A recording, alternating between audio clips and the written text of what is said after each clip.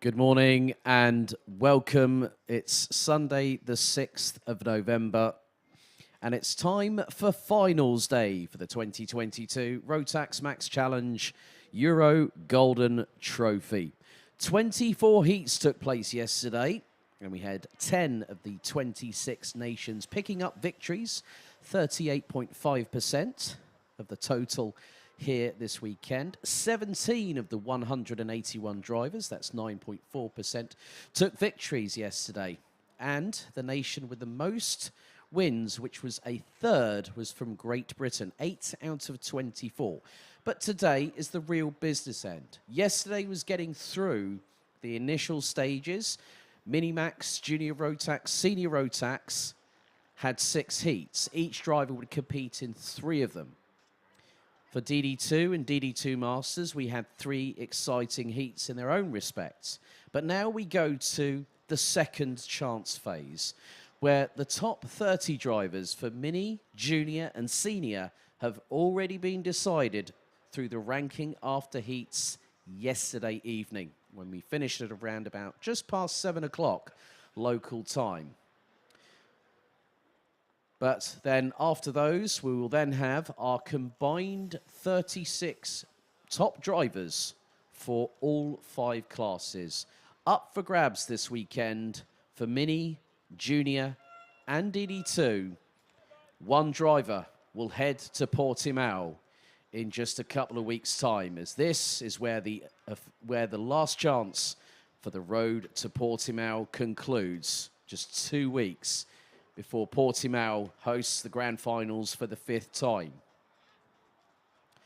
Looking back at yesterday through the ranking after the heats, well, one of the interesting statistics were there were 2 drivers that swept the board yesterday in Senior Rotax and DD2. It was Kai Hunter from Great Britain in the 395 that took 3 heats and put himself at the top of the classification for Senior Rotax, and for DD2, it was a whirlwind return for Zander Schriblak from Belgium, also picking up 3 heat victories. Jacob Ashcroft was the leader following the ranking after heats for Minimax. In juniors, it was Germany's Austin Lee, who picked up a 2nd and 2 victories. Kai Hunter edged out Sean Butcher and Lewis Gilbert to take the top of the standings for the top 3 in the ranking after heats, covered by 6 points. Hunter with 3 wins, Butcher with 2 wins and a 3rd, and a very consistent Lewis Gilbert in the form of 3 second-place finishes. Zander Schriblak leads the way in DD2 ahead of Martin van Leeuwen and Chris Harnen, the top 3 covered by 10 points. And with DD2 Masters, it was Martinas Stankiewicz, this year's Euro Trophy vice-champion, picking up a 2nd and 2 wins ahead of Karl Klebor, who took a win, a 3rd and a 6th place. Now we concentrate, as I said, on the second chance phase, the second chance heats. And we've got 3 of them here today. So Minimax will have 12 drivers in competition. The top 6 from the second chance heats will progress to the final stage of the competition. In juniors, it will be 11 drivers that will head into the second chance heat. And for Senior Rotax, 29 drivers will line up for the try and compete for the top 6 positions.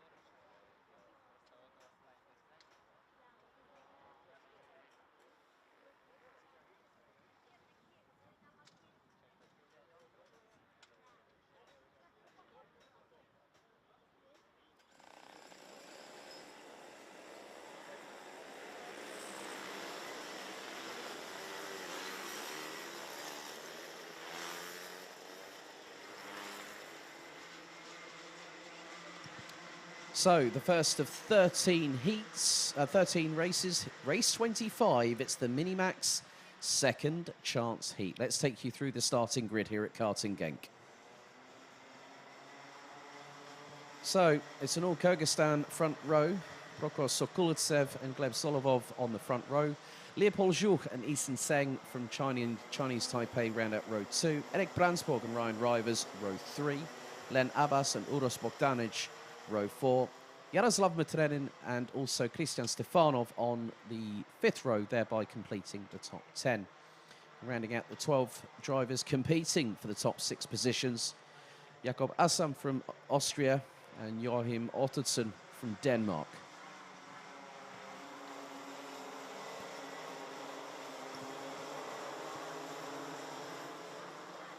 So previously have had experience of second chance heats throughout the course of the past few seasons, having joined the Euro Trophy back in 2018.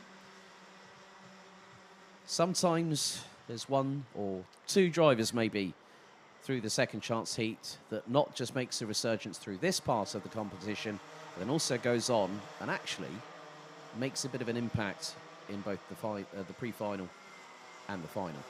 Could we see that here? Well, we're going to have 7 minutes plus an additional lap of racing to find that out, ladies and gentlemen.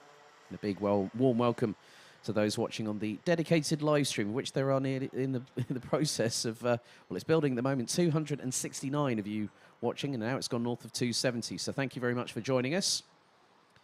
We'll be racing right up until about just past 4 this afternoon. But the Minimax drivers now at a snail's pace coming out of turn number 8.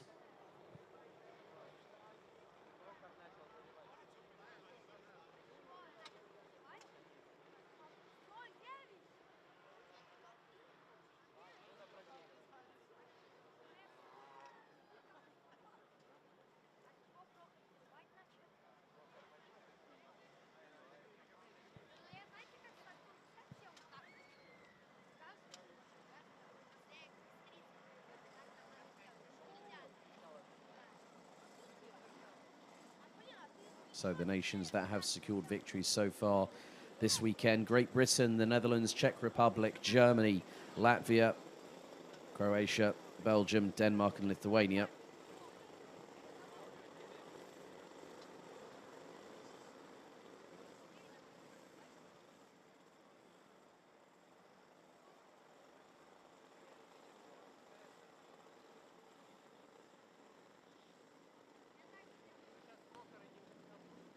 So Sokultsev and Solovov on the front row, both in the Birel ART machines, as they slowly creep their way towards the 12th and final turn here at this 1,360-metre circuit. Top 6 will proceed to the pre-final, which takes place at 11:40 this morning, local time.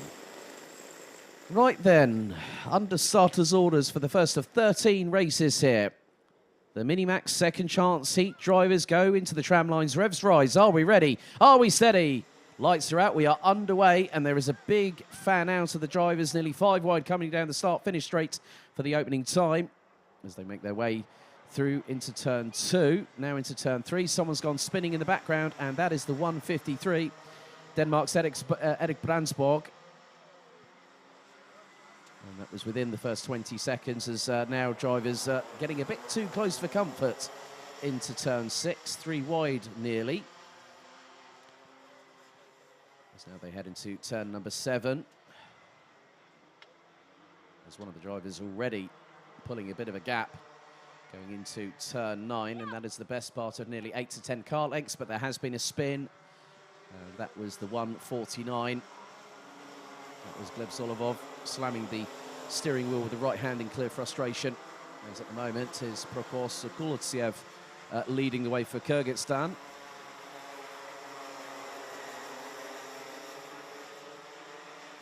The second is being hotly contested.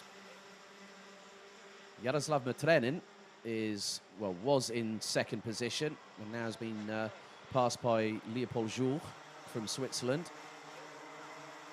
And it's definitely heating up for the bottom part of the top 6 because there are at least, well, there's 4 drivers at the moment, but there could be 6 momentarily. 117 and Christian Stefanov now has got himself up from 10th position and is in the top 6 now. Looks to be in 5th position. Had a good chat with his dad this morning.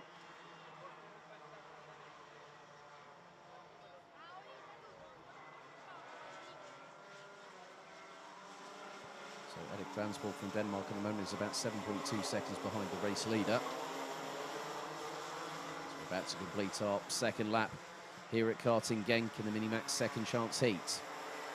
Sen coming through. That was from Ryan Rivers in the 123 from the Netherlands. Stefanov retakes that 6th place. And at the front, Leopold keeping ahead of Jaroslav Matrenin. Bit of a run wide from one of the drivers a little bit further back.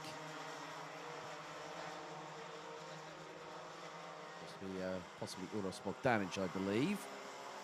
The drivers make their way through into turn 6 and back down the Europlan. So Christian Stefanov is effectively on the bubble. Ryan Rivers looking for 4th position going into the Europlan. Hasn't made the move through. Chinese Taipei's Eason Seng is sitting in 4th position. Does have Rivers and Stefanov behind.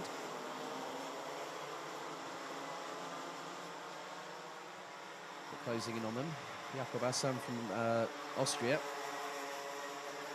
Not too far away in this 3-way battle over 4th position. Eason Seng looks over the right shoulder, and then all of a sudden, through the slipstream, out of turn 12, both Ryan Rivers and Christian Stefanov get through for 4th and 5th, respectively.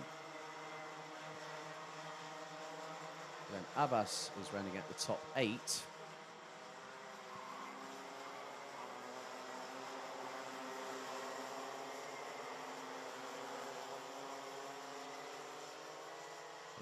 Just under halfway still to go in this 7-minute plus an additional lap race. In terms of the total racing action, including qualifying, that took place on Friday afternoon. We have a total of just over 7.5 hours of complete racing action from qualifying through all the way to the finals this afternoon, which start at 2:10 local time. 4 minutes down, 3 to go, plus a lap at the front of the field. Sokolotsev still leads the way by a comfortable margin of 1.265 seconds. Then it's Leopold Joux, Jaroslav Matrenin, Ryan Rivers and Christian Stefanov completing the top 5. And Eason Seng now has been passed by Austria's Jakob Assam in the 162 entry. He was running in the Praga. Eason Seng running on the TB kart chassis. So they make their way through off of the Europlan through the turn 7 chicane into the right-hander here at turn 8.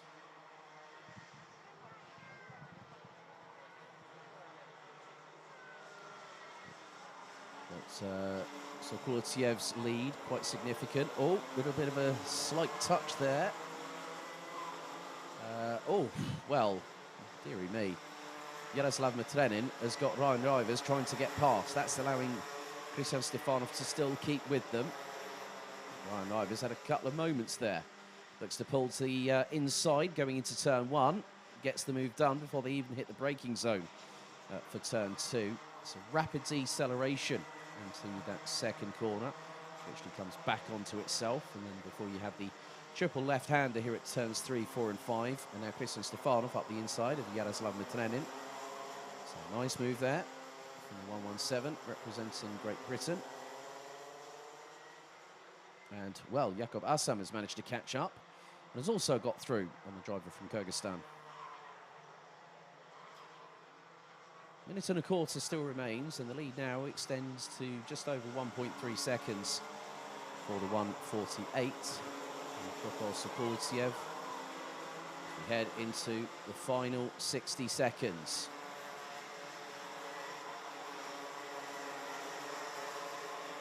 Christian Stefanov has a slender lead of about 4 and a bit, nearly just over 4.5 tenths of a second. It's just been slightly chopped into by Jakob Assam from Austria. And that is for 4th and 5th. Eason Seng, in the meantime, is just under a tenth and a half behind. There are the two drivers, 6th and 7th, so Kyrgyzstan and Chinese Taipei represented. Good run out of the corner there from Eason Seng in the 156. As we've got just 20 seconds on the timer remaining, plus an additional lap. Eason Seng trying to do everything to get past and get into the top 6. Next time around, we will have the last lap board being shown to the competitors. So we will go down from 42 to 36 drivers. Last lap board is out. And Prokos Sokolotsev leads the field onto the final lap of the race. Leopold Joux from Switzerland in second. Ryan Rivers, Christian Stefanov, Jakub Assam, and Yaroslav Matrenin are the top 6 at the moment. Eason Seng has got just a few more corners as they go through turn number 4. Now into the left-hander at turn 5. The youngster from Chinese Taipei switches to the outside, under braking, gets the over-under. Is he going to get the move done on Yaroslav Matrenin? It might be a bit of a tall order. No, he does not. That was probably one of the main opportunities. And now Eason Seng is definitely putting himself under pressure to get through. Turn 8, no success there. Turn 9, bumps over the curbs. A little bit of a touch between the two. And not there. Could get a run out of the final corner if he's close enough. And as that happens, Prokos Sokolotsev comes towards the checkered flag and takes the win in the Minimax second chance heat. Eason Seng's coming under fire now because there is the 161 of Len Abbas. It's going to be a run to the line. And Yaroslav Matrenin stays in 6th position. Eason Seng was probably deciding to just go for it and see what happened, and it just got a bit messy for the youngster from Chinese Taipei. Might have made just a couple of little mistakes that compromised the run there for the 150. Well, it was actually.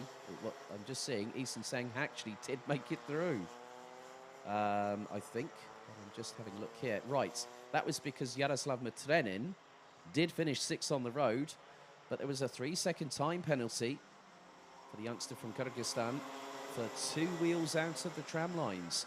So Eason Seng has made it through provisionally to the pre-final and the finals. So there is the field making their way through. That's it for the Minimax second chance heat, and let's have a look at the results. So from Kyrgyzstan, Prokos Sokolotsev takes the win by nearly 1.8 seconds ahead of Leopold Joux, who just by 73 thousandths pit the Netherlands' Ryan Rivers to P3. Christian Stefanov from Great Britain takes 4th ahead of Jakub Assam from Austria, and then the sole representative from Chinese Taipei, Eason Seng, provisionally makes it through as the last of the 6 qualifiers for the pre-final and the finals later on. Len Abbas in 7th ahead of Joachim Ottesen from Denmark, followed by Erik Brandsborg, who had that nasty spin earlier on today. Yaroslav Matrenin demoted down to 10th through the 3-second 2 wheels out of the tram lines penalty, ahead of Gleb Solovov and Uros Bogdanic. So just to recap that Minimax second chance heat. All were focused and ready, including Chinese Taipei's Eason Seng, as the drivers were waiting patiently. And then, as the red lights went out, the field pretty much took up all the space and nearly onto the grass on the start-finish straight, as they all headed down into turns 1 and 2. And there was the moment that Erik Brandsborg did a 270, and the wheels were spinning just because the grass is so damp on the infield. And then also this moment, big one for Gleb Solovov from Kyrgyzstan in the 149. That was going through into turn 9 itself, slamming the steering wheel with frustration with the right hand. And that's basically saying, why did that happen? A little bit further back in the field, including the 161 of Len Abbas from Germany, making a nice little move up the inside through into turn number 11. And a bit close for comfort for Ryan Rivers. amongst others. But Eason Seng was trying the very, very best to get through on Jaroslav Matrenin for that 6th position. But Matrenin would be hit with a 3-second time penalty later on, sideways. That's why Eason Seng had Len Abbas closing in. But Prokor Sokolotsev from Kyrgyzstan took the victory in the Minimax second chance heat.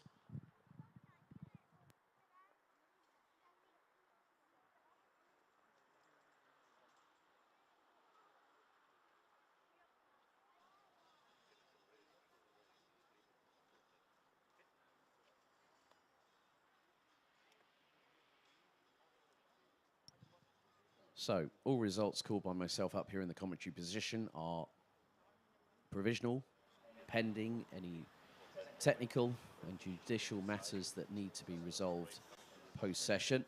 So from Minimax, we go to Junior Rotax.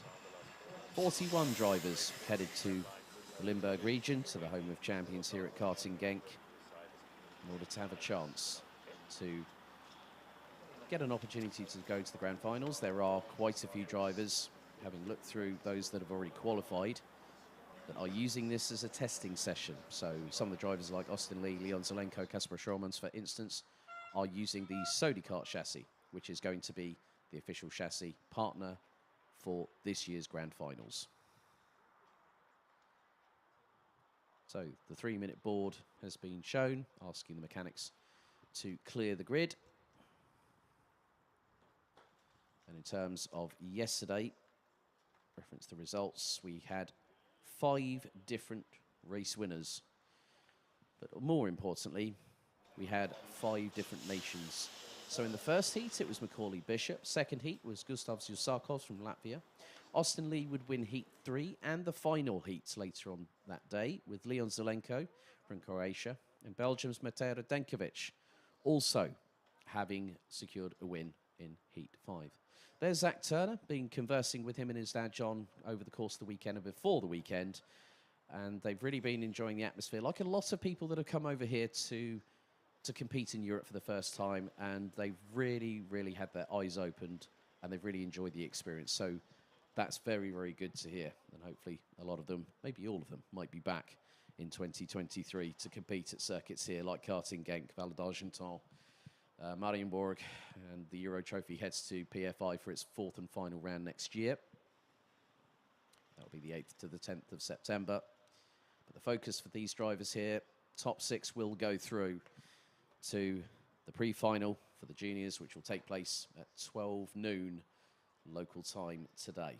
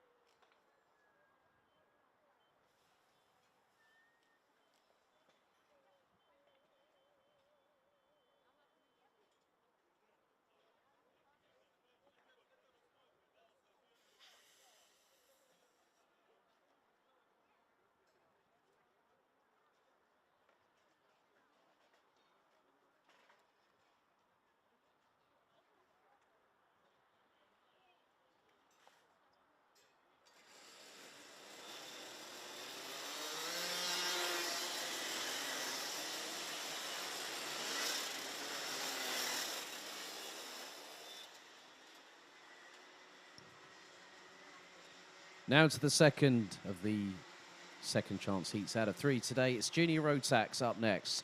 Let's have a look at the starting order. So pole position representing Lithuania is Adas Mažauskis, with North Macedonia's Vasil Apostolowski alongside on the front row. Tomas Rudokas and Kiran Bartenstein from Lithuania and the Netherlands, row 2. It's Belgium and Denmark on row 3, with Batuan Kumas and Knut Nielsen. Puck Gubbles in the from the Netherlands, 7th, ahead of Finland's Jimmy Kokalainen in the 278. Andrea Kostic in the 279. Sebastian Bach from Denmark and Zach Turner round out the 11-strong grid. We've got one going backwards, and that is the 261. Batuan Kumas getting stuck on the wet and damp grass, which has got the mud underneath it, and spins up the rear tyres on the sighting lap. Not exactly how you want to start things off, but the driver is pulling the cart away from the grass as the drivers go on to their official formation lap. And I've just spotted that Batuan Kumas has fired up the Rotax Max Evo engine and gets back underway. That was a lucky escape, because if a marshal had touched it, the Belgian would not have competed any further.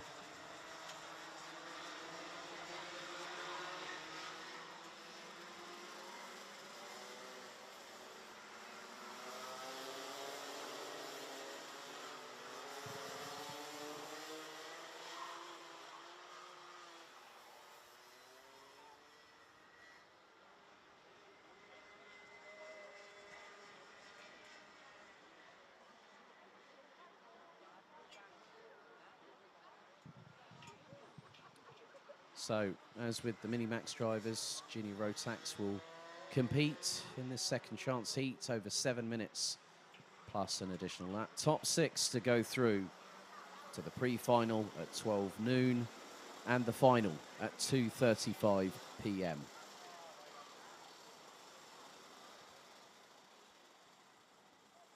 So, Mažauskas and Apostolowski on the front row.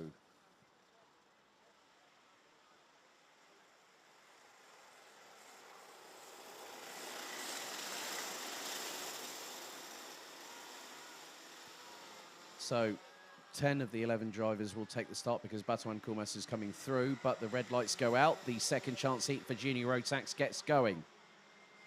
Adas Mažauskis leads the way. Tomas Rudokas looks to have gotten through into second position.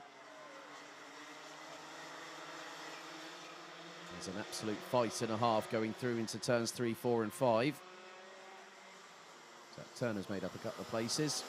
Move for fourth. Nielsen, I think there's someone alongside going into the into turn 7 off of the Europalan, and someone has gone a bit too wide, and oh, that was very, very close. That might have been Knut Nielsen running with first race point. He's got one of the Sodi carts behind. Zach Turner looking for a lunge up the inside through into turn 10. That would have been on the 228 of Sebastian Bach from Denmark.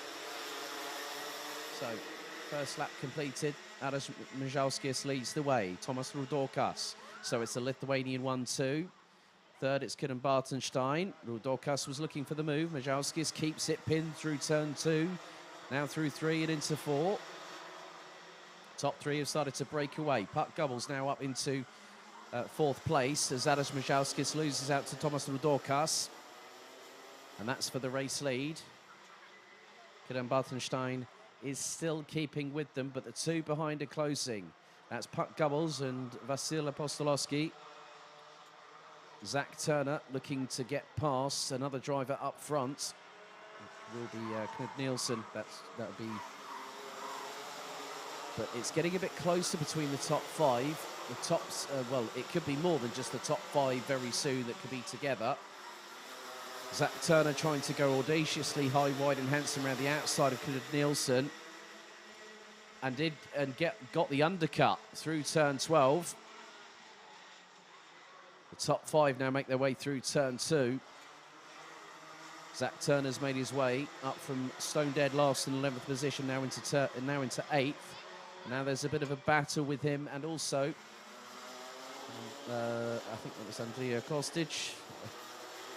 And Turner still ahead. It's going to be nearly 3 abreast as the number 2, 6-1 of DD2 Masters finally caught up after 2.5 minutes of racing so far.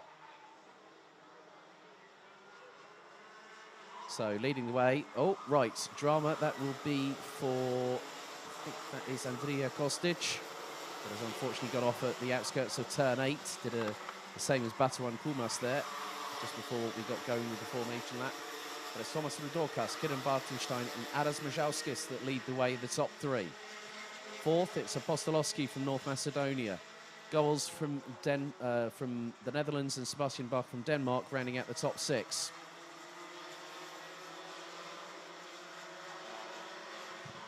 So it's going to be a close one. The top 5 have managed to get some, well, the top 3 specifically have gotten a real breakaway, and they're running in a bit of a freight train at the moment. And the higher up you place in the second chance heat, the higher up you're going to be. You're either going to be 30th or 36th, or somewhere in between.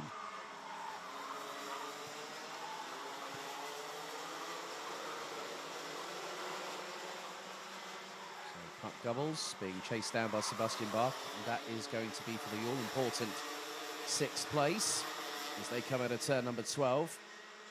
And the Dane has the slipstream. The Dutch driver closes the door going into the approach into turn 1 and turn 2. Mrzalskis has now got through on Kieran Bartenstein and now goes after countryman Tomas Rudokas. So one on the Birol ART, the other one on the Kart Republic chassis. There's the 278 of Jimmy Kokolainen running on the X3 chassis. He's just had, well, that's a change for that's going to be a change for 5th place. So Puck Gubbles has now been overtaken by Sebastian Bach from Denmark. And now Gubbles returns the favour through the very next corner, through into turn 10. Neatly goes onto the racing line and plants the kart there, makes it a little bit wider so Bach can't get through. Now it's heating up back again at the front as Adas Mrzalskis will be in the slipstream. And he's less than a 10th, and now he's gone for the lead and got it. Bartenstein goes through as well on the Rudokas. So through 2 corners, Tomas Rudokas not only loses the lead, but drops down to 3rd in the process. That's how quickly, that's how powerful the slipstream here is at karting Genk, especially on the start-finish straight.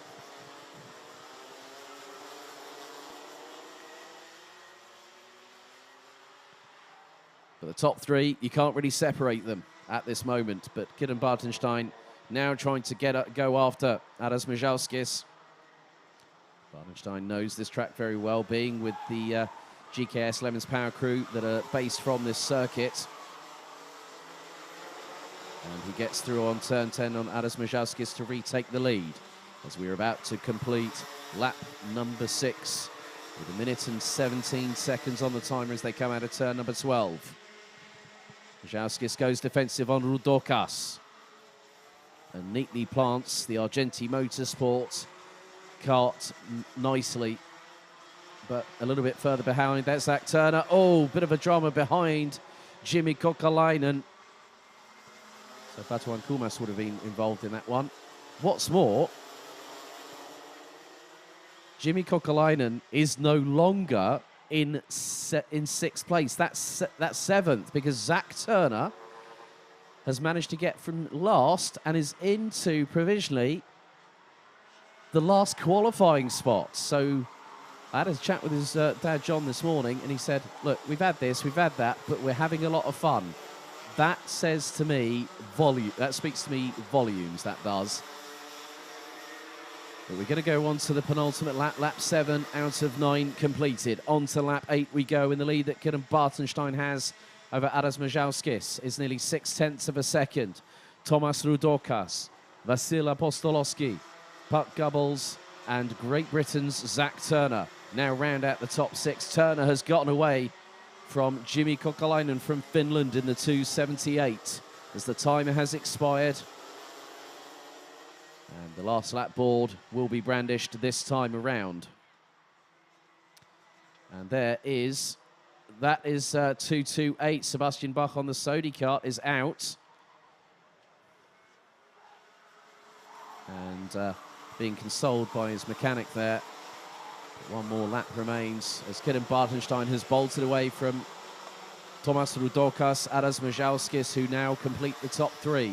Fourth behind them on the Praga chassis from North Macedonia, Vasil Apostolowski completes the top four. Now it's the final lap of the race. Kidden Bartenstein has nearly a 1.1 second advantage and goes through into turn four for the final time. Second, third and fourth now being hotly contested. Apostolowski has been catching in the meantime, quietly from behind the two in front, and now has a good run of slipstream going down the Europolan into turn seven. Behind Aras Majalskis, Rudokas holding station in second. Puck Gubbles in fifth, and Zach Turner completing the top six.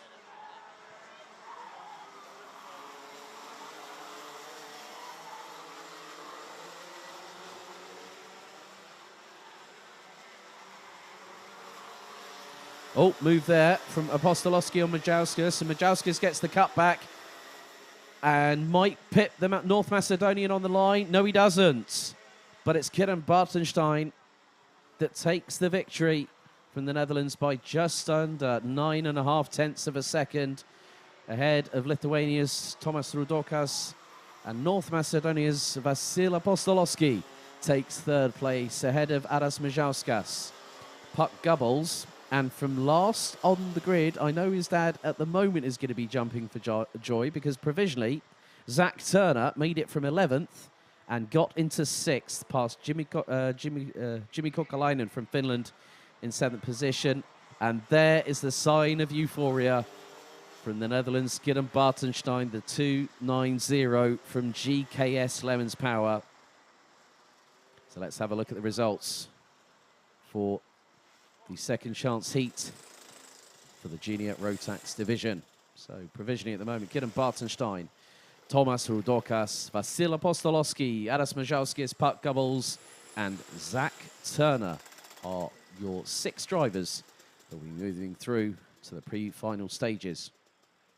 Jimmy Kokalainen 7th, ahead of Knud Nielsen. Batuan Kumas recovered after that spin on the formation lap to finish 9th, with Andrija Kostic in 10th. And with 3 laps to go, Sebastian Bach from Denmark retiring from the race.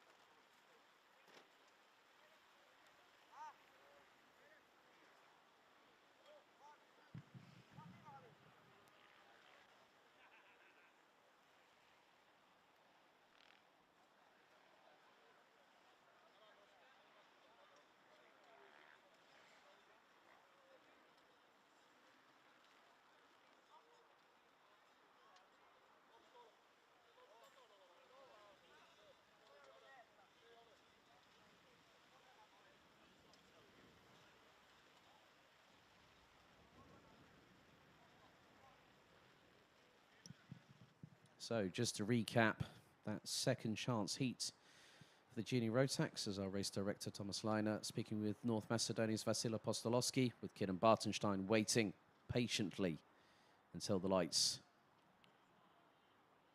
were due to go out. The drivers would make their way out onto the circuit with Zach Turner.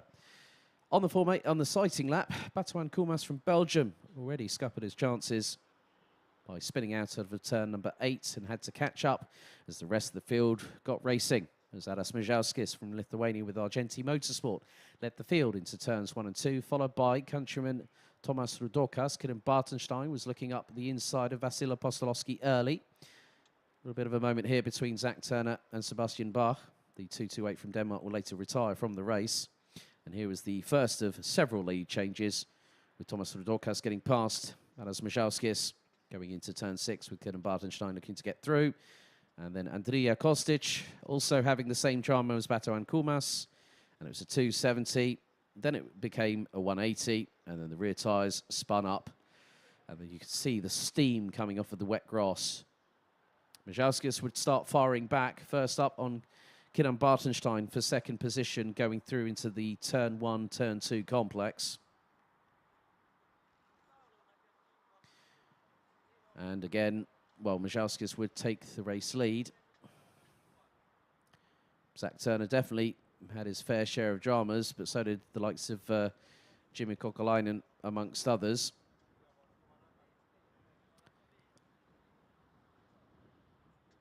But it'd be Kieran Bartenstein that would take the victory, as Zach Turner has just received a 5-second time penalty for a front fairing penalty.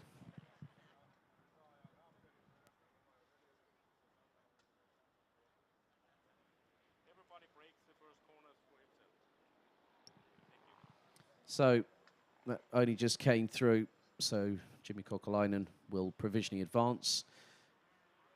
So the results are still provisional at the moment, but a front fairing penalty is automatically applied when the drivers come through. But now we head to a very, very highly charged second chance heat. 29 of the 59 senior Rotax drivers that have come here to compete. The top prize will be a full season entry to the 2023 Rotax Max Challenge Euro Trophy season, which starts in the mid part of April next year at this very circuit, then moves on to late May at Val d'Argenton in France. Karting d'Espagne in Marienburg will host the penultimate round, and then PF International in the United Kingdom will host round 4 between the 8th and the 10th of September.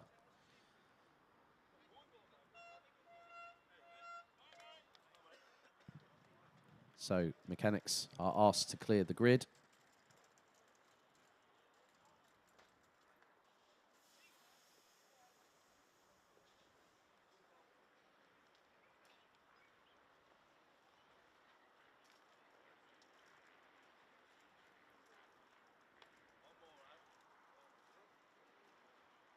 So once the second chance heats have been confirmed and ratified in terms of the results,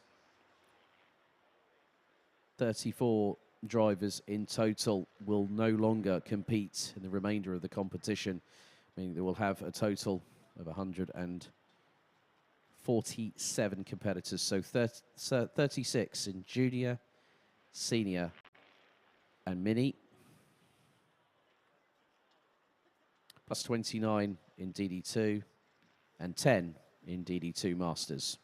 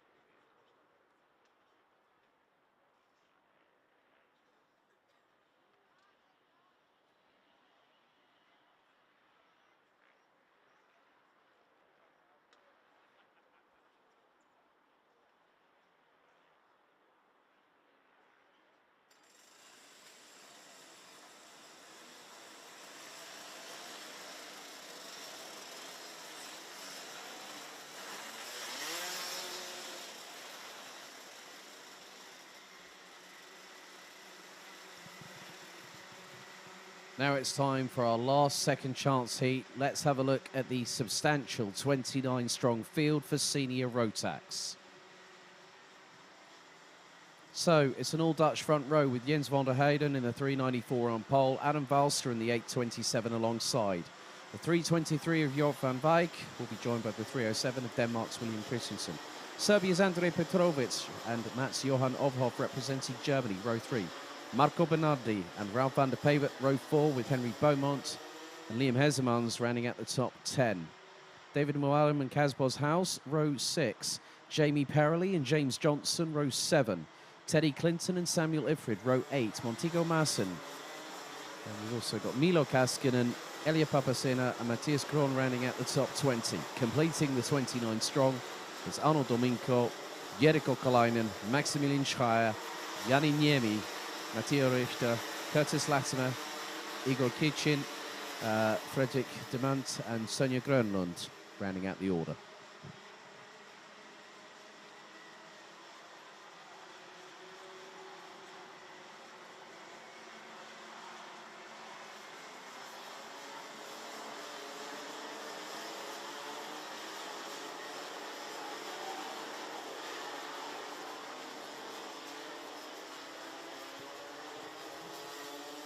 So top 6 drivers will go through to the pre-final for seniors, which will be at 12:20, and the senior final will take place at 3 p.m. local time.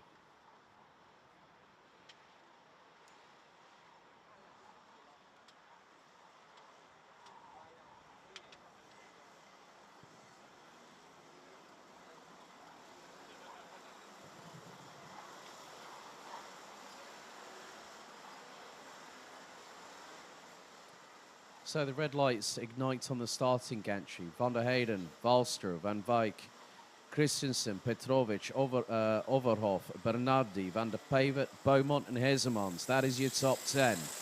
They now start to close into formation as we get ready for racing. Into the tram lines. Revs rise. Are we ready? Are we steady? The second chance heat for senior Rotax gets going. And Van der Heyden leads the field going into turns 1 and 2. Jort van Wijk managing to try and get through, but stays stuck in 3rd position as the field makes its way through into turns 3, 4 and 5. And Andrej Petrovic has managed to get himself up into 3rd place robustly as they make their way through turn 7. It's getting a bit close for comfort. It's a little bit of touching. Drivers having a couple of moments here or there. And it was 3 wide going into turn 8. The battle for the lead continues on. Battle for 4th happening now. It's going through. James Johnson trying to make some headway. He's got the 8.53 in front, Jamie Perrelly.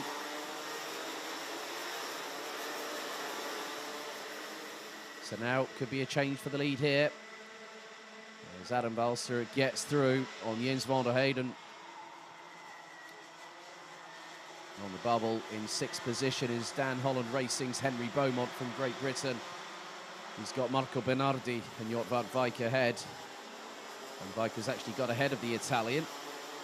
That's Johan Overhoff is definitely getting his elbows out. He's got Daniel Mualem from Israel behind him. For how much longer? That's dependent on the 355 from Kraft Motorsport.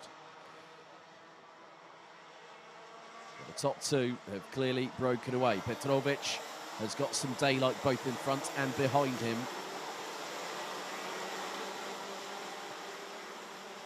Marco Bernardi has dropped down a couple of positions. There's all very, very late lunge from Kaz Boshuis from the Netherlands. Boshuis started in 12th position. Keeps ahead of the 307. The Kaz Boshuis now up into 7th place.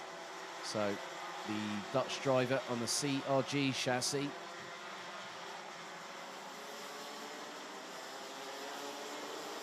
Just behind is William Christensen. Mats Johan Overhoff and Daniel Mualem round out the top 10. But the 346 from Western Supermare, James Johnson, is trying to close on them rather rapidly.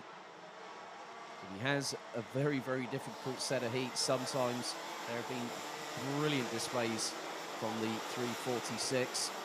The Anglo-German alliance has very much been struck up with multiple drivers in the Craft Motorsport camp. James Johnson, also Charlie Turner and Lewis Gilbert, amongst others. Liam Hezemans and Arnold Domingo did not take the starts, but we've had a 3-second time penalty given to the 869. That's Daniel Mualem, who's lost out 10th position to James Johnson, who's now behind Mats Johan Overhoff.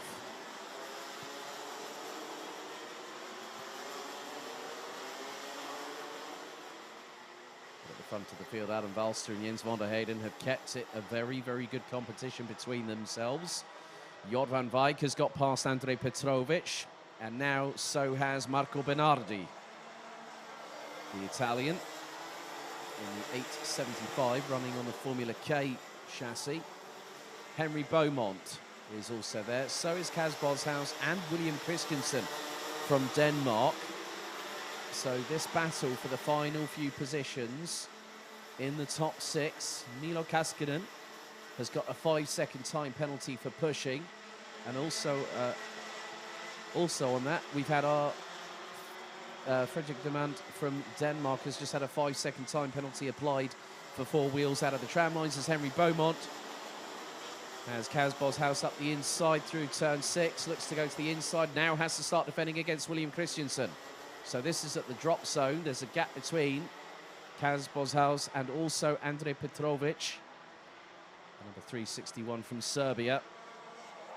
And halfway through this 10-minute plus an additional lap race. The top 2 still running together. They're looking to just get through relatively unscathed. But behind William Christensen, I thought this might happen. Here comes James Johnson in the 346. So you add another element to this battle, which is now going to be a 4-way battle. Henry Beaumont sends it up the inside of Kaz Boshuis and actually keeps it pinned to the outside a little bit there through the exit of turn 2 to not allow the 866 from the Netherlands to get through. Now James Johnson is looking to get away past William Christensen and could outbrake the Dane going into turn 7. Nice move there by James Johnson. Now up into 8th position. And there's still 4 and 3/4 minutes left, plus an additional lap. So Johnson looking to make hay whilst the sun tries to shine up above. As they come through into turn 12, he's going to get the run on Kaz Boshuis. Could he get the run on Henry Beaumont too? We're about to find out as they come out of the final corner. Valster and van der Heyden still leading the way. Van Wijk in 3rd. Johnson's got past Kaz Boshuis, and he kept it pinned to the outside to get the inside line for turn 3. And now the think gesture gets tapped on the right-hand side onto his own race helmet by James Johnson. And now he's got Henry Beaumont from Dan Holland Racing just up ahead. Beaumont's on the drop zone. Johnson is wanting to get through to the pre-final and the final. And if he does so, what's he going to be capable of? It's dependent on whether they get through.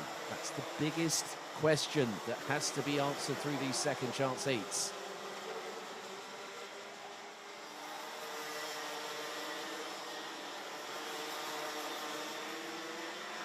So 3.5 minutes remain. What's more, Jort van Wijk is actually catching up to the 2 leaders. And now James Johnson goes for 6th and gets it before the apex of turn 2. Gets past Henry Beaumont in the 8:37 entry. And now James Johnson has stormed his way from 14th to 6th position. Now he's still got 3 minutes and 10 seconds. Can he go away? But at the front of the field, there has been a change. There has been a big change. The lead has changed as they're coming through. The lead is through turn number 9. So now, who is leading? It is not Adam Valster. It's going to be, more than likely, I think it might be, it's Jens van der Heyden and Jort van Wijk. So the two, now Valster sends it. Marco Bernardi's in this. Keep your eyes on the 2 drivers and the remainder of the top 6 and a few more behind. Valster gets Bernardi up his inside, and the Italian gets through for third place. This could give the opportunity for Jens van der Heyden to pull away, and he already did to the tune of about 0.4 of a second as we head into the last 2 minutes and 20, plus an additional lap. Bernardi was looking up the inside through on Jort van Wijk as Henry Beaumont now gets back a position on Kaz Boshuis, who now goes defensive on William Christensen down the Europalaan. And that's given James Johnson the break that he needs. But it's not just the amount of space that he's got behind him, which is extending. Look at the gap between him and Andrej Petrovic. This is not just going to be a 5-way battle for the race win and to get through. It's going to be a 6-way dogfight in the next minute and 40 seconds.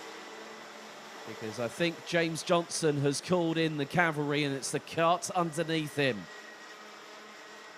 And the top 6 were covered by 1.2 seconds. And now the lead has changed. Van der Heyden now behind Van Wijk. Bernardi, Valster. Bernardi and Valster go up the inside, and so does Andrej Petrovic. And here comes James Johnson. Looks to the inside, going down halfway of the Europalaan, but can't get through. So Van der Heyden was leading. He's now in 5th. This is how crucial this is to these drivers. And look behind. You've got Henry Beaumont, Kaz Boshuis, and William Christensen. Now, who is behind them? It's Jamie Perrelli. Jamie Perrelli, even though there's 50 seconds to go plus a lap, Perrelli could even come into this as Johnson looks over his right shoulder.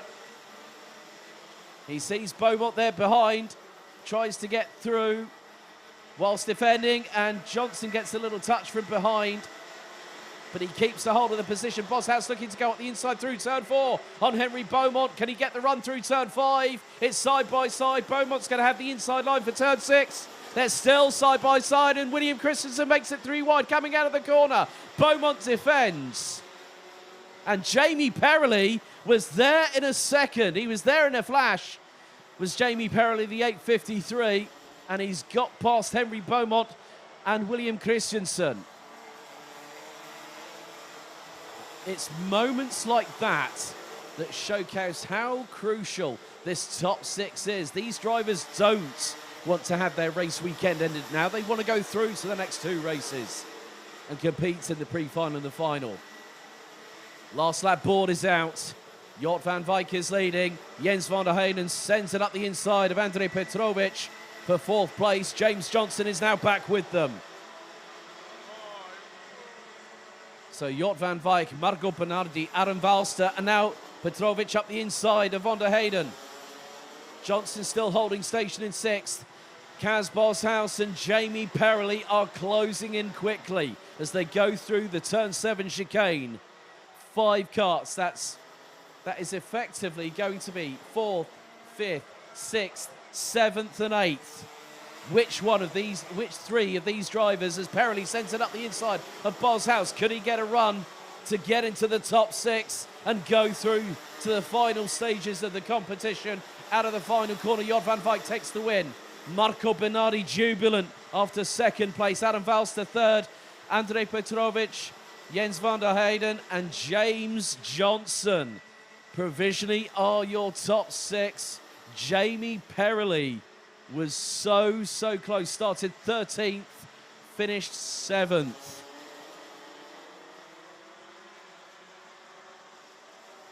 But in the last 2 minutes of that race, everything was turned upside down and shaken about like a rag doll. Jens van der Heyden was leading. Jort van Wijk took the lead later on. And also Adam Valster was leading at one point. Even Marco Bernardi could have contested for the race victory.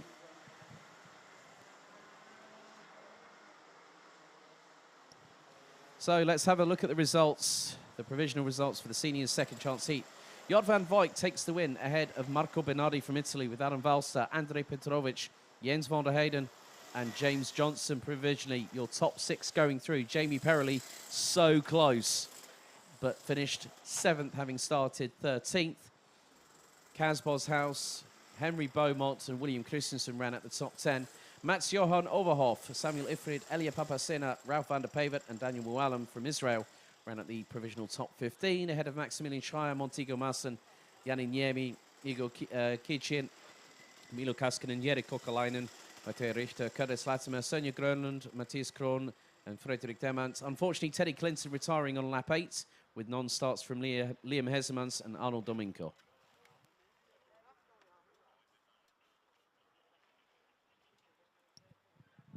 Well, that was an interesting one there for the senior Rotax second chance heat. 29 drivers battling for the top 6 places to go through to the pre-final and the final later on today. It's all calm on the Western Front as the drivers made their way off of the dummy grid and the red lights went out. There you can see that was the 869 braking formation. Daniel Moalem getting a 3-second time penalty. He wasn't the only driver that would end up being penalised as Jens van der Heyden led the field going into turns 1 and 2. And Marco Bernardi managing to get past initially Jort van Wijk. Henry Beaumont was rounding out the top 6. And it was the start of a resurgence. The man who's had more comebacks than Muhammad Ali, Mr. James Johnson in the 3-4-6. And this was the move that meant that Jort van Wijk would get past Andrej Petrovic. Whilst Marco Bernardi was waiting in the wings, Henry Beaumont was holding station as the likes of Cas Boshuis and William Christensen would start battling with him as the Dutch driver on the CRG chassis would go on the inside of the 837 from Dan Holland Racing. William Christensen was there or thereabouts, so rechange of position. So Beaumont back up the inside of Boshuis through turn 2. Then James Johnson threw his 2 cents into the ring, got past William Christensen rather easily going into turn number 7. Off of the Europalan. And then Johnson managed to make his way up into the drop zone, effectively P6, ahead of Beaumont, using the slipstream coming out of the final corner. Valser would then go up the inside through the final turn on Jort van Wijk as Marco Bernardi was closing in at a rapid rate of knots.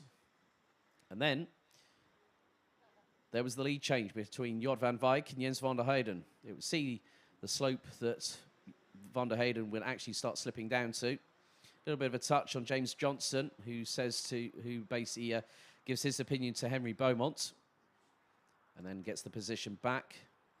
So a sporting gesture there from Henry Beaumont, who went sidewall and side pod to side pod with Cas Boshuis. William Christensen nearly making it 3 wide, and Jamie Perrelli decided to make his presence felt as Jens van der Heyden got past Andrej Petrovic, with James Johnson still behind. Boshuis and Perrelli also getting really close. And then Perrelli made the move through turn number 10 on the Dutch driver. But it'd be Jort van Wijk that would end up looking over his right shoulder. And the Dutch driver would power across the line to take the win in the second chance heat, with Marco Bernardi second, Adam Valser, Andrej Petrovic, Jens van der Heyden, and a sigh of relief there on the face and body of James Johnson.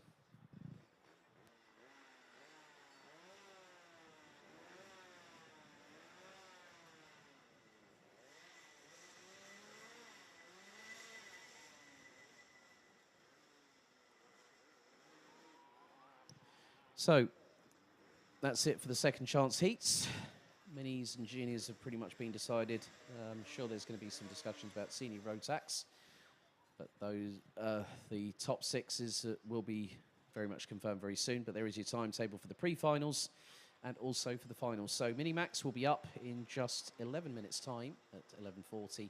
Then Junior Rotax, Senior Rotax, DD2 and DD2 Masters before we have the lunch break, which will be at around about 1:20 this afternoon. And at 2:10 we go into the finals for the 2022 Rotax Max Challenge Euro Golden Trophy. 2:10 for Minimax, 25-3 for Junior Rotax, Senior Rotax at 3 p.m, DD2 at 3:25 p.m, and DD2 Masters closing out the show at 3:50 this afternoon. Well, I will be back with you just before the Minimax pre-final gets underway, as the drivers now get reduced from 181 as the final 147 battle for prizes, which includes in 3 classes, Mini, Junior and DD2, A ticket to the Rotax Max Challenge Grand Finals for 2022, which starts in just 13 days' time in Portimao in Portugal.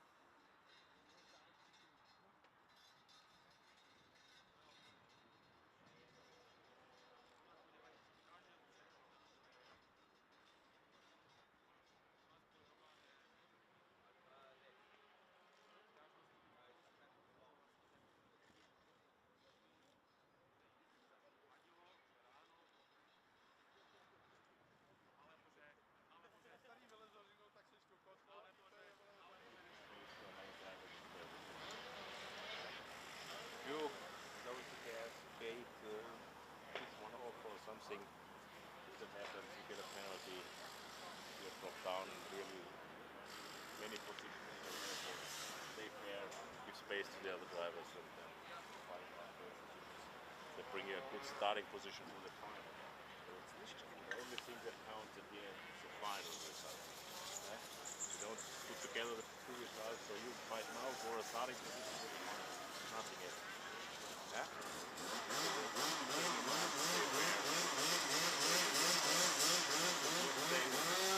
The qualifying hits were really good. The second chance was good, so I think you can do it now also. Okay? Good luck. First two. The first two. Start now. You bring them round. He sets the pace. His Pullman now is number 1 on track. Formation lap. Post 5 at least. Really don't at least slow speed and then don't change the speed. Bring it to a low level and then keep it constantly. So the others can say, okay, that's the way he is driving. Faster, slower, faster, slower. They don't know what to do. Yeah? So from post 5, constantly the same slow speed, and then coming around the hairpin, you go on his side and stay there. Yeah? Don't play games with him. Stay there, and it works for the other 34 drivers also. I'm going to start finish straight. You see me as long as I show you waiting, no acceleration, drive in the corridor, nothing else. Okay? And I'm going away. You can accelerate a little bit, but not flat. Good luck.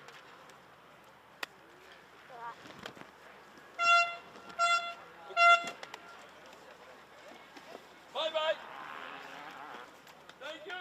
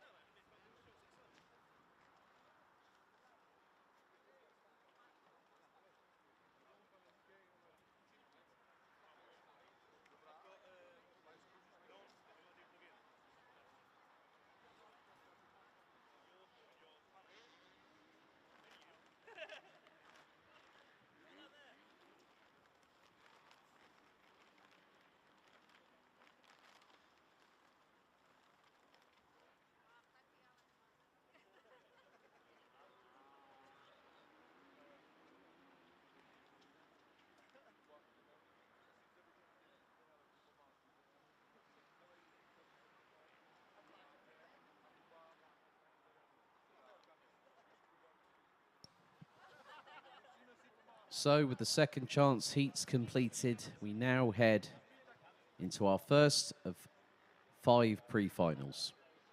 The grids from these next 5 races will decide the grids for the finals of the 2022 Rotax Max Challenge Euro Golden Trophy, as Minimax will have their penultimate race here at this time, and then we'll start the afternoon's action as we go into the final stages of the competition at 2:10 this afternoon.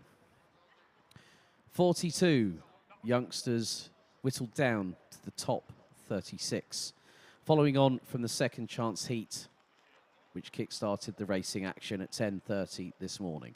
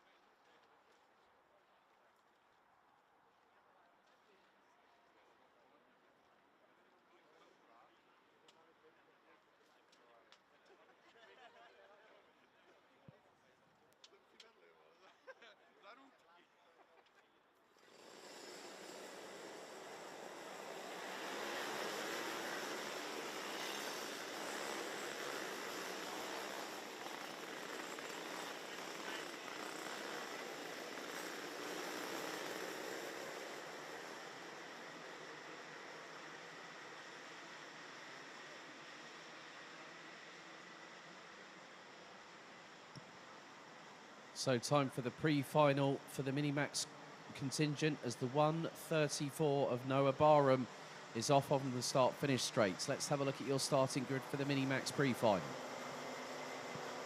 36 drivers, 18 rows in totality. And it's Jacob Ashcroft and Nikita Nikishov that are on the front row. Boris Maximov and Mats van Rooyen rounding out the top 2 rows. Jakub Gasparovic and Felipe Reyes, row 3. Zdenek Babicek and Jakub Kubera, row 4. Albert Friend and Kasper Nissen ran at the top 10.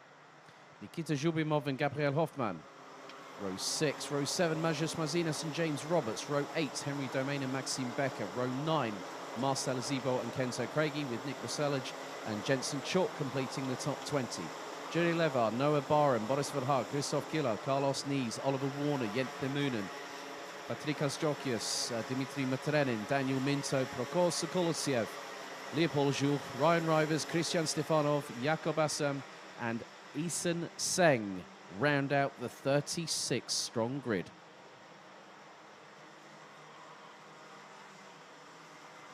So the heats and the second chance heat for the Minimax drivers was 7 minutes plus an additional lap. Now for both the pre-final and the final for minis and juniors it stretches to 11 minutes plus an additional lap, and for the remaining classes senior, DD2 and DD2 Masters we go from 10 minutes to 14 minutes plus a lap.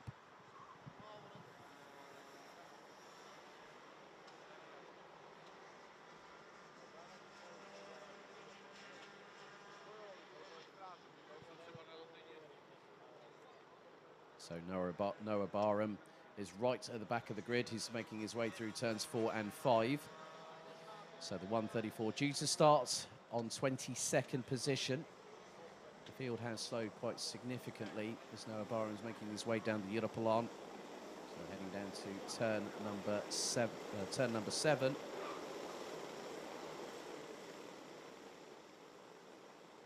The remainder of the field have gridded up and they are ready.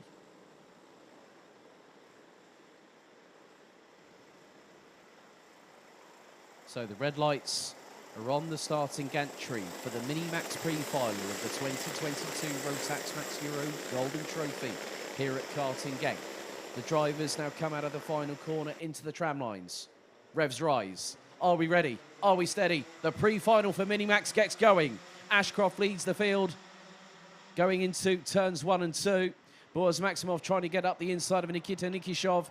I think might have got that done. 4 wide coming out of turn 2 with some drivers using the runoff through turn 2, which they can do on the opening lap. And as well as that, they can also use the runoff area through the right-hand sweeper at turn 10. After that, if it's after the opening lap, it may be picked up by race control.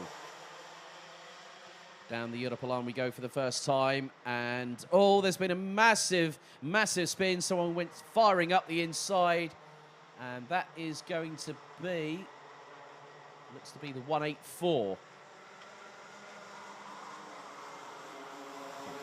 It was Nick Roselage, and somebody else has also had a drama. I'm wondering whether that looked like a Praga chassis to me, not Maxime Becker, because he's just making his way through turn number 12 at the moment. But Jacob Ashcroft is leading the way. Jakub Gasparovic, though, has got past Nikita Nikishov, who fired. Then also Boris Maximov got through on Gasparovic going through into turn 2. Sent it from another district. Nikita Nikishov going toe-to-toe, sidewall to sidewall with Jakub Gasparovic. Denny Babicek looking to go up the inside too. Oh, a bit clumsy there from the 140. And now off of the circuit. That is Nikita Nikishov from Spain. Backwards, off the track. Got forced out wide. And you can see the look of disappointment. And there is another driver involved. And that is Jakub Gasparovic. Denny Babicek went firing up the inside, and Gasparovic and Nikita Nikishov no longer in their positions. They were in 3rd and 4th, and now it's all changed. Henry Domain now moves up into 3rd position, and now signals to those behind, but there are some squabbles. Kenzo Craigie returns to battle with regards to the likes of Nikita Zhubimov, as Felipe Reyes, I believe, in the 107 has just got through on the Brits. Not too far behind is Albert Friend. The 191 with Strawberry Racing. Nikita Zhubimov. And a little bit further back, Gabriel Hoffmann and Maxime Becker go into battle. Becker runs wide. Hoffmann gets through. Just behind them is Jure Leva, who rounds out the top 12. 8 minutes and 20 seconds still to go. Jakub Gasparovic not able to take any further participation. Now being asked to move over to a safe part on the circuit. Real shame for the 197. Based out of Stupava, the 11-year-old, as Henry Domain has Denny Babacek up the inside. And then also coming through is going to be Mats van Rooyen, but Henry Domain decides otherwise. Albert Friend goes up the inside through turn 3. Albert Friend doing a nice little number there, waited to see what happened in front and reacted accordingly. Then Mats van Rooyen returns the favour through turn 6. Albert Friend gets the undercut. He's going to pull alongside to the right. Mats van Rooyen trying to intimidate Albert Friend, but that does not work because the 191 gets through.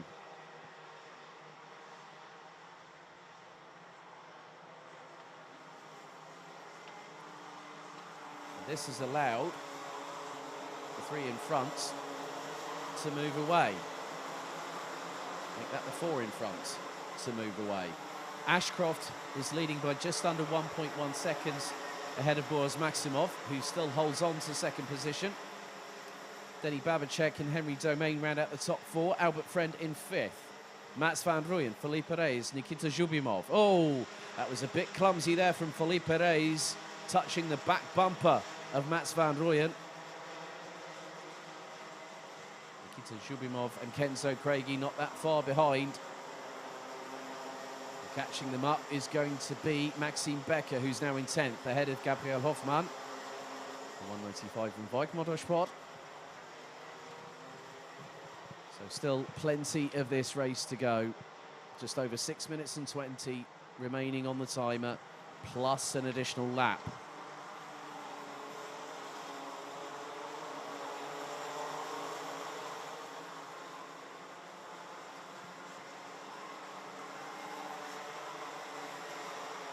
Now Henry Domain is having to battle away with Albert Friend and Mats van Rooyen. Van Rooyen is closing on the 191 from Hartford.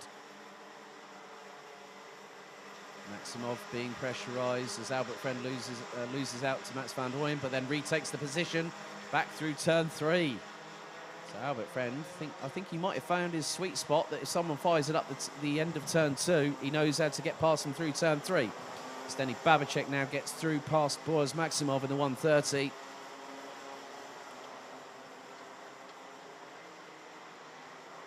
Mats van Rooyen now past Albert Friend, who has got behind him the likes of Felipe Reyes, Nikita Zhubimov, Kenzo Craigie. Maxime Becker and Kenzo Craigie as Albert Friend gets past Mats van Rooyen, who's being pressured from all sides. It was Felipe Reyes to his immediate left-hand side, and it was Nikita Zhubimov from Estonia just behind. 6 minutes down, 5 to go, plus an additional lap. Jacob Ashcroft leads, Denny Babacek in 2nd, Boris Maximov in 3rd, Henry Domain in 4th, Albert Friend in 5th, Van Rooyen, Zhubimov, Reyes, Craigie and Becker. So Kenzo Craigie back up into 9th place. Gabriel Hoffmann, Jure Leva, Jakub Kubera, Christoph Killer, Jensen Chalk, Oliver Warner, Patrikas Jokius, Noah Barham, James Roberts and Marcel Zibo rounding out the top 20 positions.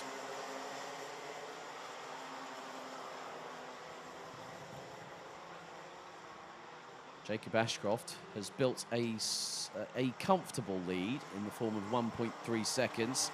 Maxime Becker holds the fastest lap of the race, 59.030, as he gets past Kenzo Craigie. A nice move up the inside of turn number 10.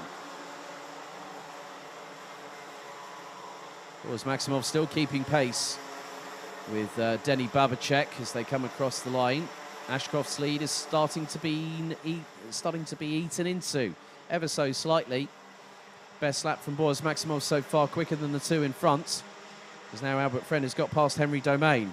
This is 4th and 5th they're battling over. Mats van Rooyen has got the ringside seat in 6th position. There's Maxime Becker looking up the inside of Nikita Zhubimov, who was very, very close indeed to the back bumper of Felipe Reyes going through into turn 6. These youngsters anywhere between 9 and 12 years of age.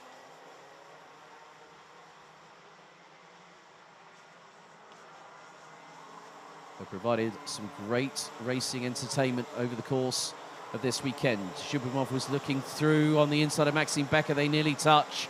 Coming out of turn 10, Becker drifted wide and Zhubimov was looking to get past. And still, by the end of this lap, lap number 8, which has been completed, as we head into the final 3 minutes of this pre-final, the mechanics on the gantry just overlooking the final corner on the left-hand side of the start-finish straight, signalling to the drivers, giving them instructions. As Jacob Ashcroft still now leading by 1.1 seconds ahead of Denny Babacek.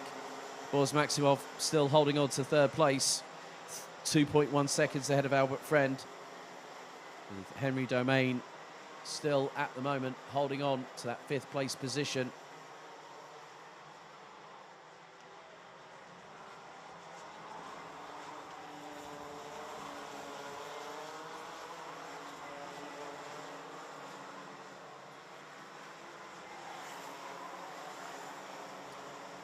The top 3 just going through off of turn 12, 4th, 5th, 6th, 7th, 8th, 9th. That's the top 10. With Hoffman coming through in 11th position.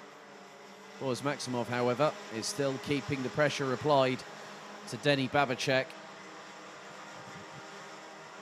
As they go through turn 5, now into turn 6 onto the Europlan once again. We're on lap number 10, so we're into double digits. In terms of the laps themselves, 1 minute 35 on the clock remaining, plus 1 lap.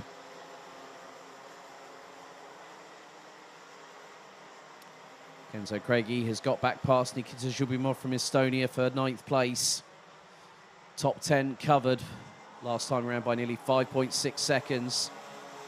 All the way down to Kasper Nissen, it's 23.2 seconds. It was the gap between first to last after the opening 9 laps of this race. Again, Maximov just trying to apply that pressure, waiting to see if Denny Babacek makes a mistake. Albert Friend looks over his left shoulder as Henry Domain looks over his right. Now Maximov starting to work towards an overtake. Very, very close to the back of the bumper of the number 140 from the Czech Republic. They have competed against each other in the final round of the B&L karting series in the first weekend of last month. And this is going to allow Jacob Ashcroft, with 30 seconds on the timer, to get away a little bit further.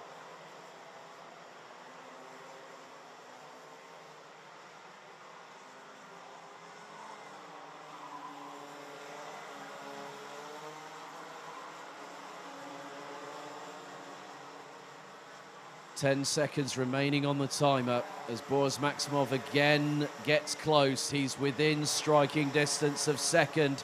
Is the 130 from the Netherlands. Down the start-finish straight. As now the timer has expired. We're on to the 12th and penultimate lap out of 13.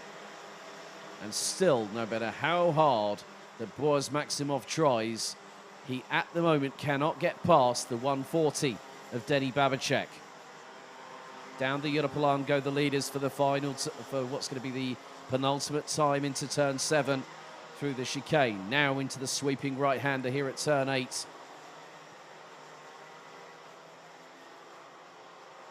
3 more corners to go, including turn 10, before we go onto the final lap of the pre-final here.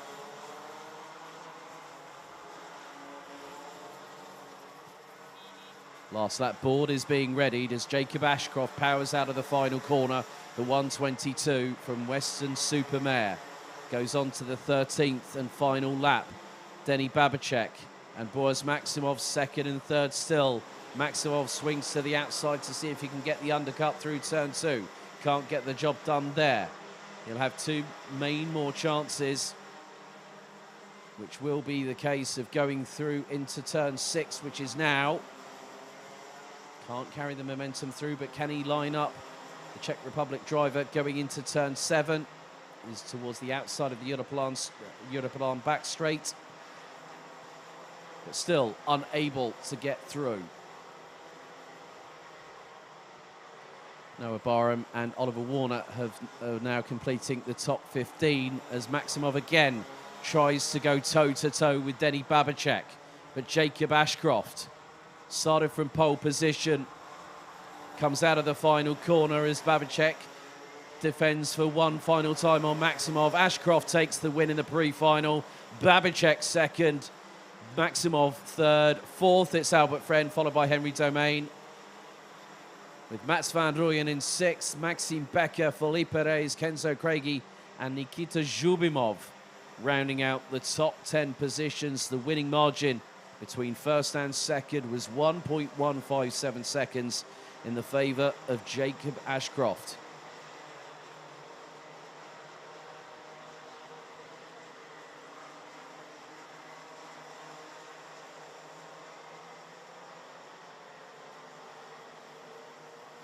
So, out of the 36 drivers that started the race,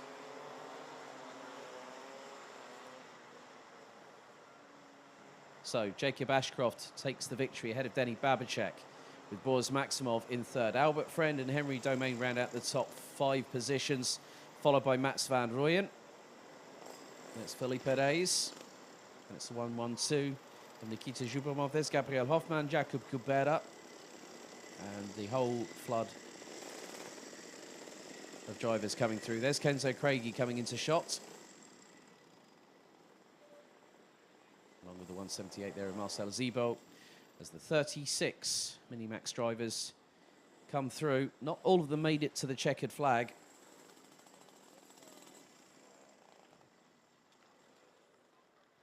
Now the drivers will go through, have the front fairings checked, and then go onto the weighbridge. So that concludes the Minimax pre-final here.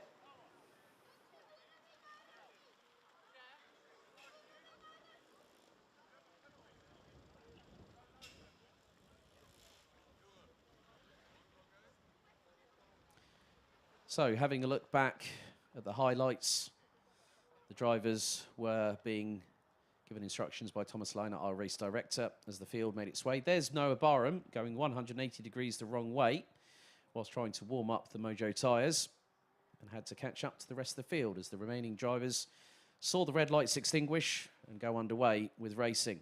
Jacob Ashcroft led the field into turns 1 and 2. It found out to being nearly 4 or 5 abreast going into turns 1 and 2. Bit of bumping and boring in the early stages as drivers made their way through into the first couple of corners, some using the runoff area through in the exit of turn number 2. There was one of the main turnarounds initially.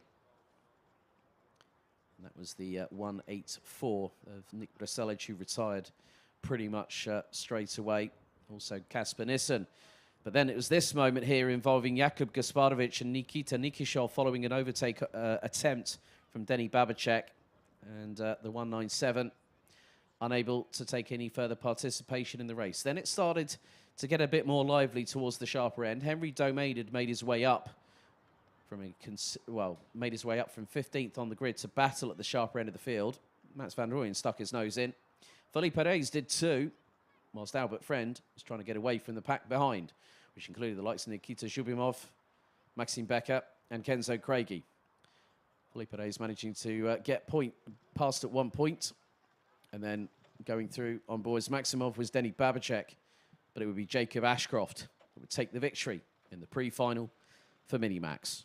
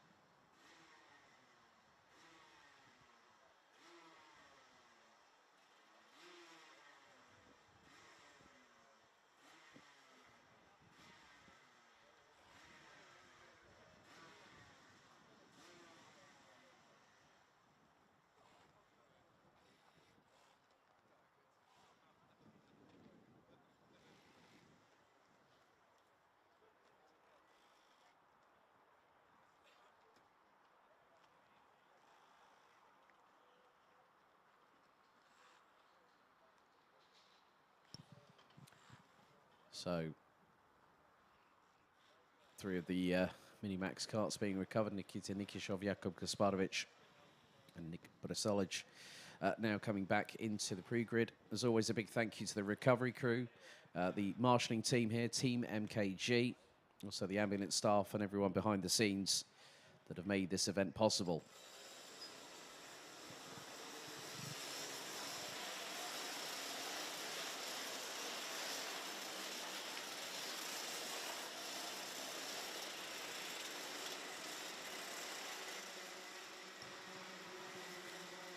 So, from Minimax, we go to Junior Rotax. Here's your starting grid for their pre-final. So, on the front row, it's going to be Austin Lee and Leon Zelenko. Macaulay Bishop and Gustav Zusakov's row 2. Boluet and Mitchell van Dijk, row 3, ahead of Lawrence Herboz, Enzo Bol, Felipe Falk, Mika van der Pavert, rounding out the top 10.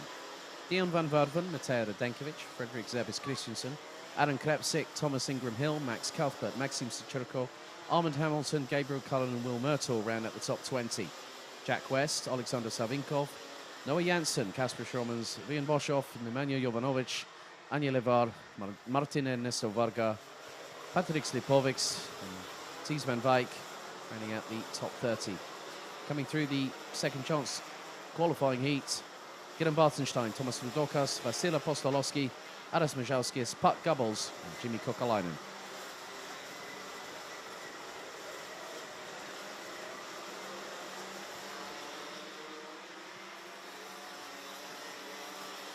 So the drivers now go onto their official formation lap ahead of 11 minutes plus a lap of racing.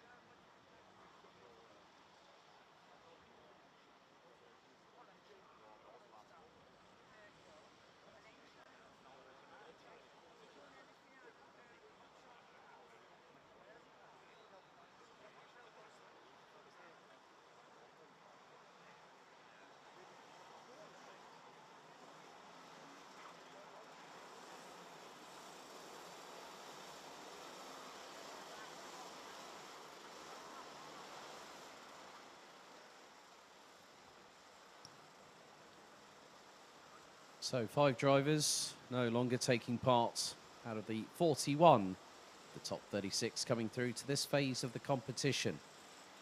36 Junior Rotax drivers, 18 rows, 11 minutes on the clock plus an additional lap as they slow to a crawl through the 12th and final corner. It's Austin Lee on pole position, it's Leon Zelenko alongside in the front row.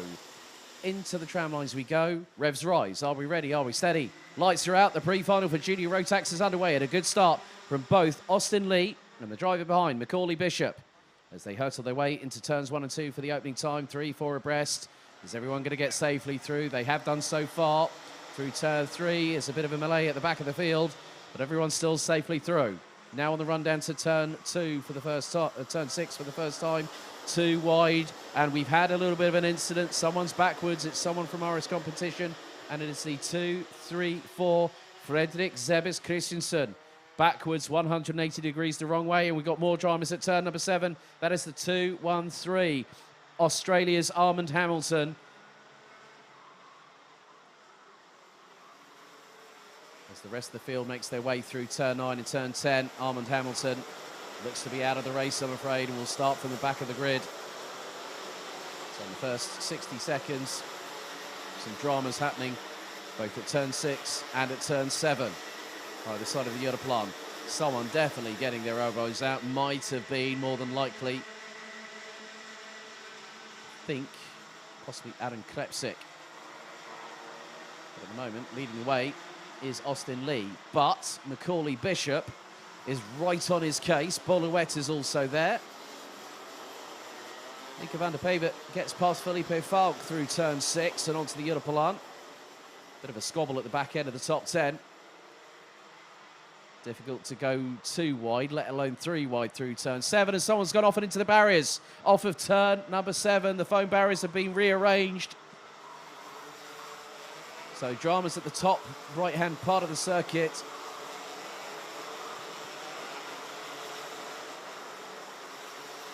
So it's turn 7 off of the end of the Europolan. Marshall is on the scene.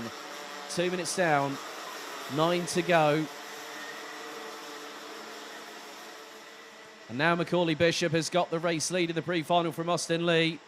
Made that through as we started lap number 3. And it looks like it might be Vasil Apostolowski that might have gone backwards into the barriers. Not 100% sure. Driver is out of the kart, unharmed and walking away. There's another cut. Well, there's Armand Hamilton's kart. And it will be Vasil Apostolowski from North Macedonia.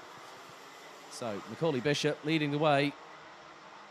Austin Lee in second. Boluet from Belgium in third place in the 2:24. Louet took the pole position award on Friday night's time qualifying. So Bishop leads from Lee, from Louet, Herboz, Usakov's up to P5 now. As they come across the line to complete lap number 3. So it's Macaulay Bishop, Austin Lee, Boluet, Lawrence Herboz, Gustav Usakovs, Mika van der Pavert, Felipe Falk, Dion van Verven, Enzo Bol and Thomas Ingram Hill to complete the top 10, but Austin Lee is not letting Macaulay Bishop get away. They were 71 thousandths apart going over the start-finish line last time around. Felipe Falk looking to close in and get past Mika van der Pavert. Kieran Bartenstein, who was the highest placed of the drivers through the second chance heat, has moved up from 31st and now has hit the top 20 and is moving forward at a rapid rate of pace. So some great battles up and down the order. Battle for first and second. Battle for fourth and fifth. Battle for sixth and seventh. I could also say Enzo Bol is having a great battle for 8th place with Dion van Verven right now, as the 2:04 is ahead. Austin Lee looking to try and get past on Macaulay Bishop. He did have a drama in his last heat where he had to use the escape road off of the exit of the Europolan and lost the lead to the driver behind him. As now Felipe Falk gets alongside Mika van der Pavert and gets through using the slipstream and the side draft down the Europolan from turn 6 to turn 7. So both Armand Hamilton and Vasil Apostolowski out of the race. We're down to 34 drivers still circulating. We're about to complete lap number 5. Bishop has gone defensive on Austin Lee. This is going to allow Boluet, but now Austin Lee gets through. Macaulay Bishop now will put in alongside.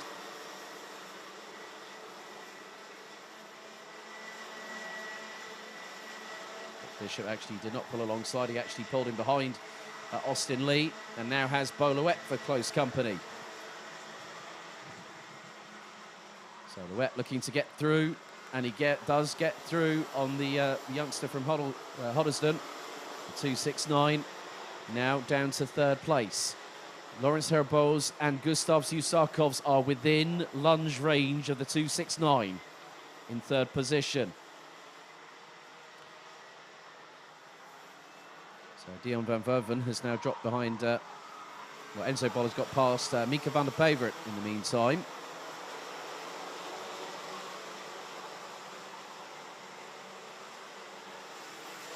And now I've just seen that the 268, Alexander Savinkov from Great Britain, has just been given a 5-second time penalty for pushing by race control, which is now being indicated on the digi flag on the start-finish straight. 6 minutes down, 5 minutes to go. And Austin Lee now has an 0.8 of a second lead ahead of Boluet. Macaulay Bishop running out the top 3. Lawrence Herboz and Gustav Usakovs running out the top 5. Felipe Falk looks to have lost, he has lost 6th position to Enzo Bol in the 2:04.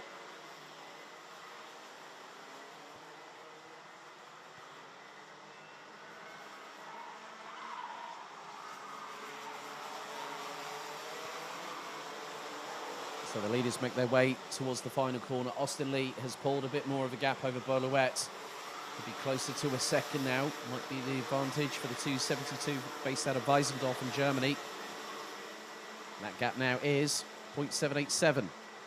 Bishop stuck between a rock and a hard place right now, because he's got to decide if he goes on the attack against Boulouette, or does he defend sternly against Lawrence Herbols in the 298. So with Bouvin power.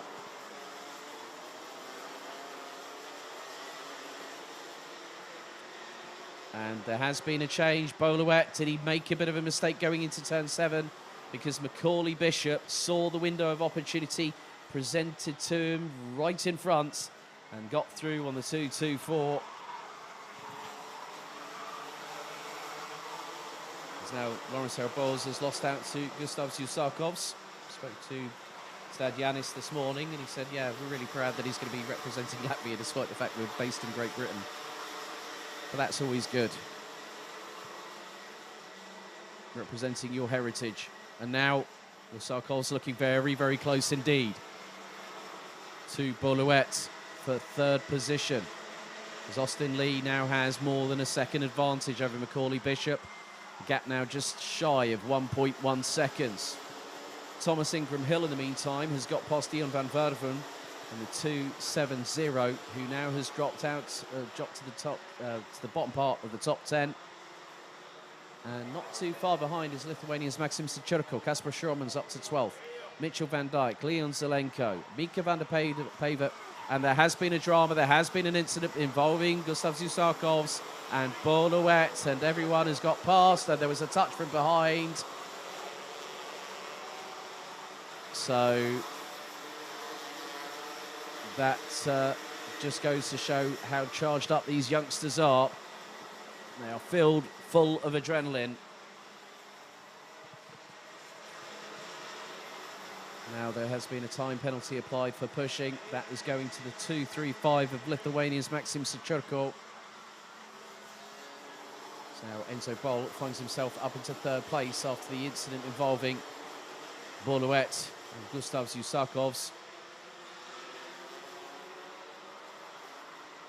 So we've got just under 2 minutes to go, plus an additional lap.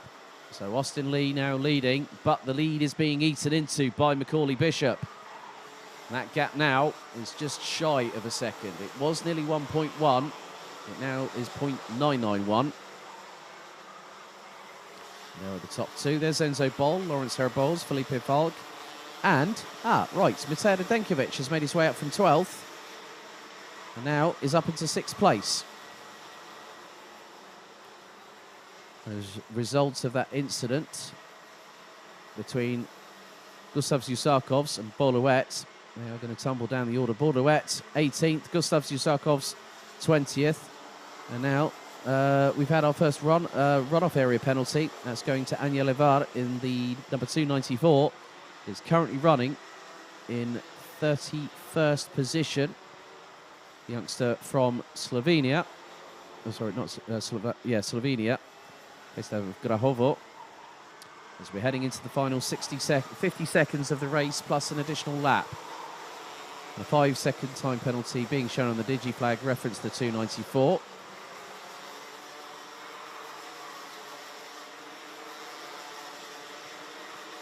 Kasper Schurmans has made some headway, and Leon Zelenko has dropped a bit further back and is outside of the top 10. So we go on to the penultimate lap, lap 12 out of 13. Here in the junior Rotax pre-final. Last lap board will be out next time. Macaulay Bishop has put in a 56.288. Matej Radenkovic has put in the fastest lap of the race of anybody. 56.00055. As the timer strikes 0. That's it, time is up. Let's see how big the gap is going to be between Macaulay Bishop in second and Austin Lee in first, as they're going to come out of turn 11 now. And it's about 4 kart lengths. So Macaulay Bishop trying to close in on Austin Lee. Out of the final corner, last lap board is shown. So lap 13 underway. Casper Schulman's going defensive on Thomas Ingram Hill, and Macaulay Bishop is now with Austin Lee for the race lead. It was 0.242 of a second between the 272 and the 269 as they head towards turn 6. Bishop sweeps to the outside, gets the undercut, touches wheels. And then, as a result of that, gets through. I think probably because of the fact that Austin Lee might have just thought, well, you know what, I'm going to let him pass. But that was a bit too close for comfort. They both touched wheels. Through into turn number 10. 2 more corners to go.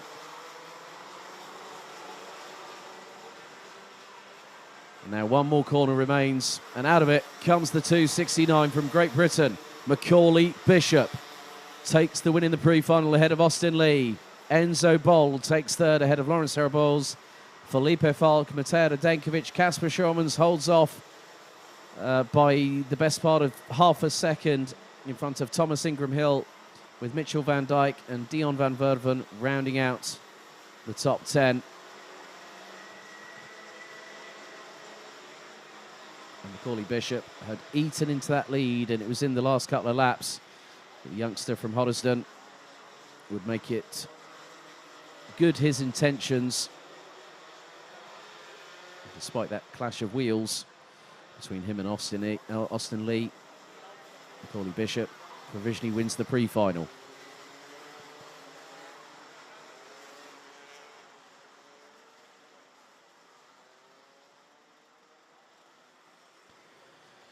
So there's your results. Macaulay Bishop wins the pre-final ahead of Austin Lee by just under 0.3 of a second. Enzo Boll completes the top 3, covered by 0.9. Lawrence Herabols, Felipe Falk, Mateo Radenkovic, Casper Schurmans, Thomas Ingram Hill, Mitchell van Dijk, Dion van Verven round out the top 10. Leon Zelenko, Max Cuthbert, Mika van der Paven, Maxim Socherko, Jack West, Gabriel Cullen, William Murtaugh, Boloet, Adam Klepsik and Gustav Susarkovs round out the top 20. Frederik Zebis Christensen, Thijs van Wijk, Patrick Slipovics, Alexander Savinkov, Kieran Bartenstein, Thomas Rudokas, Aras Mijauskis, Vian Boshoff, Pat Gubbles, Martin Ernesto Varga, Noah Janssen, Jimmy Kokolainen, Anya Levar and Nemanja Jovanovic rounding out the 34 that finished. Vasila Postolowski and Armand Hamilton did not finish the race itself.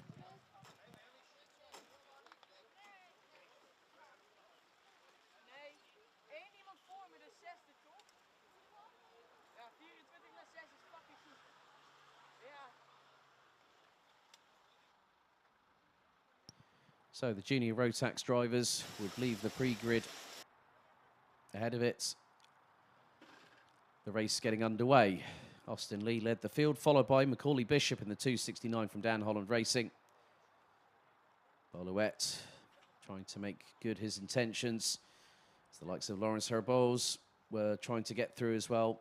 This was the first moment that we had as the 2-3-4 Frederik Zebis Christensen, wondering what on earth happened. And then a little bit later on, we had the likes of the 281 and Vasila Postolowski, who went backwards into the barriers at turn 7 but walked away. Armand Hamilton also suffered dramas. Austin Lee would then take the lead from Macaulay Bishop, who was quickly being followed by Boloet, as the 224 would make a good overtake through turn number 6, with Lawrence Herabols and Gustav Zusarkovs in the background. Bishop would then return the favour through turn 7 and get through. And Boloet nearly got compromised because of the close ratio nature of speed differential. And then there was this. This was why they interlocked wheels, because Zusarkovs went for a move through turn 9. And there was a little bit of afterthought on that one as well. Boloet finishing 18th, Gustav Zusarkovs finishing. And there was the clash between Macaulay Bishop and Austin Lee. And Austin Lee just let the Brit go past. And Bishop would take the victory by just under 0.3 of a second ahead of Austin Lee and Enzo Boll.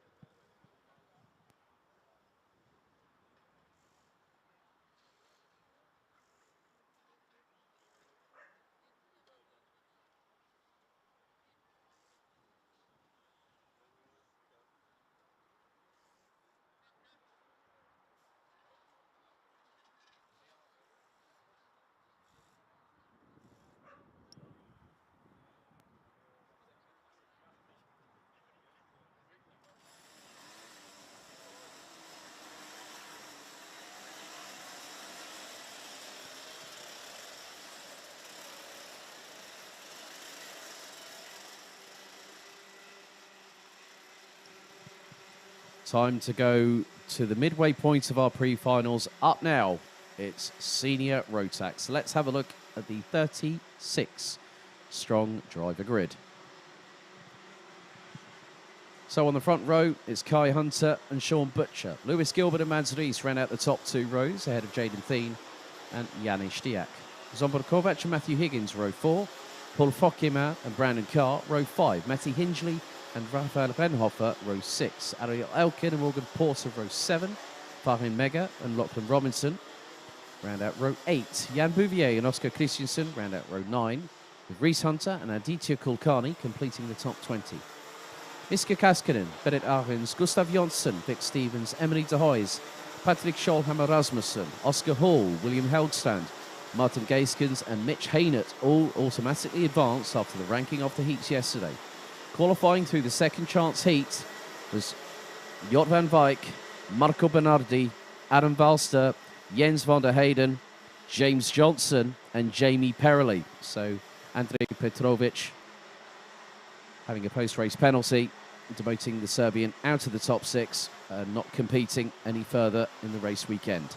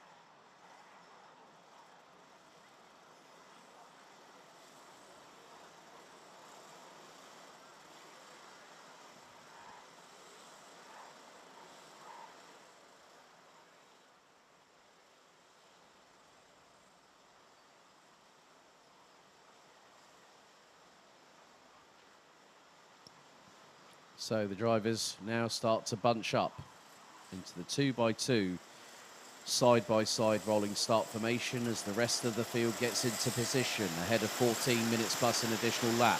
Drivers are at the ready. They come out of the final corner into the tram lines. Are we ready? Are we steady? It's the first full start of the day, folks. So around for another formation lap we go.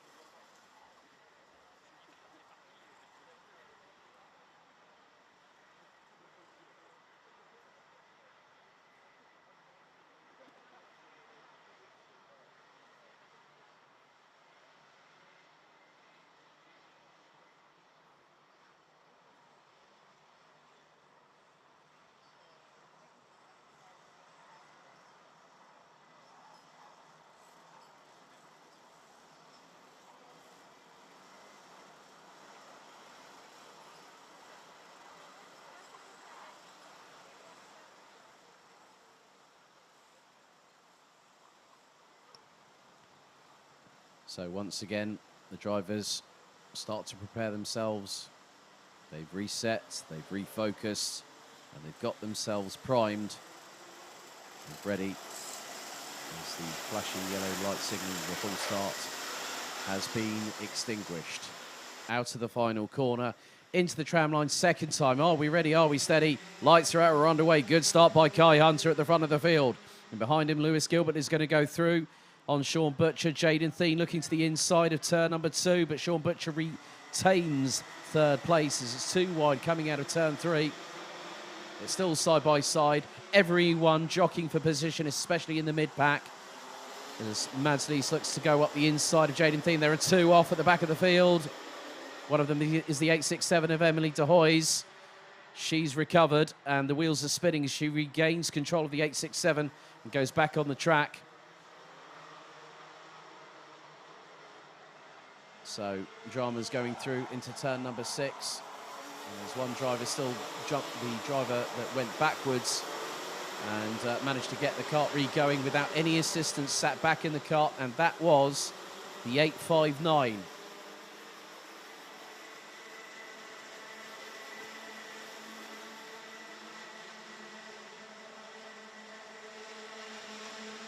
And that would have been Patrick Schollhammer Rasmussen with the first race point team. But at the front of the field, Lewis Gilbert is now pressurising.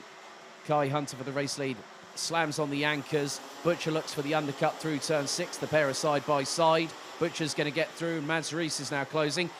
And a great switch back there from Lewis Gilbert on Sean Butcher. Mads Rees now looks up the inside of the 301 from KR Sport and now goes up into 3rd place. More side-by-side action a little bit further back. And that would be, more than likely, Ariel Elkin from Israel in the 868. So at the moment, out of the final corner, it's Kai Hunter that leads by a big margin now ahead of Lewis Gilbert. Mads Rees in 3rd. Sean Butcher, Jaden Thien, Zombor Kovac now goes up the inside of the 337 as now Mads Rees up the inside of Lewis Gilbert. And there is Janis Diak, who's also got past Jaden Thien. And it was Ariel Elkin that made a move on Paul Fokema. Matthew Higgins in the 375 is now back up the inside of Lewis Gilbert through turn 6. Goes Sean Butcher. Gilbert looks to the right-hand side and Butcher's just pointing forward saying, come on, Lewis. Let's just get after the 2 in front. Let's work together and have our own battle. Janis Diak is ahead of Zombor Kovac.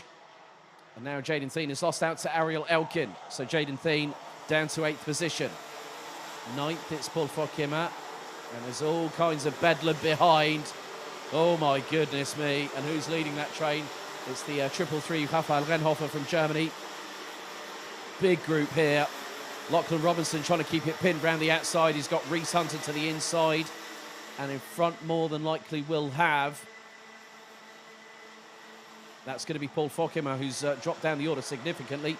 And there's Vahin Mega in the 376. Reese Hunter trying to make his way through. There's also Morgan Porter in the mix.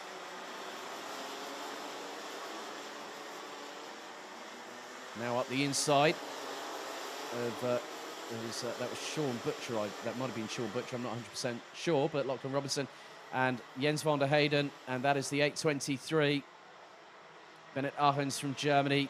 Arens is okay, but at the front, Sean Butcher's just been passed by Janis Diak.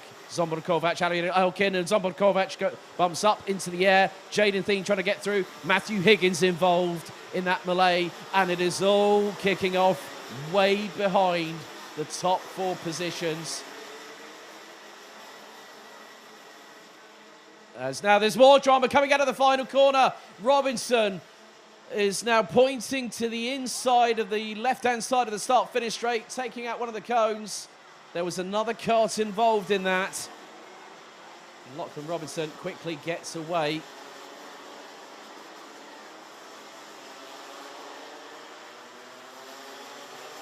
So they are falling by the wayside. Patrick Schollhammer Rasmussen, Bennett Arens, and it looked like it might have been Morgan Porter. And there is a kart off of the outskirts of turn 6. Looks to be, well, that'll be Jens van der Heyden. Hasn't been able to get that kart off back onto the racing line. But now Mads Rees is going after Kai Hunter. Gap now is less than 4/10 of a second. James Johnson is making his way through the field, and it was Morgan Porter. So Morgan Porter will be out. Lachlan Robinson is definitely out. Jens van der Heyden, Bennett Arens, and it seems like there's more drama because Zombor Kovac has tumbled. So is Matty Hingley. Actually, Morgan Porter might be still circulating. Ariel Elkin gets past Lewis Gilbert.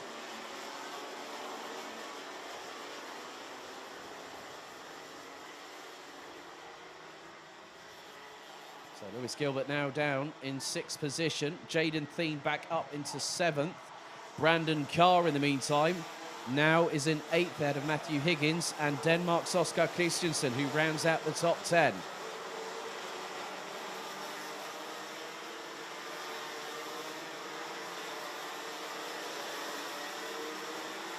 Kai Hunter now starting to extend that lead, which is nearly 0.6 of a second.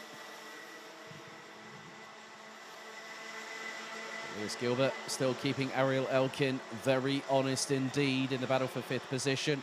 Sean Butcher is about 1.2 seconds up the road in 4th. Janis Diak in 3rd, a little bit further behind. 388 of Oscar Christensen has got past Brandon Carr, so has Matthew Higgins. And Higgins now up into 8th place. 7 minutes and 49 seconds on the clock, plus an additional lap. Looks like Matty Hingley has also... No, I'm not too sure if it wasn't. Well, Morgan Porter showing in 31st. It might have been... Well, Matty Hingley showing down in 32nd. It's the last of the classified runners and riders. Matty Hingley, it looks like it might have been inadvertently involved. Didn't quite catch it, but I did see Lachlan Robinson right in front of my viewpoint here in the commentary position. So 7 minutes and 13 seconds to go. Gilbert versus Elkin carries on in the battle for P5. Jaden Thien is being caught by the trio, maybe even the trio behind. Matthew Higgins, Oscar Christensen and Brandon Carr, who ran at the top 10. Paul Fokema has made a resurgence up to 14th. The 3:05 for Dams Racing, representing France.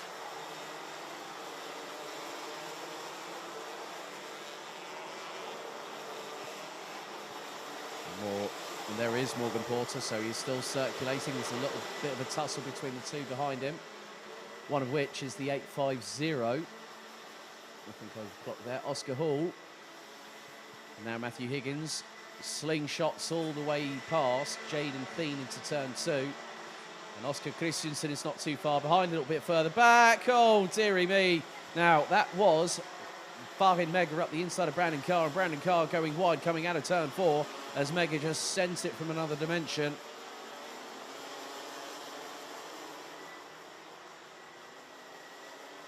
So 8 minutes down, 6 to go. Jaden Thien not out of the woods quite yet. Was second in last year's Golden Trophy in the junior Rotax class and booked his place to the grand finals in Bahrain, finishing second that year. Last year's grand finals junior Rotax champion was Thomas Stolchamanis. Now Oscar Christensen looking to get through. Lewis Gilbert, in the meantime, has managed to get past Ariel Elkin from Israel to retake 5th place. Still just under 3.4 seconds behind between him and the race leader. Still currently the 395 from Dan Holland Racing. Kai Hunter a little bit further back. 311, Gustav Jonsson making some moves up the order. Reese Hunter looks to have slipped down a little bit. Jamie Perrelly is also ahead of him now. Go into the final 5 minutes. Battles up and down the order here. Over the 31 drivers still making their way around the track. Morgan Porter is actually a lap down. Oscar Christensen waiting and biding time to get through. Jaden Thien is making the 337 entry as wide as humanly possible with the back bumper. So going to turn 5, turn 6 now approaching. Fahin Mega is closing in. He rounds out the top 10 ahead of Rafael Venhofer. Niska Kaskin in the meantime has got past Brandon Carr for what is 12th place. Aditya Kulkarni gets past Paul Fokema for 14th place. And I don't think I've seen Martin Gaiskens come through. Not as far as sectors 1 and 2. So I haven't seen him quite come through yet. The 372, yeah, looks like he's pulled into the pits. So Martin Gaiskens is going to take us down to 6 drivers out of 36 retiring. Oscar Christensen, in the meantime, gets past Jaden Thien through turn 2. So the 388 from Denmark punches his way through to get to 8th. And Fahin Mega not too far behind. And now Bennett Arens has had, well, even though it's not going to make much of a difference, it is going to put a 5-second time penalty on Bennett Arens for pushing, which resulted on him being upside down on the outskirts of turn 6. The main thing, Bennett Arens walked away, with Jens van der Heyden also eliminated on the spot. A little bit further ahead, though, we go and concentrate on what is now the top 4. They were covered by 1.3 seconds. Now it's just under a second, because in the meantime, Kai Hunter has been caught by Mads Lies. Janis Diak, who's in 3rd position, has the fastest lap of the race, 54.739. And Sean Butcher is with them as well. So a 4-way scrap over the race lead in the pre-final. We have just 2.5 minutes to go. Nice move there by Sean Butcher up the inside of Janis Diak to take P3 through turn 7 at the chicane.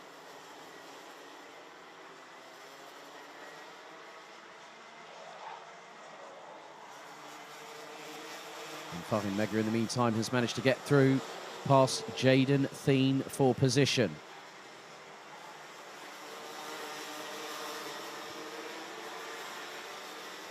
So 2 minutes to go out of 14, plus an additional lap. And Reese Hunter continues to lead. Kai Hunter continues to lead. Ahead of Mads Lies. Sean Butcher being pressurised by Janis Diak. Will the 339 get through on turn 6? He does. Sean Butcher gets the switch back and goes alongside. And now he says to Janis Diak, come on, let's go forward. Stop fighting me. I want to battle for the race win, and I want to bring you along.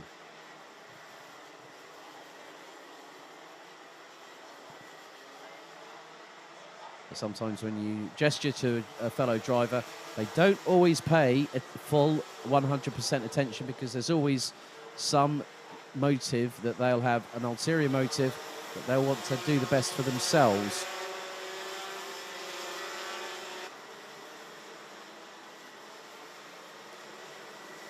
.60 seconds remain on the timer, as Mads Lies was a little bit closer that time. 0.2 was the distance between Kai Hunter and Mads Lies.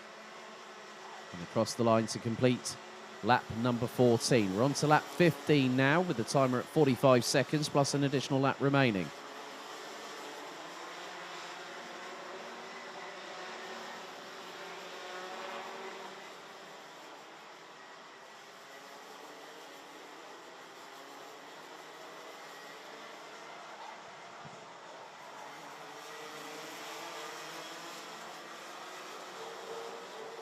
So we're going to go on to our penultimate lap, as lap 15 comes to a conclusion.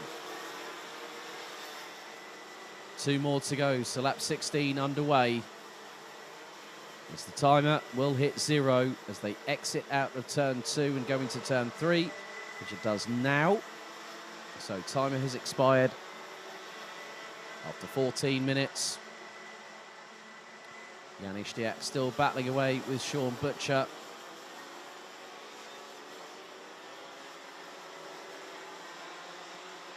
Butcher keeps it defensive going into turn 7 off the Europlan now through turn number 8.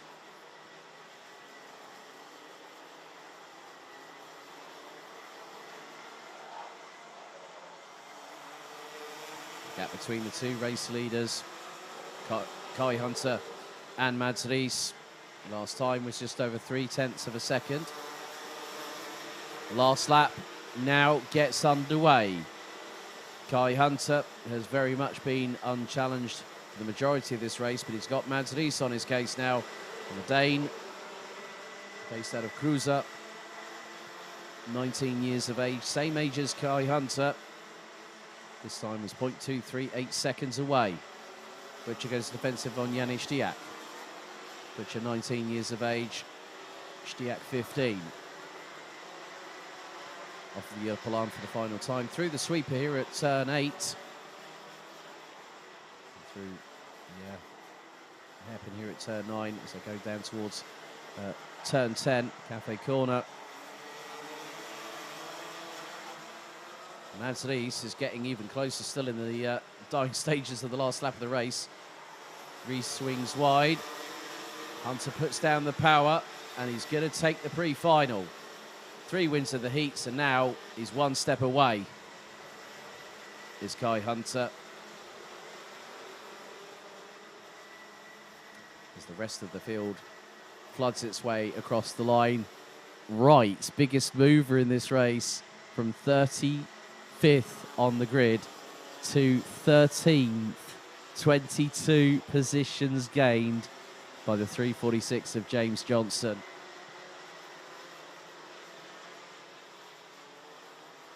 It's a combination of others having dramas and him having a bit of lady luck on his side. So full course yellows now implemented as the drivers make their way to scrutineering and the post-session technical checks. So Kai Hunter takes the win on that one, ahead of Mads Rees by just over 0.12 of a second. Sean Butcher, Janis Diak and Lewis Gilbert ran at the top 5, ahead of Alior Elkin, Matthew Higgins, Farin Mega, Oscar Christensen, Jaden Thien. They ran at the top 10. Rafael Renhofer, Miska Kaskinen, James Johnson, Paul Fokkema, Vic Stevens, Brandon Carr, Aditya Kulkarni, Mitch Haynett, Jan Bouvier and Jamie Perrelli ran at the top 20. And completing the 30 that finished the race, it was Gustav Jonsson, Oscar Hull, Zomber Kovac, Marco Bernardi, William Helgstrand, Reece Hunter, Adam Valster, Emily de Hoys, Jod van Wijk and Morgan Porter. On lap 9, we lost Martin Gaiskens, Matty Hinchley, lap 4, Lachlan Robinson, lap 3, Jens van der Heyden, and Bennett Arens, lap 3, and Patrick Scholhammer Rasmussen on the opening lap through turn 6.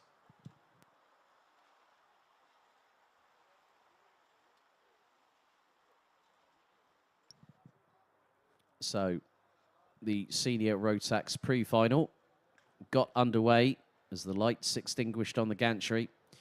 Reece Hunter got the perfect start, being followed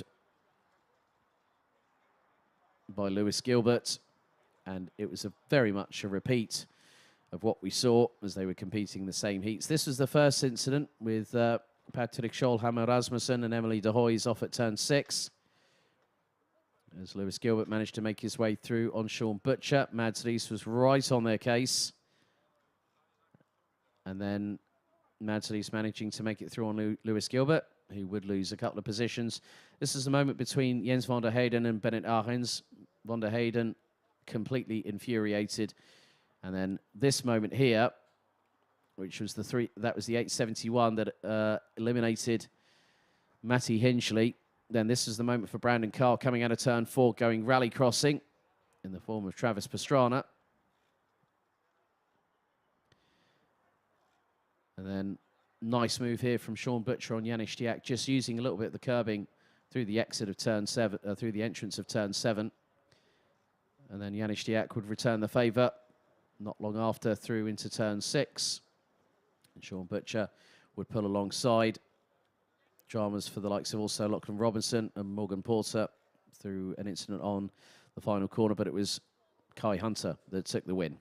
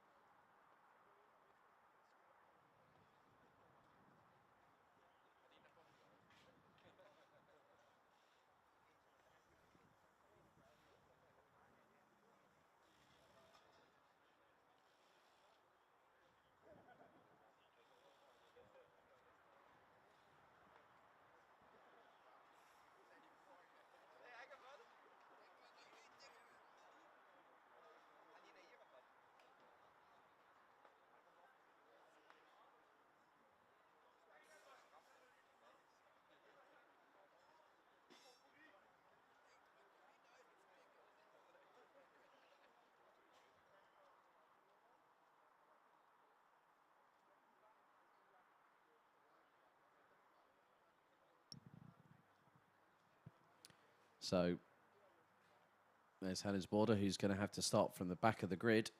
Looks to have not made it in time, but given dispensation to compete in the pre-final. As the clean-up operation is underway And the carts being recovered from various points on the circuit.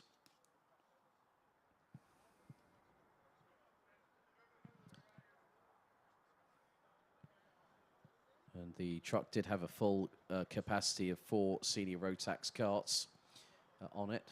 So there's room for one more space.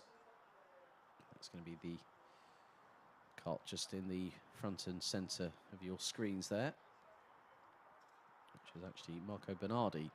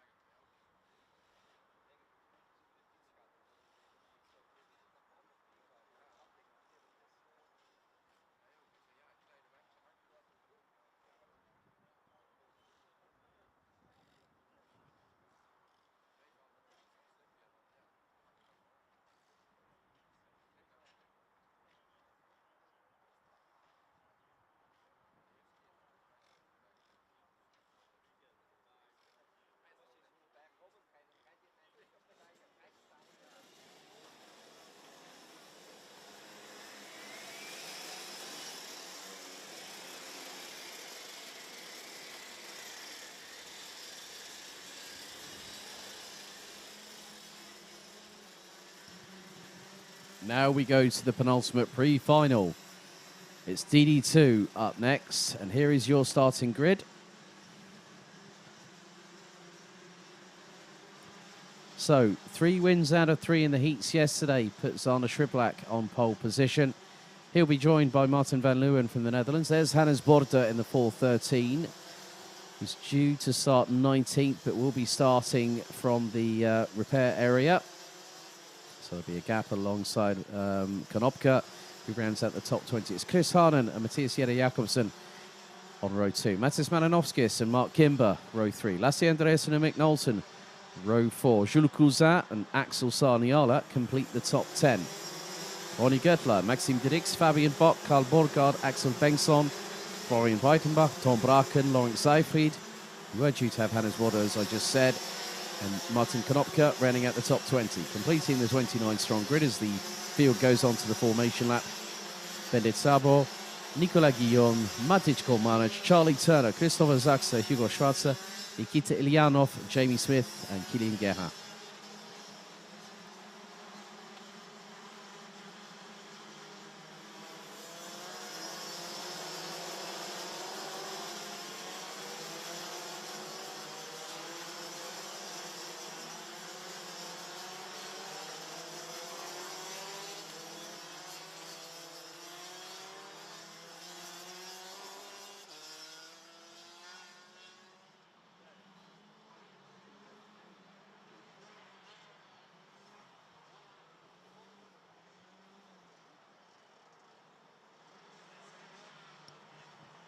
So the drivers now start preparing ahead of their penultimate race of the Golden Trophy.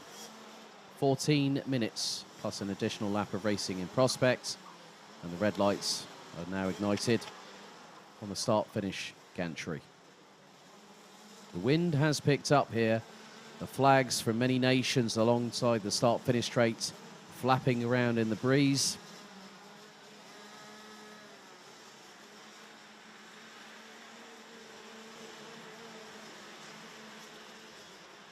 So Zander Schiblak and Martin van Leeuwen on the front row. Then it's Harnan, Jette-Jakobsen, Malinowskis, Kimber, Andresen, Knowlton, Cousin and Sarniala on the top 10. Into the tram lines we go. Revs rise. Are we ready? Are we steady? Lights are at first time. Good start by Schiblak. As now the field starts to fan out and Hannes Border makes his way out onto the circuit. As it's getting a bit close. 4 wide coming out of turn number 2. And everyone thus far has made it through. Charlie Turner's made up a handful of places in the opening couple of corners as the field makes its way through turn 6 for the opening time. At the back of the field, it's Christopher Zaxa from Denmark. With Hannes Border a little bit further adrift, who's making his way down the Europlan now. In the back of the shot, there's Zander Schiblak starting to eke out a lead. Matthias Jette-Jakobsen has moved up into third position, or second position. And some positions being lost a bit further up. Now, how far has one Charlie Turner got up? He's gotten up into 18th place from 24th on the grid. There's Mick Knowlton battling away with Chris Harnan. Axel Sarniala just behind them. In 7th position, Matis Malinowskis. Maxim Dirix has made his way up into 9th. He said, I'm a bit worried about the mid-pack. Well, he's made it work. He's challenging for 8th.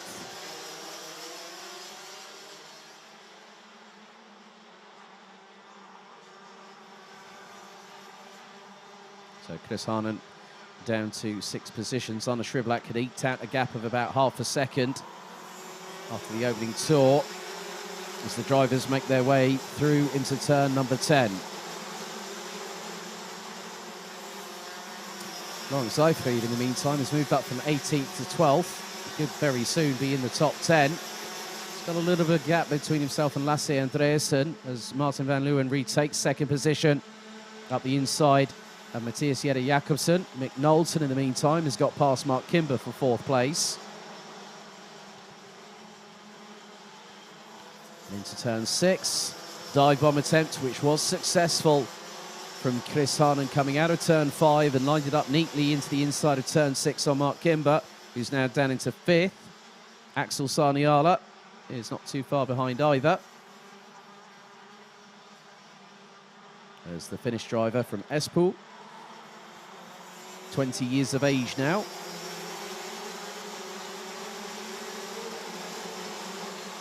So several drivers in this field.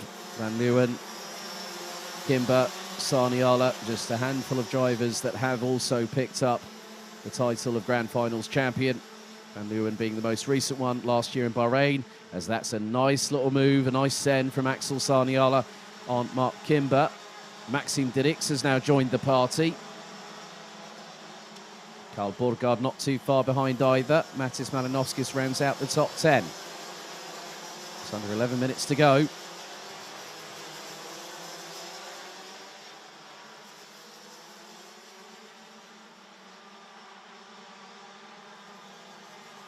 A bit of a distance between Axel Saniala and Chris Hahnen just up ahead.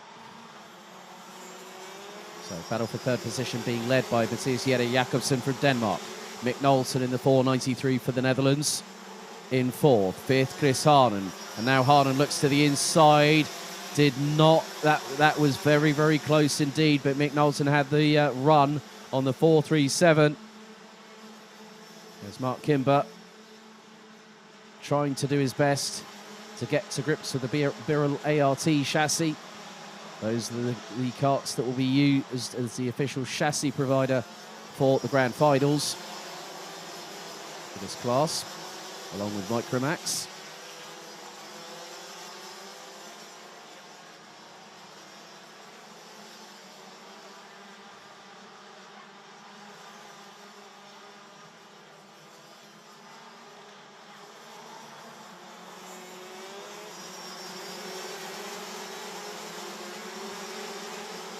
Laurent Seifried now in 12th position, trying to make some headway, and has been closing his set fastest laps, but Fabian Bock from Germany has put him in the fastest lap of anybody, 54.401. Chris Hahnen still trying to get past Mick Knowlton, who still has Mathias Jette Jacobsen in front, but has started to pull away. There's Martin Van Leeuwen. And, oh, right, nice move there by Chris Hahnen, getting the jump on Mick Knowlton. That nearly allowed Axel Saniala to come through, as well as Maxim Dirks. So those drivers are line astern coming through turn 8.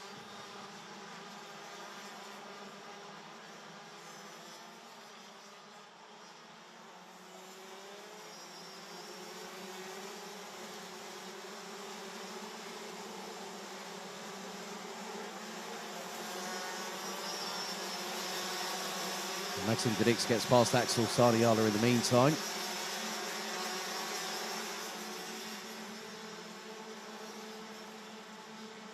So Dirks going up into 6th place. Maxim Dirks, vice champion in the Belgian Max Challenge this season, having attended all the races, finishing behind Mick Knowlton, who was the eventual champion and thereby qualified for the Grand Finals.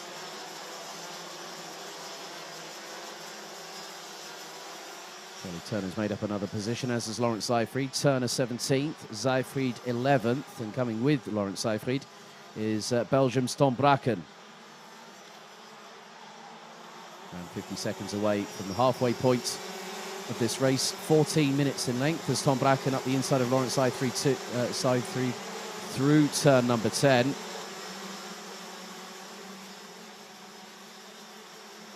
At the front of the field, Sander Schriblak is commanding proceedings again, like he did last time, yesterday.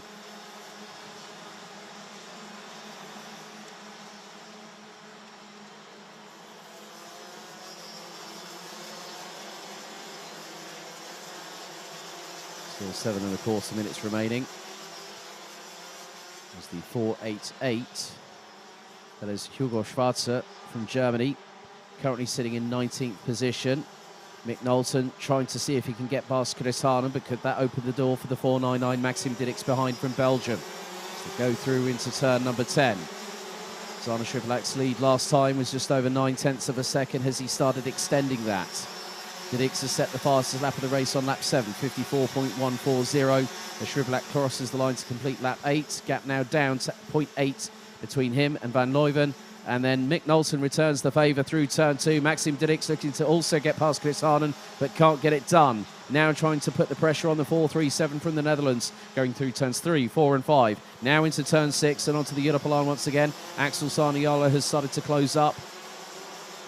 So is Carl Gustav Borgaard from Denmark.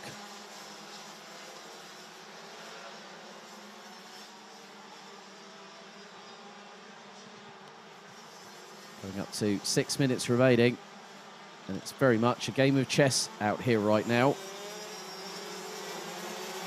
Simon looking for the opportunity to get past McNulton once again, but Knowlton staying defensive right now. That's allowing Maxim Didix to go up the inside, and he does so through turn 12. And that's an Axel Sarniala nearly thought about that one, but the Finn had to back out of it. And there's Carl Borgard looking up the inside of Axel Sarniala and gets through before the apex of turn number 2.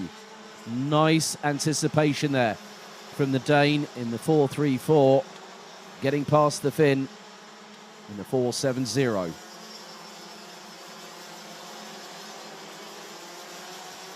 A little bit further behind. Well, Tom Bracken and Lawrence Seyfried, 11th and 12th, so not too far away from the top 10. Lawrence Seyfried started 18th. And funnily enough, Tom Bracken started alongside him on the inside of row number 9.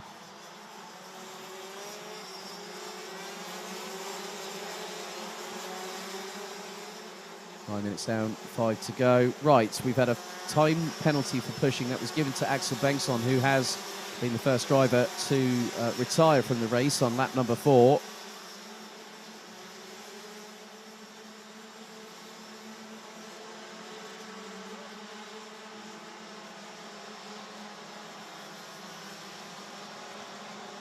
Now Mattis Malinowskis has got Lawrence Seyfried behind, and Seyfried has got past Bracken. There's Fabian Bock Bock behind them, waiting the wings, the 481. Now Seyfried looking to line up the move. Up the inside he goes on Mattis Malinowskis. Tom Bracken having to wait for his opportunity to get through.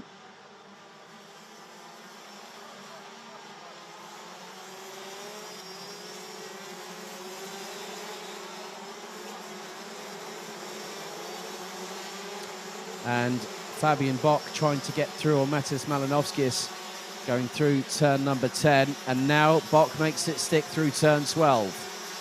10 minutes down, 4 to go, plus a lap. And Maxime Didix has now finally got past McNulton. Now up into 4th place is the 499.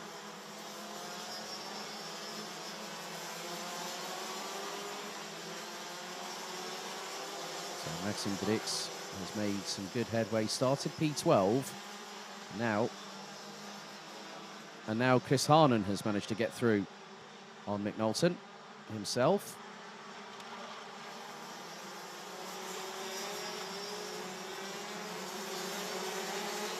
So the driver is still battling away.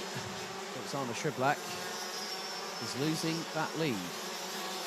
Maxime Didix now has the fastest lap, 54.140. Martin van Leeuwen was 0.6 of a second behind on the previous lap, but now it's gone down to just under 4.5 tenths.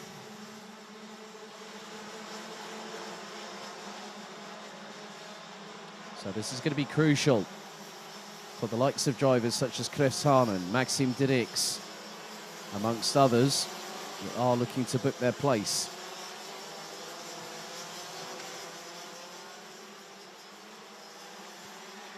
So 2.5 minutes to go. Top 10 now rounded out by Lawrence Seyfried from Germany in the 4.20. Tom Bracken now in 11th place.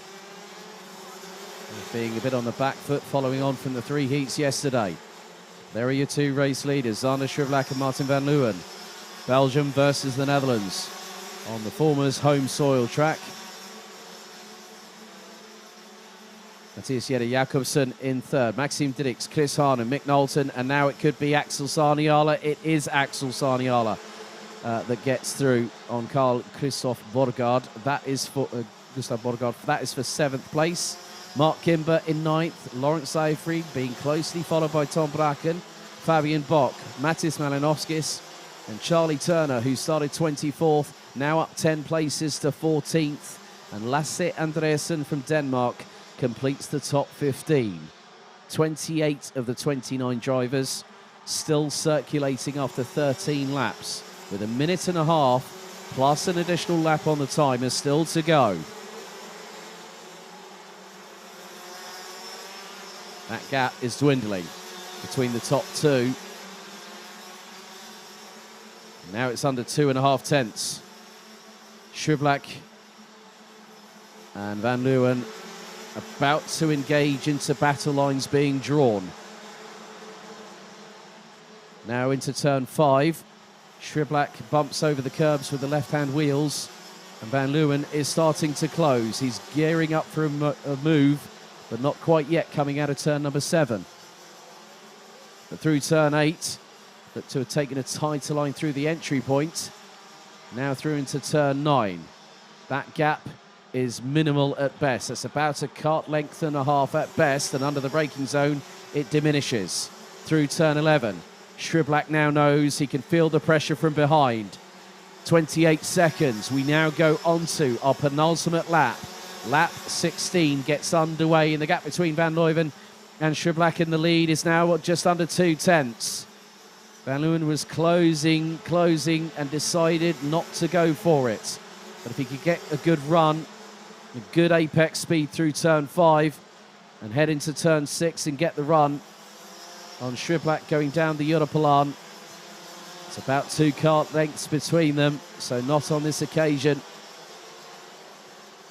Martin Van Leeuwen will have one more lap after this to get his opportunity. Turn 10 might be a good chance if he's close enough to facilitate a late braking move on Xander Schriblak. But Van Leeuwen has competed against the 406 before from Belgium. It's now the last lap board for the DD2 pre-final is currently about to get underway. 17th and final lap now is on, and look at the gap. 0.13 between Schriblak and Van Leeuwen. Van Leeuwen now sizing up. He's waiting for that moment. Schriblak will not make it easy for him. Through into turn 5 once again. Into turn 6. Van Leeuwen trying to go around the outside and get the undercut. He's got a gap there. Van Leeuwen pulling alongside Schriblak into turn 7, and there's a slight touch between the pair, but Schriblak holds on, and look who's just closed in that gap very significantly, Matthias Jette Jakobsen.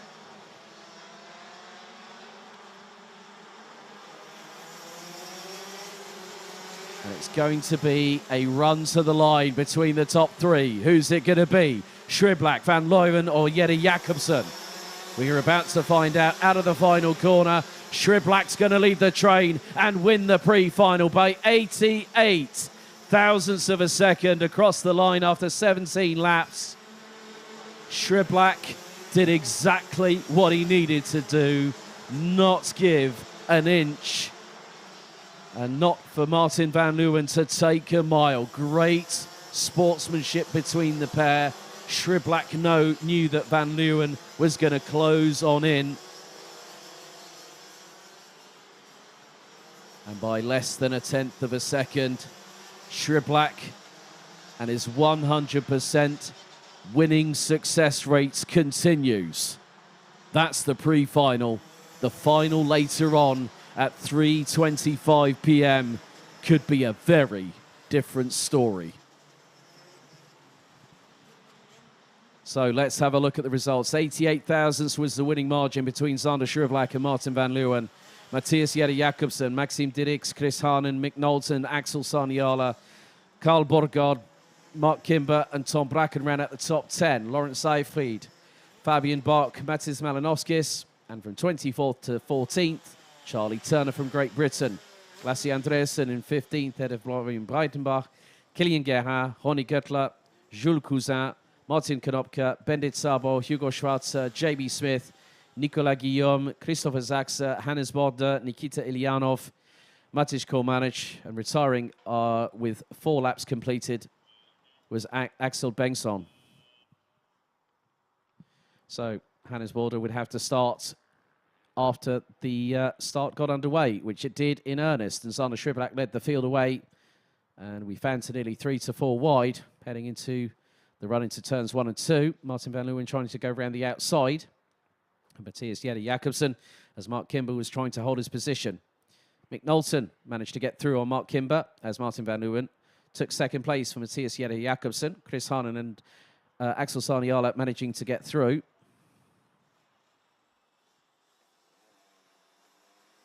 And Maxime Dirks managed to get through and get himself involved, which is quite nice to see. Mick Knowlton was on the back foot. But the battles were definitely thick and fast. Maxime de Dix managing to get through. Martin van Leeuwen on the final lap, trying to go around the outside, through into the Europolan, look to the inside, through into turn 7. Schublak late braked, touch between the two, and Schublak kept the lead. But Matthias Jette Jakobsen was waiting in the wings, and Schublak won the race by 88 thousandths of a second.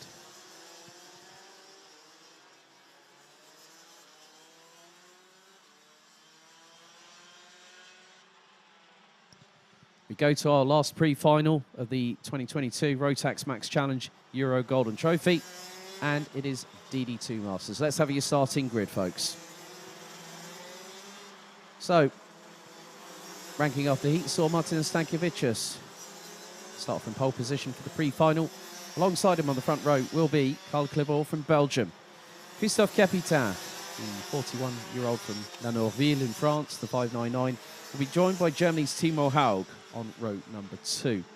Sebastian Humpelhardt and Michael Becker, both from Germany, round out row 3. And it's an all-Dutch row 4 with Dominic Hummels ahead of Christoph Adams, with Mikolas Mazinas and Tanju Yildiz running at the top 10.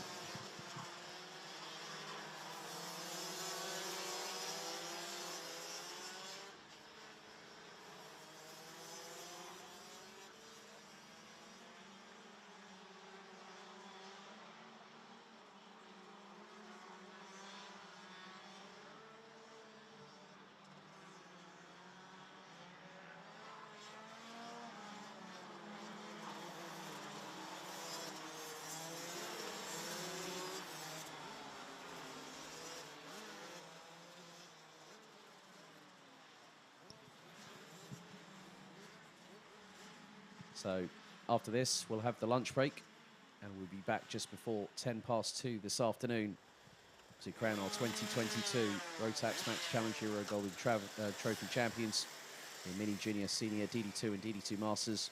As the DD2 Masters, the eldest driver in the field, Christoph Adams, 57 years old. The youngest in this class is the driver on pole position. Martin Stankiewicz, lights go out, and a clear break of formation there from Sebastian Humpelhardt, I saw. Just before the lights went out, I believe. Timo Haug in second, because Martin Stankiewicz got overtaken by Carl Clebor, who now has gotten a little bit of an initial advantage. Leads the way, as Mikolas Mazinas has been passed by Christoph Adams.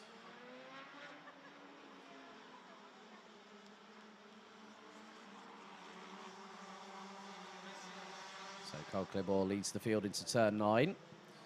And all 10 DD2 Masters drivers on the same stretch of tarmac. Christoph Adams goes defensive going into turn 10.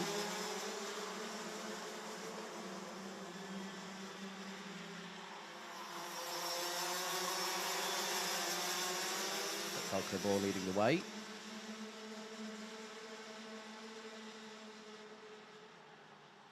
Timo Haug holding on to second ahead of Martin Stankiewicz.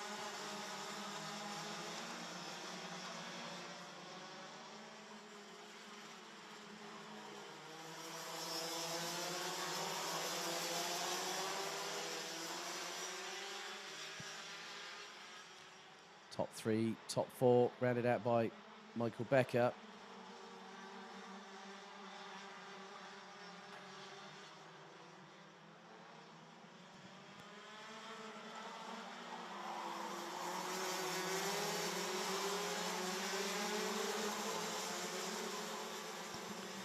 Carl Clebor did take a little bit of an advantage. He was nearly 2.5 tenths of a second up the road from Timo Haug. And that is now less than a tenth. Haug goes for the lead into turns 1 and 2. Carl Clebor keeps it pinned to the outside and retains the racing line for turn 2. Martin Stankiewicz is closing in on them. Michael Becker was just under 8 tenths behind the race leader. So we're now on to lap number 3.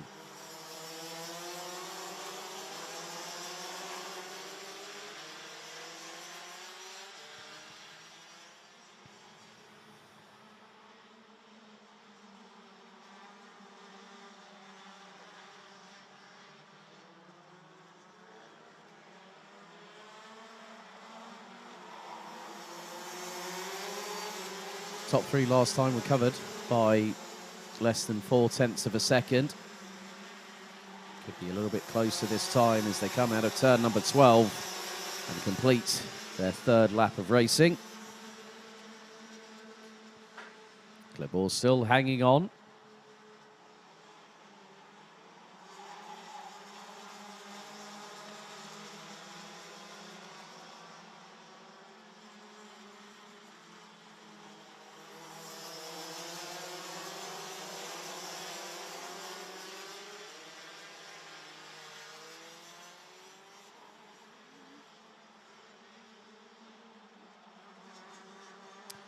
There's a little bit of a gap emerging between Timo Haug and Martinas Stankiewicz.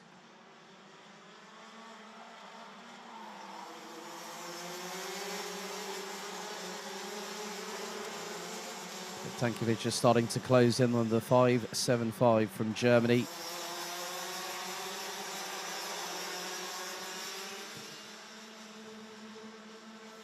Gap still 0.4 or less than 0.4 between the top three. Michael Becker might have an opportunity to close in the way things are going as we have completed the first 4 out of 14 minutes. And we'll add an initial cherry on top, the last lap.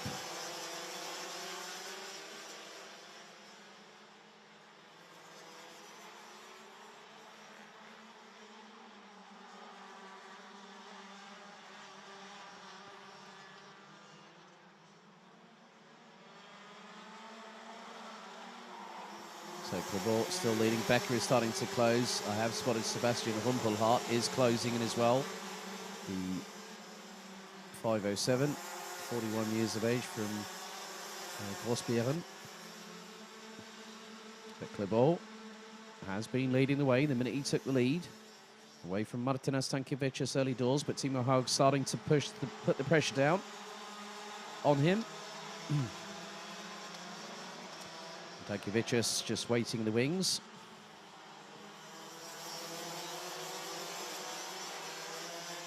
Don't get confused with the name on the race suit that Karl Clebor is sporting. It's Timo Haug still trying to keep with, and things are closing up because behind Sebastian Rumpelhart is Mikolas Mazinis from Lithuania. Krzysztof Kapitan now down in 7th position. He started P3 behind pole sitter Martinas Stankiewicz as we head into the final 8.5 minutes or so, plus an additional lap of this race.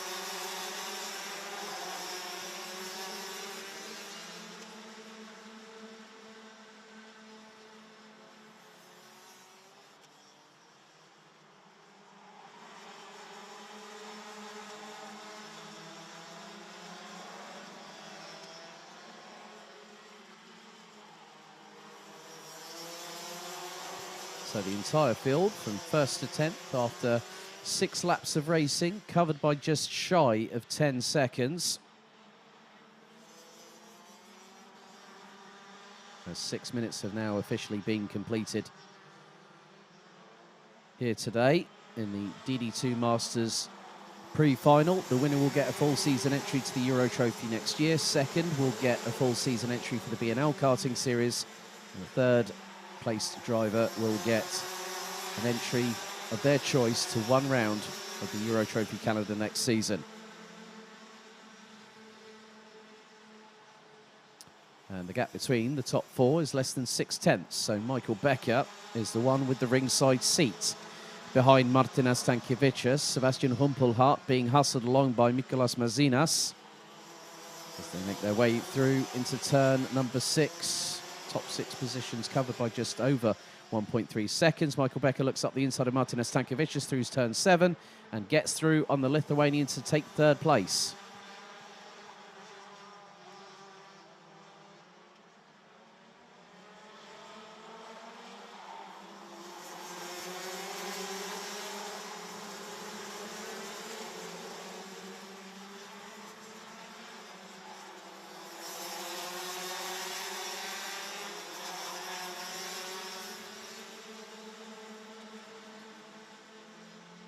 So 6.5 minutes remain on the counter.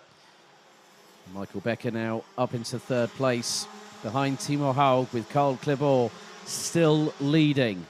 We're on to lap number 9 of this race. And the man known simply as the Barker, actually away from the circuit when he's not on the racetrack. I was in the SP Motorsport awning earlier on this weekend, and Carl was busy sorting out all the delivery orders. Of course, we're not too far away from the Christmas and New Year period, so for bakeries it's a very, very busy time. And whenever I see him, he's either got his phone in his hand or he's looking at his laptop. So very, very busy man away from the track. And now we've got a great battle emerging between 4th, 5th and 6th. And I thought that might be the case. It's just been confirmed. Sebastian Humpelhardt, 5-second time penalty for a clear breakaway of the formation before the red lights went out. That has been confirmed by race control.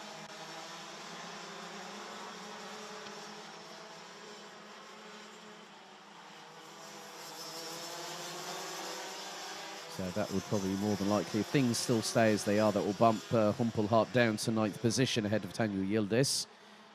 And also, Carl Clebor has been deemed to have done a jump start. So a 5-second time penalty for him. So that effectively means that Timo Haug and Michael Becker will effectively be racing for the de facto lead of this race. Sebastian Humpelhardt on the road gets past Martinas Stankiewicz.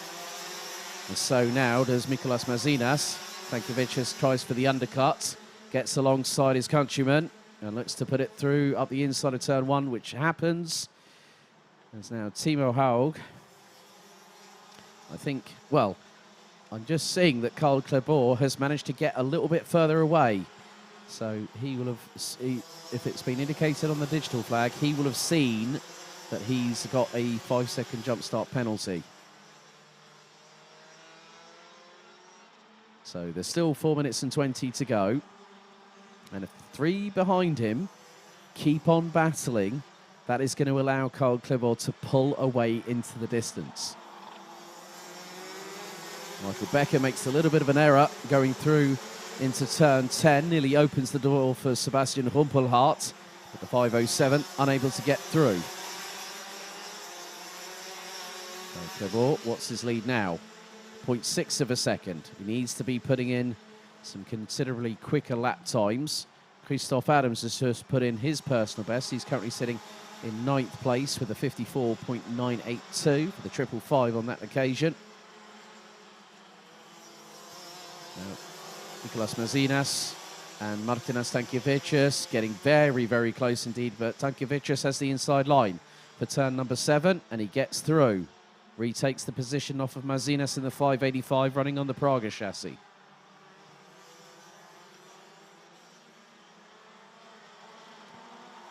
And Praga will be, IPK Praga will be supplying, they're the official chassis partners for DD2 Masters and also Minimax.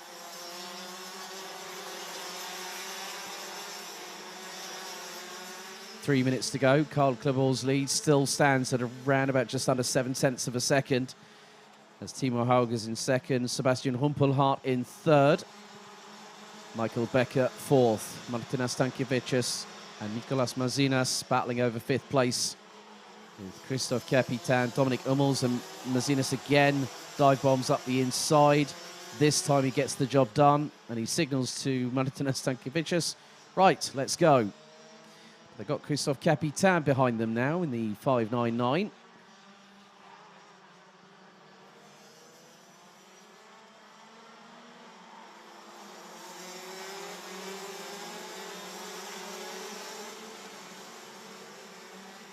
Two and a quarter minutes remain on the clock. At the moment, Carl Clebor on the road is leading. His gap between him and Timo Haug is now gone down to just under half a second. Sebastian Humpelhardt hit with a 5-second time penalty for all 4 wheels out of the tram lines, ahead of Michael Becker. Mikolas Mazinas, about 2.3 seconds behind the race leader. As Martinas Stankiewicz having to defend sternly in front of Christoph Capitan from France in the 599. Christoph Adams has got past Dominic Hummels for 8th place.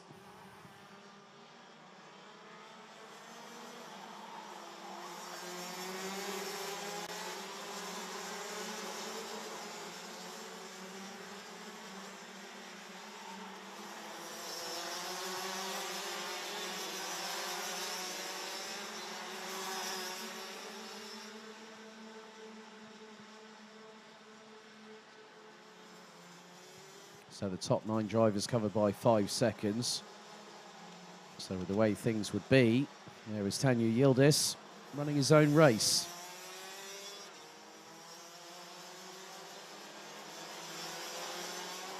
Now, he's about the best part of nearly half a lap behind. However, he's still circulating, which is always good to see whenever I have a chat with Tanu Yildiz. Haven't had much of a chance to chat with him this weekend. It's been a busy one up here in the commentary position since Friday evening and afternoon.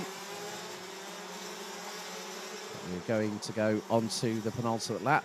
Lap 15 about to be completed, with Carl Clibor on the road leading the way.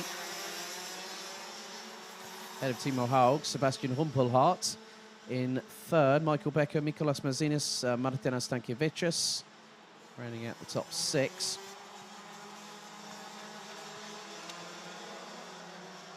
With Christoph Adams nearly 5 seconds behind the race leader.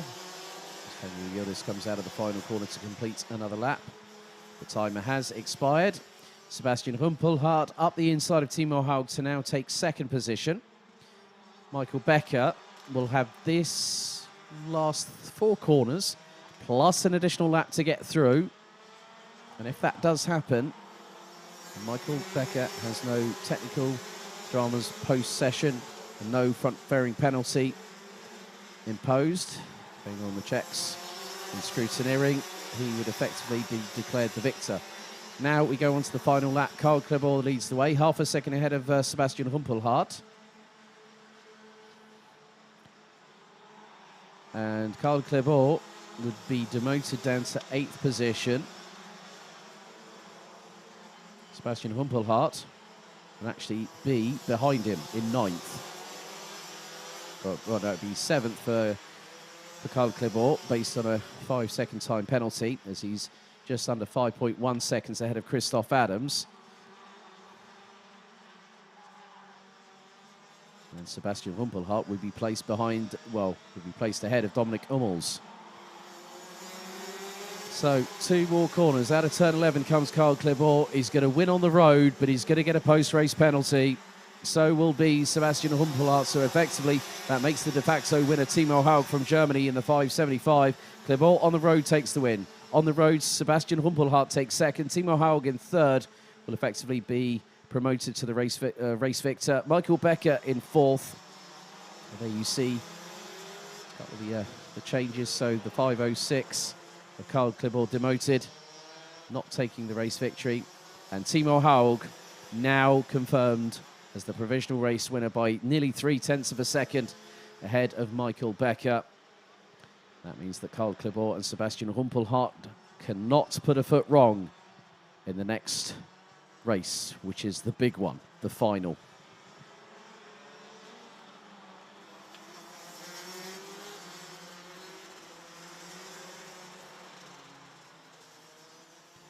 So let's have a look at the results here for the DD2 Masters. Timo Haug declared as the provisional race winner by under 0.3 of a second ahead of Michael Becker. Mikolas Mazinis and Martinas Stankiewicz take 3rd and 4th. Christoph Capitan finishes 5th ahead of Carl Clibor. Christoph Adams 7th ahead of Sebastian Humpelhardt, who was pinged for all 4 wheels out of the tram lines. Dominik Hummels' front bumper looks like it might be slightly dragging frontwards. They will have to check that.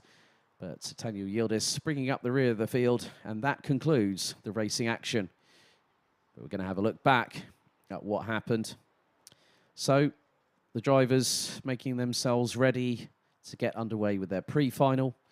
And there is the clear break of formation. Before the lights have even gone out, Sebastian Humpelhardt, all 4 wheels out of the tram lines, and he was the first one to pick up a time penalty. The second one would be Carl Clibor, who later on would be declared to have had jumped the start. Carl Clibor was leading the way on the road before that penalty was confirmed. Martinas Stankiewicz not able to compete with Carl Clibor and Timo Haug. Michael Becker put this nice little move up the inside of the 533 from Lithuania through turn 7. And there in the background were a few other drivers. There's Sebastian Humpelhardt making the same move as Michael Becker with Mikolas Mazinas, the Lithuanian countryman of Martinas Stankiewicz. Here is Timo Haug going up the inside of Michael Becker. for position on the road. That would be for second at that point, with the likes of Humpelhart, Tankevicius, and Mazinas. Mazinas would get a move up the inside. First of all, there's Tanju Yildiz, not competing with the rest of them, but running his own race and having a lot of fun at the same time. Timo Haug would then come under severe pressure, as this late braking opportunity meant that Sebastian Humpelhart went through to take second place, which would eventually be down into 8th come the finish. Carl Klebor won on the road, but Timo Haug declared the provisional pre-final winner here in DD2 Masters.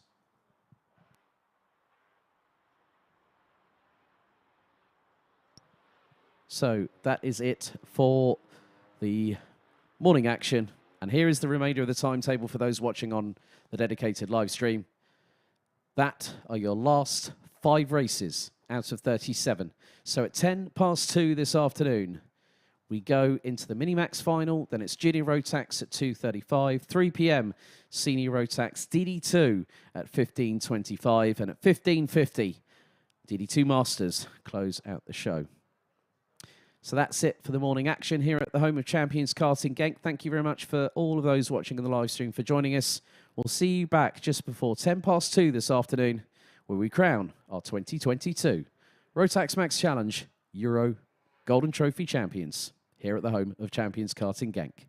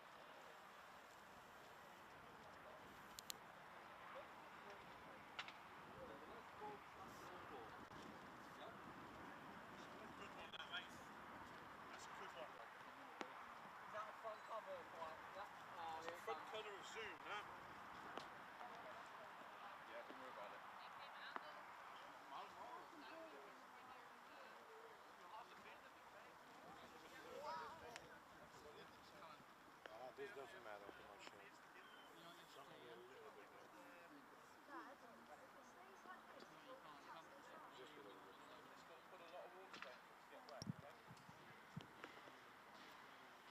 Ladies and gentlemen, welcome back to the last 5 races out of 37. And at this point, we go into the time when we decide our 2022 Rotax Max Challenge Euro Golden Trophy champions. And the rain has decided to grace us with its presence. And you can see on Albie Friend's race helmet visor there that there are spots of water. So the heavens are trying to add a different dynamic to the mix. Okay, yeah. Bye-bye.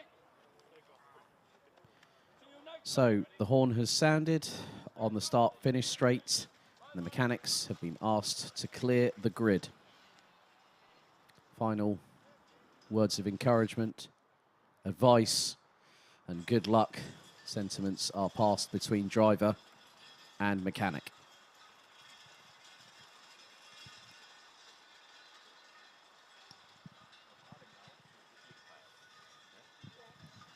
So the drivers on the front row of the grid, Jacob Ashcroft to the left of our race director. On pole position, Zdeněk Babacek alongside on the front row in the 140.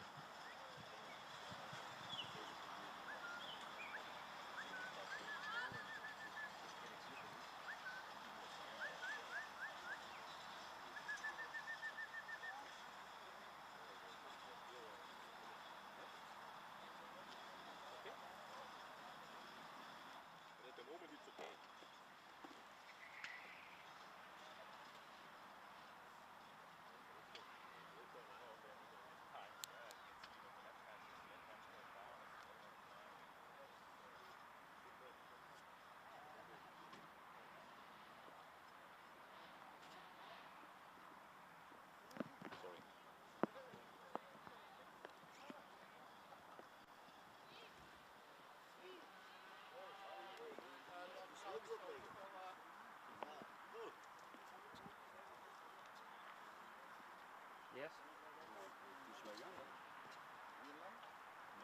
Yes. Kun je al iets verwachten? Totaal, hè? Dat is nooit hebben dan die meteen de Ja, alle zenders kosten zijn apart. Be careful because Ja. Dat daar. Oh ja, elke meteen.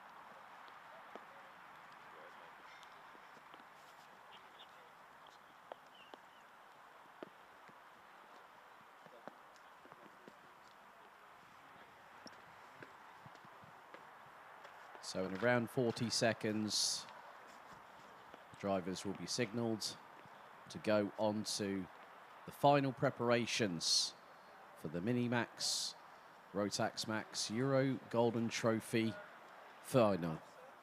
And at the end of it all, who will follow in the footsteps of last year's winner, Matej Ledenkovic?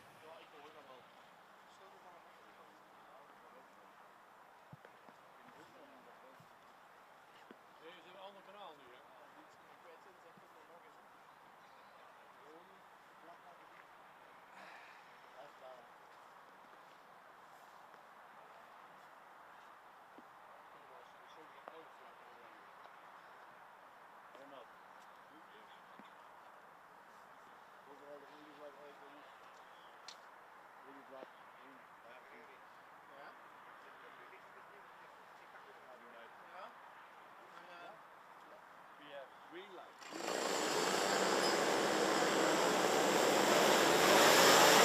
The green light flashes on the start-finish straight. So here we go, ladies and gentlemen. Let's take you through the starting order of the Rotax Max Challenge Euro Golden Trophy Minimax Final. On pole position, it's going to be Jacob Ashcroft, as we've got a slight drama for Kenzo Craigie on the start-finish line. The 150, who's due to start on the inside of row 5. Jacob Ashcroft will be joined by Denny Babacek on the front row. Boaz Maximov and Albert Friend on row 2. Henry Domain and Mats van Rooyen on row 3. Maxime Becker and Felipe Reyes, row 4. Kenzo Craigie not going to be taking part in the final, and the frustration is clear for the young man from Great Britain, I'm afraid. There'll be a gap alongside Nikita Zhubimov, who completes the top 10. Gabriel Hoffman and Jakub Kubera, row 6. Yuri Levar and Noah Barham, row 7. Oliver Warner and Patrikas Jokius, row 8. James Roberts, Dimitri Matrenin, Jensen Chalk, Marcel Azibo, they complete the top 20. Majas Mazinas, Daniel Minto, Ryan Rivers, Boris Verhaar, Christoph Killer, Christian Stefanov, Jente Munen, Leopold Jouch, Eason Seng, Carlos Nees, Prokor Sokolotsev, Kasper Nissen, Jakub Assam, Jakub Gasparovic, Nikita Nikishov and Nick Briselic round out what will be now the 35 drivers taking to the start. And the red flag has been brandished. The weather has changed.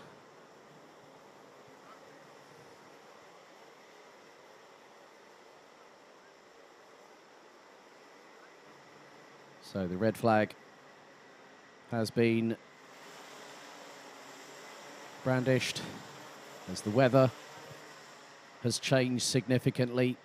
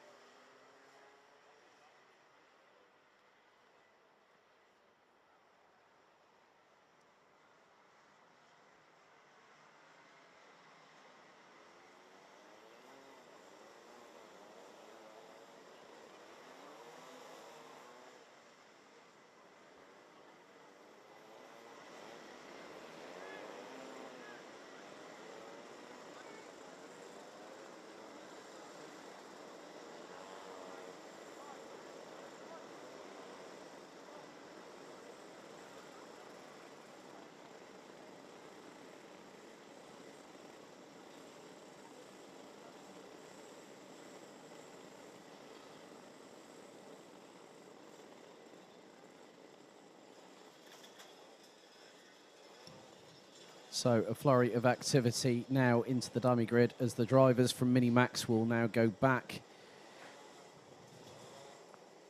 into the pre-grid. The mechanics will now go to the tyre bay.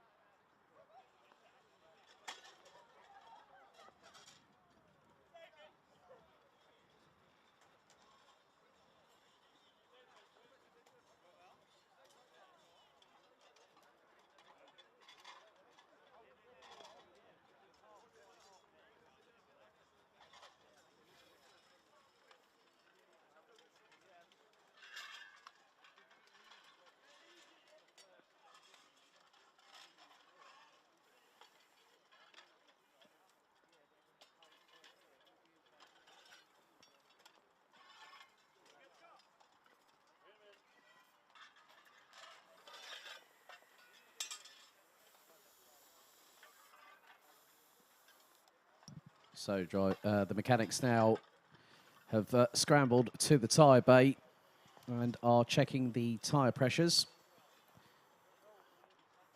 So a lot of them were frantically running towards the tyre bay. The drivers just having to wait there. So we are delayed as a result of that.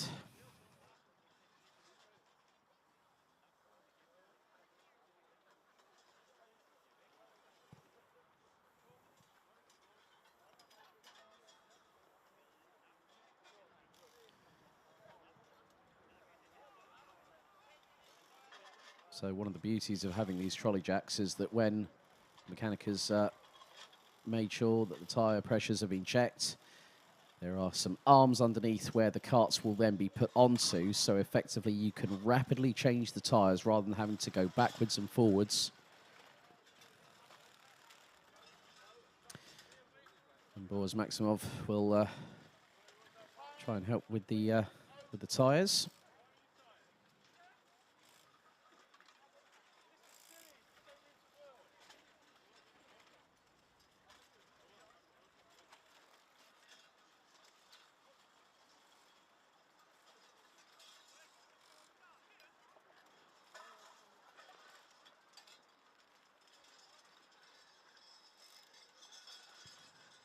Hive of activity, even seeing some of the drivers like Mats van Rooyen, who's just gone to grab trying to grab all four of the wet weather tyres. Put them actually on the pole that they're normally situated on when they're in the tyre bay.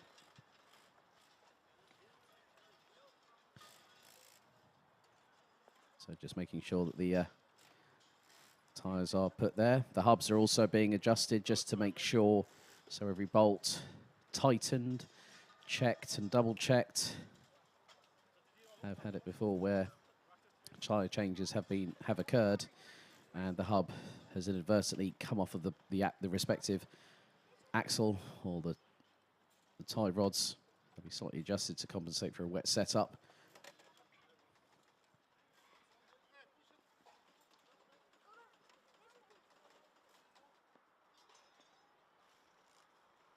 Oh, it's getting a bit like a traffic jam in the M25 there at the moment.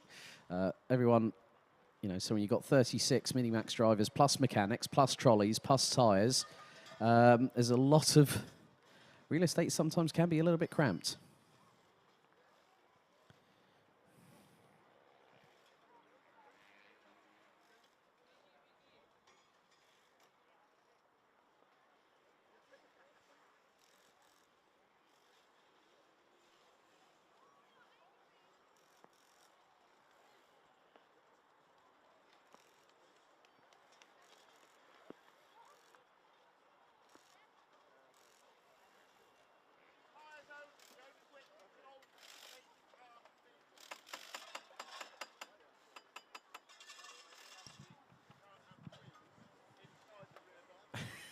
Jacob Ashcroft getting a look in at our roving camera.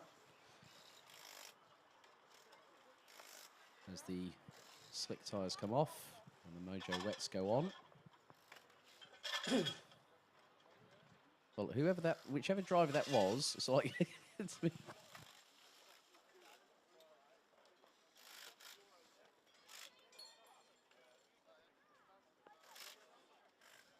So I've just been informed that whilst the tyre change is going on, we will have a slight amendment to the schedule.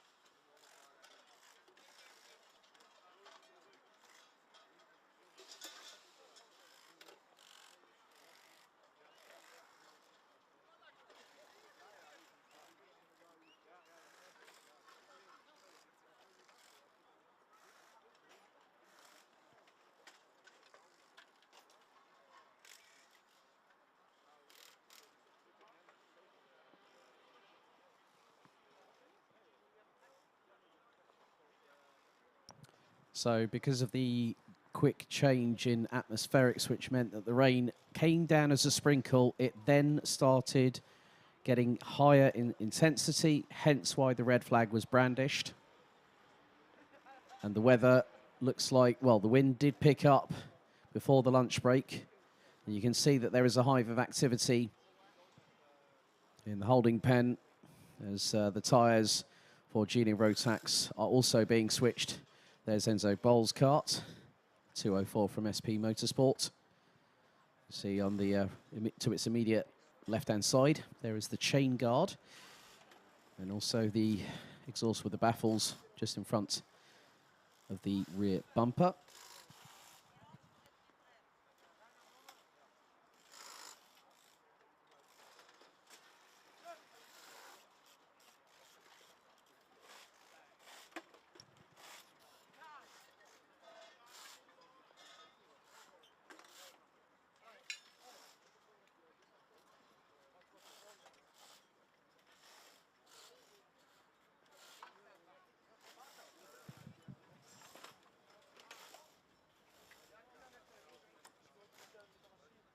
And again, in the layout we have here, there's Gustav Yusarkov's there. Well, his kart, the chain guard actually just by the steering rack, or the steering arm. There's the 271, that's Jack West. All four wet weather tyres fitted to the kart. Adjustments will have been made to compensate for the wet weather conditions. There's Bolowet coming through shots.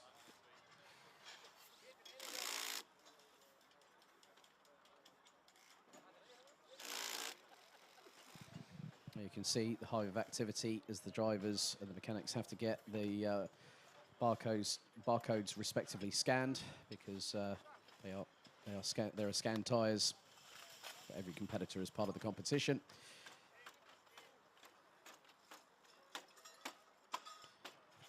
Now the gate is open for the Junior Rotax final.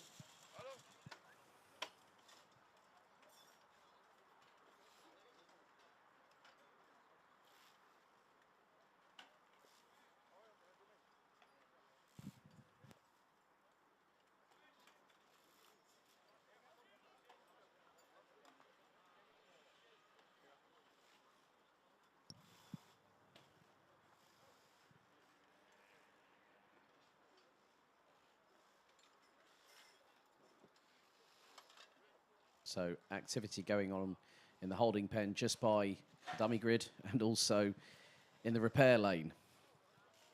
And there is Noah Janssen, the 231 from Germany.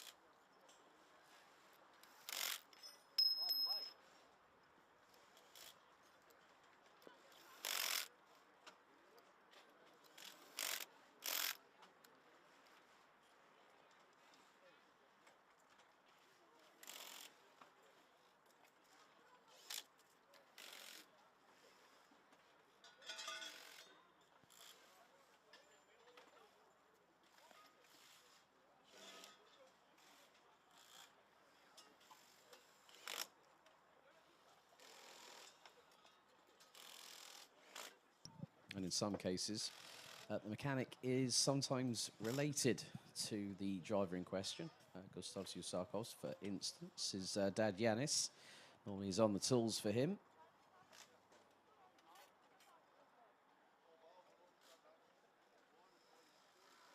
And Boulouet on his race helmet, sporting a clear visor.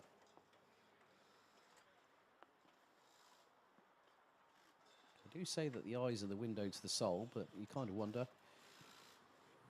what is he just looking on? Now he's having a chat with Seb Bailey, who's working with him.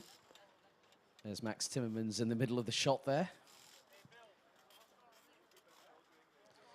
Very credible driver in his own right. I still remember when he was battling away with Jordan Brown-Nutley, and they had a little bit of a close call going through turns 1 and 2, and that was on my first weekend here at this circuit back in 2018 in April. And Max working with Teodor Denkovic.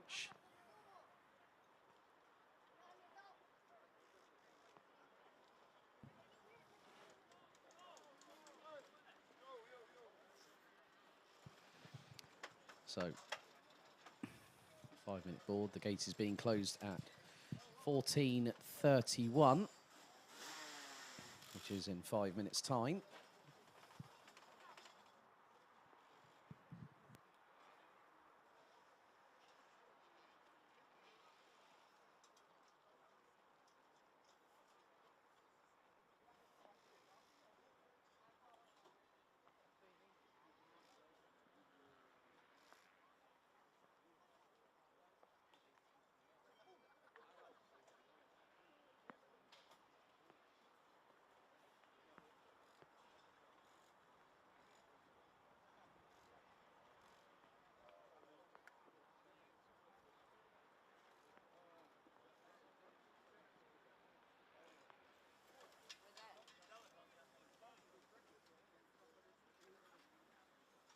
Come on, Yanis, give us a wave. Stop playing with your phone. Smiles at the camera.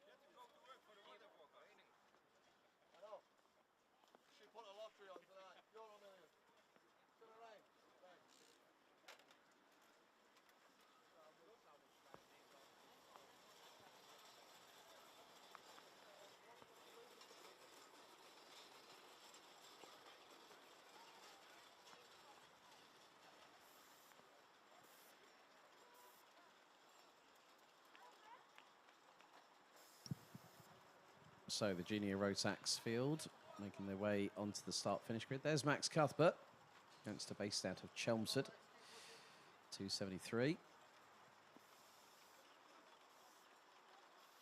So got, I think that's Lawrence Haraboz in the moving power shot, opting not to go with the wetsuit.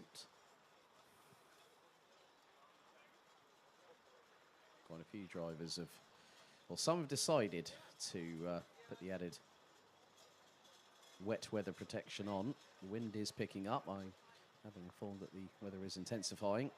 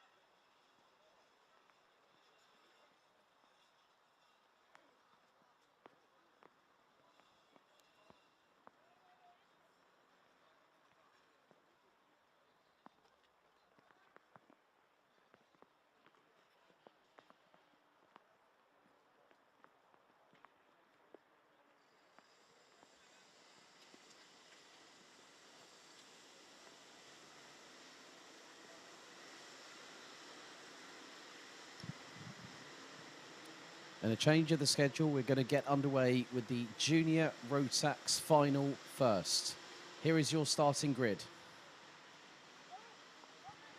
So after the pre-final, Macaulay Bishop starts from pole position, and he's got Austin Lee alongside him on the front row. Enzo Boll and Felipe Falk will be on row 2. Matej Radenkovic and Kasper Schaumanns alongside. There is a kart stuck on the grid, and that is the 286, I believe. It looks like that. Yep, that is the 286. And that is going to be one of the drivers. And that would be Mika van der Pavert, due to start 8th alongside Thomas Ingram Hill on row 4. Dion van Werven and Leon Zelenko due to start on row 5. It's actually Mika van der Pavert who was due to start 12th alongside Lawrence Herbold, so there's going to be a gap on row 6. Gabriel Cullen and Max Cuthbert, row 7. William Murtaugh and Maxim Sachurko, row 8. Aaron Klepsik, Gustav Zusakos, row 9. Jack West and Thijs van Wijk rounding out the top 20. Alexander Savinkov and Frederick Zebis Christensen, row 11. Kiran Bartenstein and Thomas Rudorkas, row 12. Patrick Slipovics and Vian Bossoff round out the top 13. Rose Boluet, Puck Gubbles, Noah Janssen and Anya Levar round out the top 30. Aras Majauskas, Martin Ernesto Varga, Nemanja Jovanovic, Jimmy Kokalainen, Vasila Postolowski and Armand Hamilton rounding out the 36 strong grid, being now 35.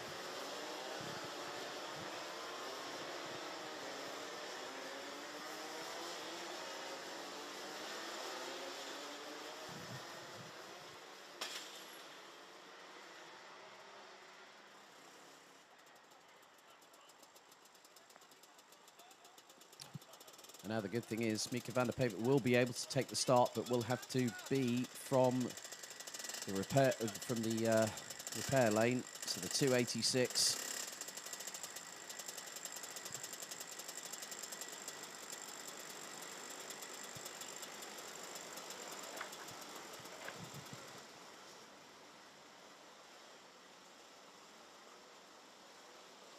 Now we go into battle for the first of 5 finals.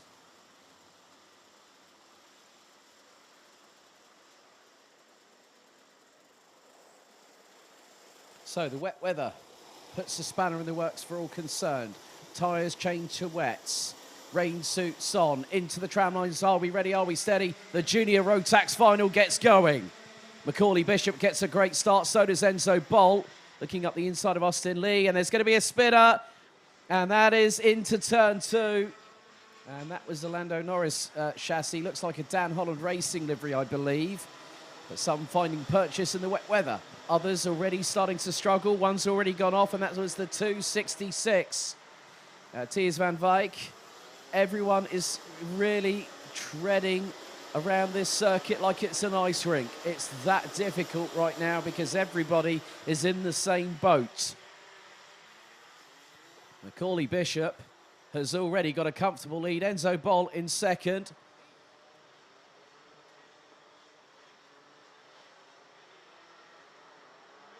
Now, third place could more than likely be Dion van Werven. That's the CRG chassis.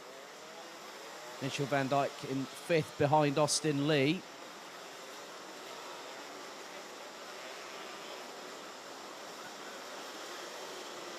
Now this is getting very, very close. Mitchell van Dijk swings to the outside of turn 12. We've got another spinner. 278 out of turn 11. Jimmy Kokalainen from Finland. Macaulay Bishop, after the opening lap, has nearly a 9/10 of a second advantage. And now more drama. That's Leon Zelenko off at the outskirts of turn 2. 3 wide, coming out of turn 2 into turn 3. Aaron Klepsik is in that.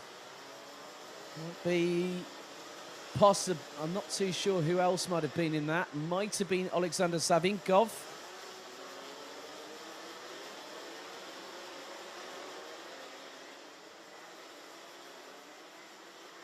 And there is the 271, Jack West. And he spins, coming out of turn 7. Whoa, everyone is being caught out, and Jack West might have got a little bit of an inadvertent assist, but he gets back onto the circuit. Now, Enzo Bol finds himself still in second. Austin Lee now in third place ahead of Dion van Werven. Behind them is Casper Schormans up into fifth place past Mitchell van Dijk, who's P6.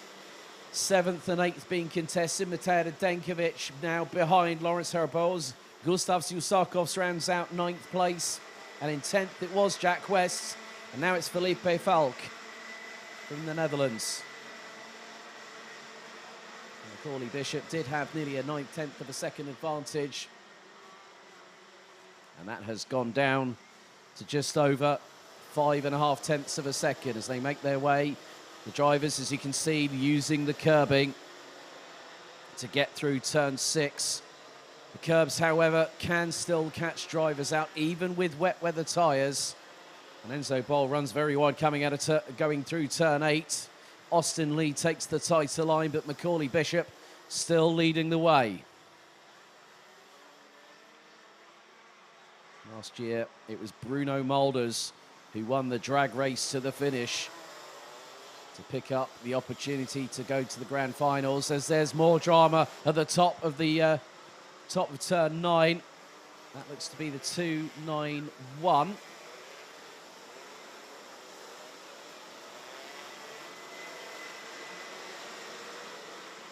So that just goes to show how difficult these conditions are. That was Felipe Falk, who was running in 10th.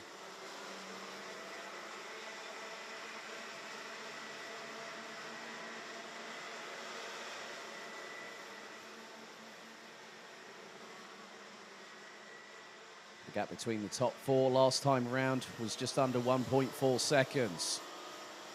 6 minutes and 45 seconds to these drivers, plus an additional lap in these wet weather conditions is going to feel like a lifetime.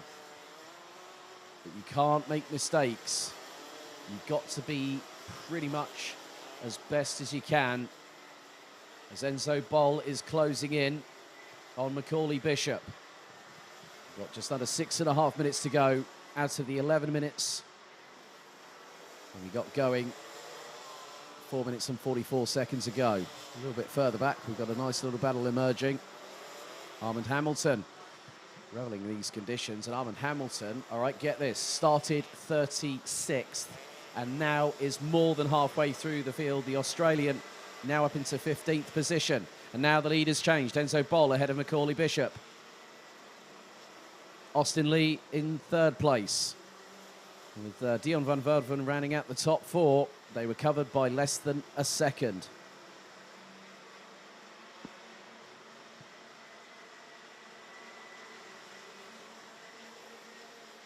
So everybody is just trying to survive this, and that is the 290. That's off at turn number 12, the final corner, Kieran Bartenstein.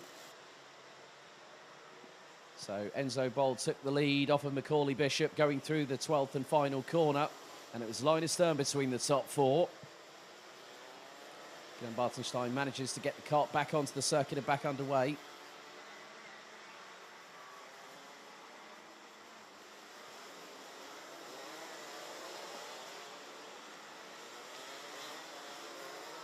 Kieran Bartenstein was a little bit further up, but now drops to stone dead last.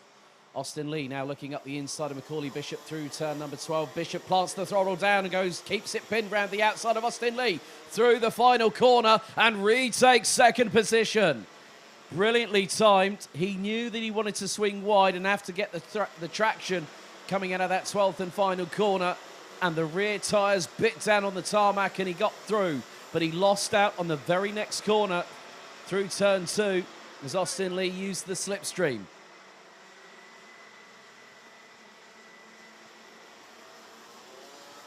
Macaulay Bishop is now having to battle away with Dion van Werven.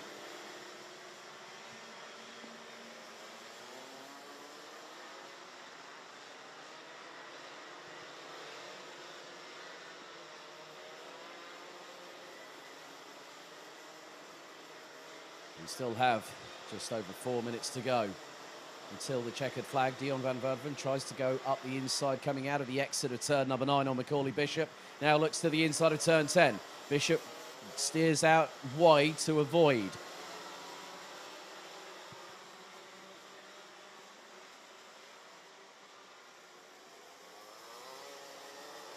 Catching them up is Casper Schurmans. There's Lawrence Herbols behind Mitchell van Dijk.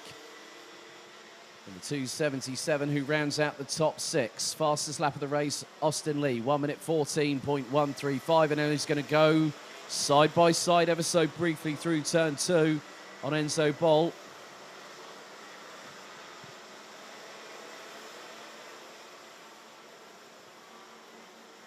So the 2 leaders, Enzo Bol followed by Austin Lee. Bump over the curbs. So does Dion van Verven, who is in 3rd place ahead of Macaulay Bishop. 3 minutes to go on the timer.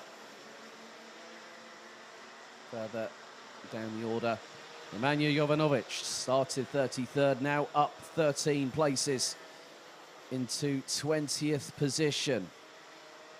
Vasil Postolowski started 35th, now up to 27th. But in these conditions, Adas Majauskis has managed to go a little bit further up the order. And the Lithuanian, based in the UK, now up to 23rd. Time penalty has been given to Boluet, 5 seconds for pushing. And Louet currently sitting in 11th place. As we now go on to our 8th lap, with 2.25 minutes on the timer remaining. So Enzo Bol leads the way. Austin Lee in 2nd. Dion van Verven in P3. Macaulay Bishop, last time around, was just over 5 and a bit, well, he's 5.5 tenths of a second behind. With 1 minute and 53 seconds still to go. The unpredictability factor of the wet weather, as the wind still is very much present here at the circuit. And oh, right, that's 2:26 that's just come in. So that is a real shame for one of the Lithuanian drivers. And that was Tomas Rudokas. With just under 90 seconds of the timer remaining. Austin Lee in the braking zone, getting closer to Enzo Bol, who's able to power out of the corners and get the traction he needs. But Dion van Verven is closing in. Just over a minute to go, plus an additional lap. And Enzo Bol, since he got past Austin Lee and also Macaulay Bishop, he has now got the race lead and could follow in the footsteps of a fellow Dutchman.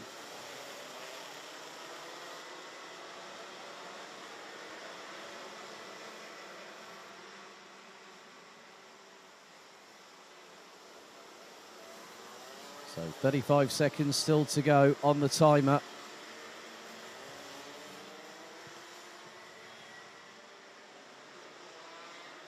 So with the fact that they are setting 1 minute 14s, Enzo Bol swings very, very wide just to get the traction out of turn number 8.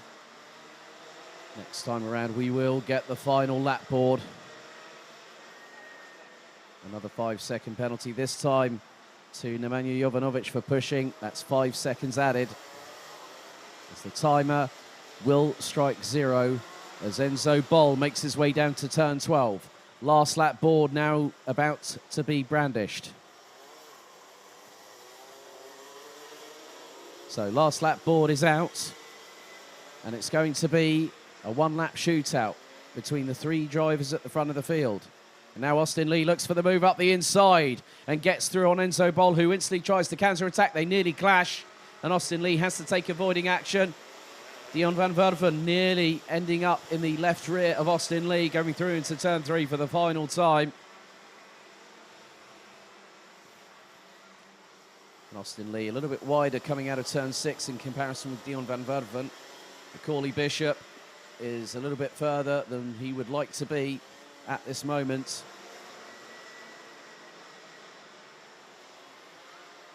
And again, through turn 8, Enzo Bol using that wide outside line to really help get the momentum through the corner.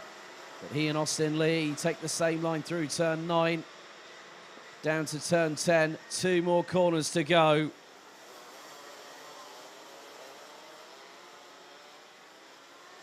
We're coming to the conclusion of the Junior Rotax competition and the Euro Golden Trophy. Using the curving again, out of the final corner. It was Bruno Mulders last year. It is Enzo Boll in 2022. He becomes the Euro Golden Trophy champion in the Junior Rotax class, ahead of Austin Lee. 0.321 of a second. Dion van Verdven taking 3rd position. Macaulay Bishop was very much in the hunt, but has to settle for 4th ahead of Kasper Schrommans.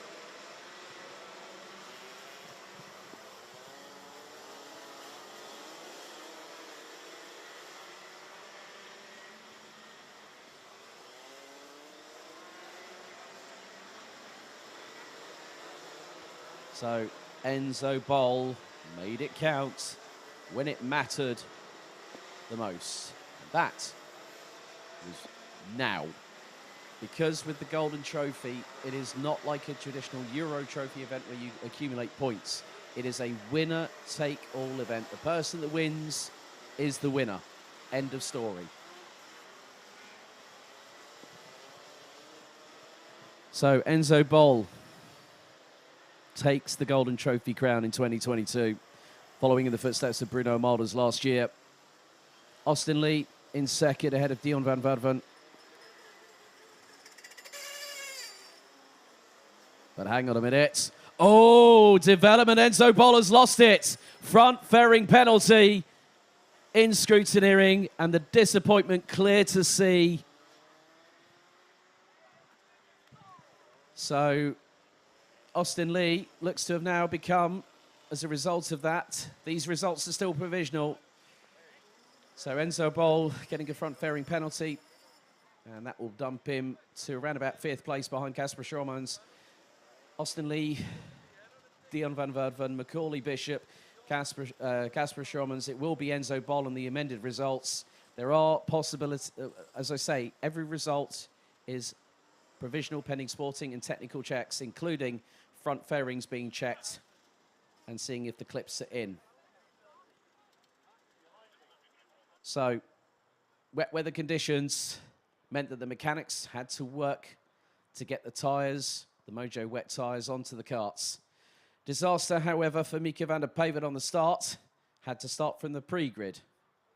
But the lights went out and Macaulay Bishop led the field into turns 1 and 2. Austin Lee keeping it pinned to the outside as they were 3 to 4 abreast. And there was the first spin. And that was the 227 that went round of Thomas Ingram Hill. And then there was more drama, this time for the 278. That was Finland's Jimmy Kokalainen. And the frustration very clear to see. And then that was the moment why. So Leon Zelenko went sideways and ended up in the back bumper of Jack West. And then Jack West had a bit of a spin through turn 7. And then got a little bit of an assist. And not an inexplicable assist, because we didn't really see it. Enzo Boll then took the lead from Macaulay Bishop. And then it was Austin Lee's turn to get past the youngster from Hoddesdon. Dion van Verdven was looking through, but then Macaulay Bishop lined up the kart, put the pedal to the metal, and went round the outside of Austin Lee. Then Austin Lee then took the lead from Enzo Boll. As Macaulay Bishop would end up being overtaken. There was a little bit of a touch there. But Enzo Boll came across the line. He thought he'd won it. But a front fairing penalty gave it to Austin Lee.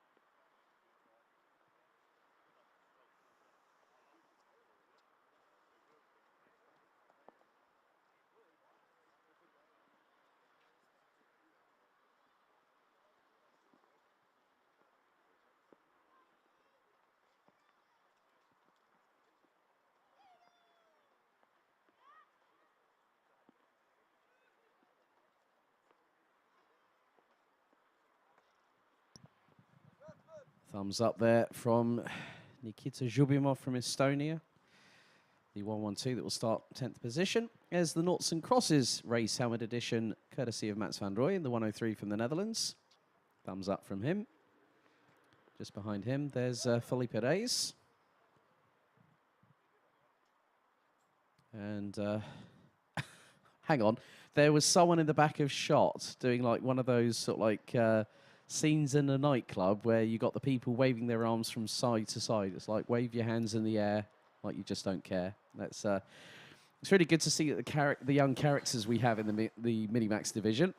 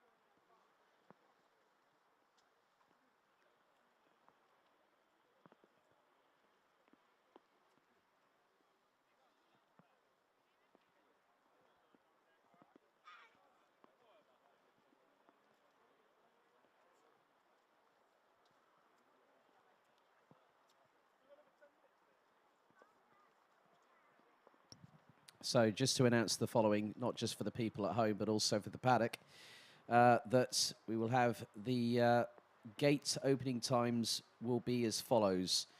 For senior Rotax, the gate will open at 15:10. DD2 at 15:35. And DD2 Masters at 1600.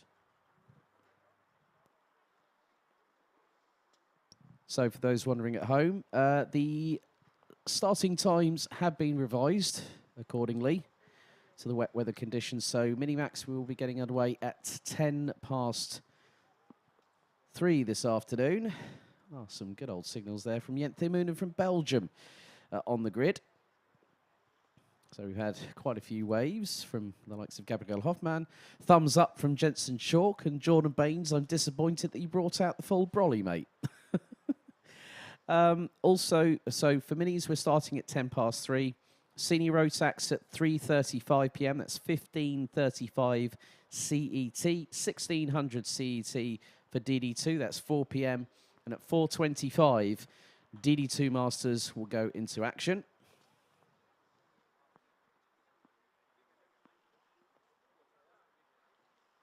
Bassam from Austria there.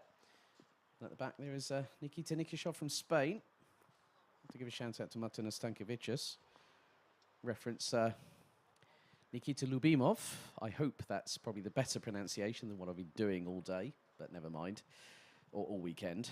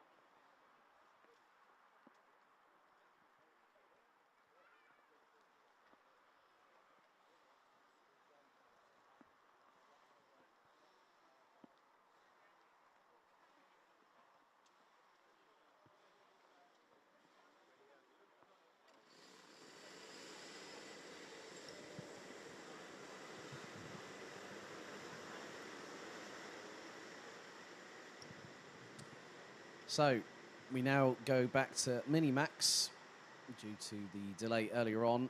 Here is your starting grid for the Minimax Euro Golden Trophy final. Jacob Ashcroft and Zdeněk Babacek will be on the front row. Boris Maximov and Albert Friend on row 2. Henry Domain and Mats van Rooyen, row 3.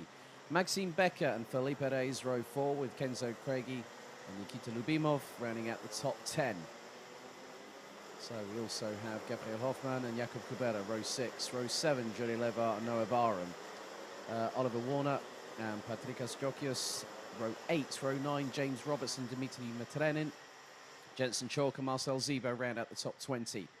Majas Mazinas, Daniel Minto, Ryan Rivers, Boris Verhaag, Christoph Killer, Christian Stefanov, Jente Moonen, Leopold Joux, Ethan Seng, Carlos Nees, Prokor Sokolotsev, Kasper Nissen, Jakub Assam, Jakub Gasparovic, Nikita Nikishov and Nick Preselic round out the 36-strong Minimax grid.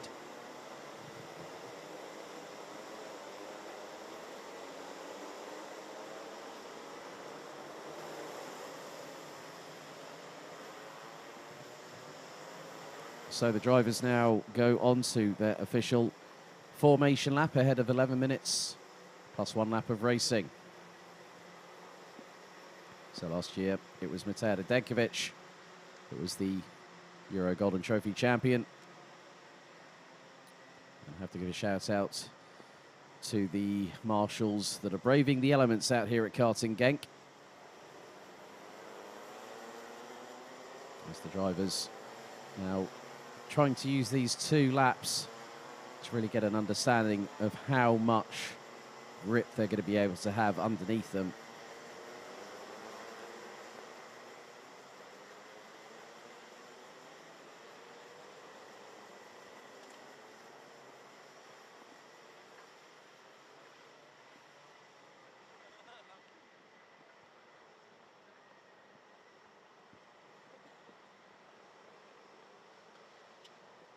So now the front 3 rows have got themselves into position. Everyone, oh, bit of a Maxime Becker was a bit late on the brakes, I think, going through into turn 10. As they're going to maximise as much time as they can.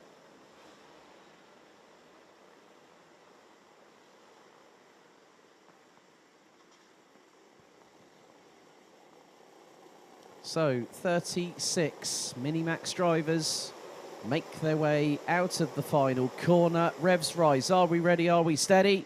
The Minimax Golden Trophy final gets going. Ashcroft leads the field. A deluge of spray. Rooster tails going through into turns 1 and 2. And everyone is trying to get through. We have got a spinner off of the runoff area. I'm not too sure who that might have been. It might have been Henry Domain, possibly. There's more drivers going off, coming out of turn 4. Nikita Nikishov trying to make some headway. Oh, Maxime Becker spins around, and it has caused bedlam behind. A rejoin from Jakub Kubera. Maxime Becker stuck on the inside, pointing the wrong way through turn 6.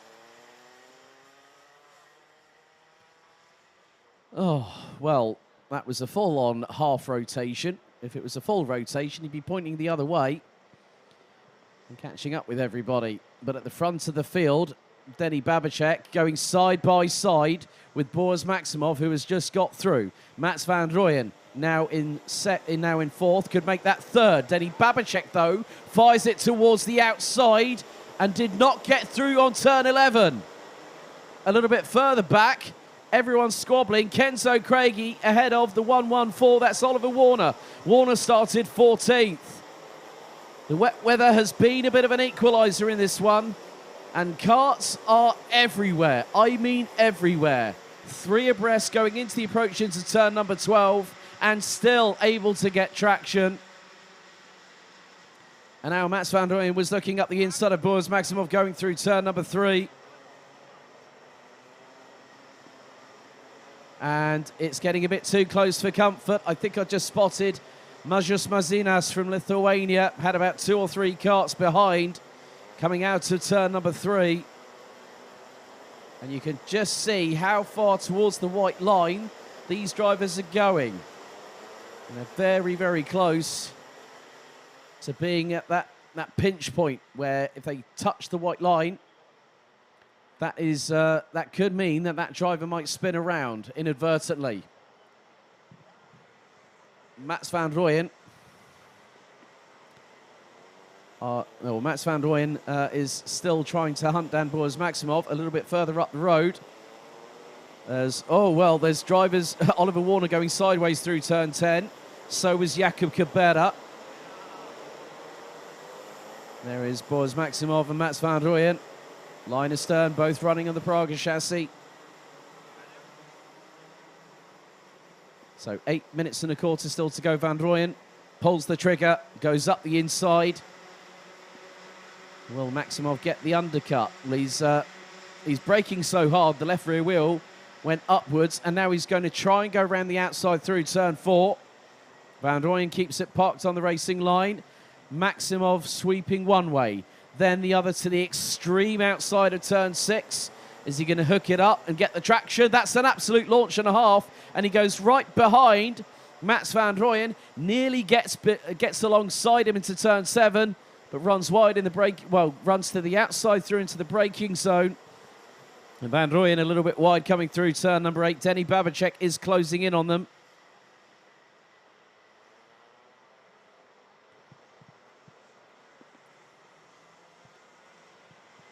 A little bit further back. Well, we've just had our first penalty issued. It's gone to Gabriel Hoffmann. 5-second penalty for overtaking after the red line towards the start phase. I think I've just spotted Jakub Gasparovic. And Gasparovic started 34th. He's already qualified as the young driver for the grand finals, but already to be in the top 20. And now we've got all this happening. We've got Kenzo Craigie at the back of the train. Gabriel Hoffmann trying to go up the inside through into turn 2. 3 abreast as Kenzo Craigie makes it through.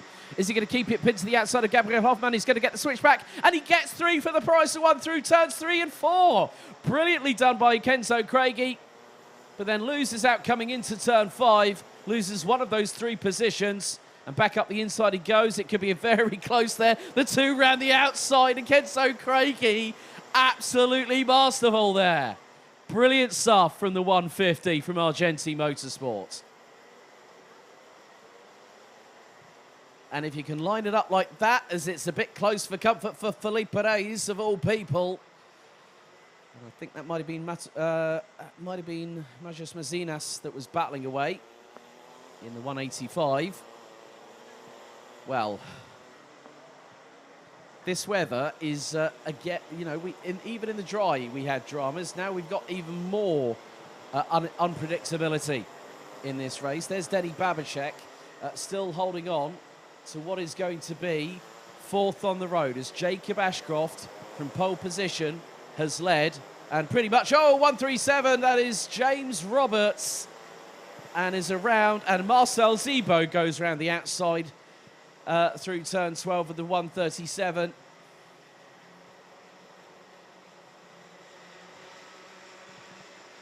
Well, that just goes to show that one moment like that can change the complexity of your race, and not just your race, sometimes it could be others as well.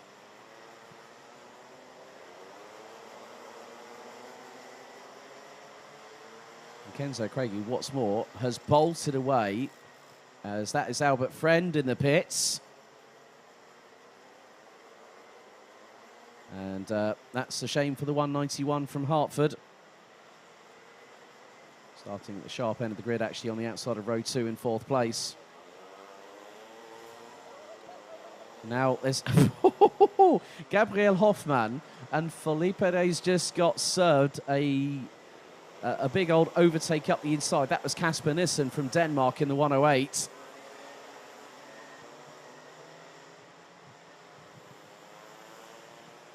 Kasper Nissen again, well, sweeps right to the outside, has to thread the eye of the needle between Felipe Reyes and Gabriel Hoffmann. So he swung to the outside, did Kasper Nissen, and thought, right, I've got a gap, I'm going for it, and did the job. And now looking to the inside of the 109, Jureleva. And has got through. So Casper Nissen, in the wet weather conditions, really enjoying, really reveling in what's going on at the moment, but swings wide, nearly goes sideways. To the outside he goes of Jureleva, then nearly bang wheels going through into turn 6. Gabriel Hoffmann up the inside and gets swamped on the left and the right. And still these two, that could have nearly been very, very messy for the pair of them. A little bit of a touch from behind. Casper Nissen receives, and that allows Jureleva to get through. Gabriel Hoffmann trying to also get through on the 108. And he was the one that had Levard to the outside, Nissen to the inside through turn number 6. And then through turn 9, he loses a position to Felipe Reyes.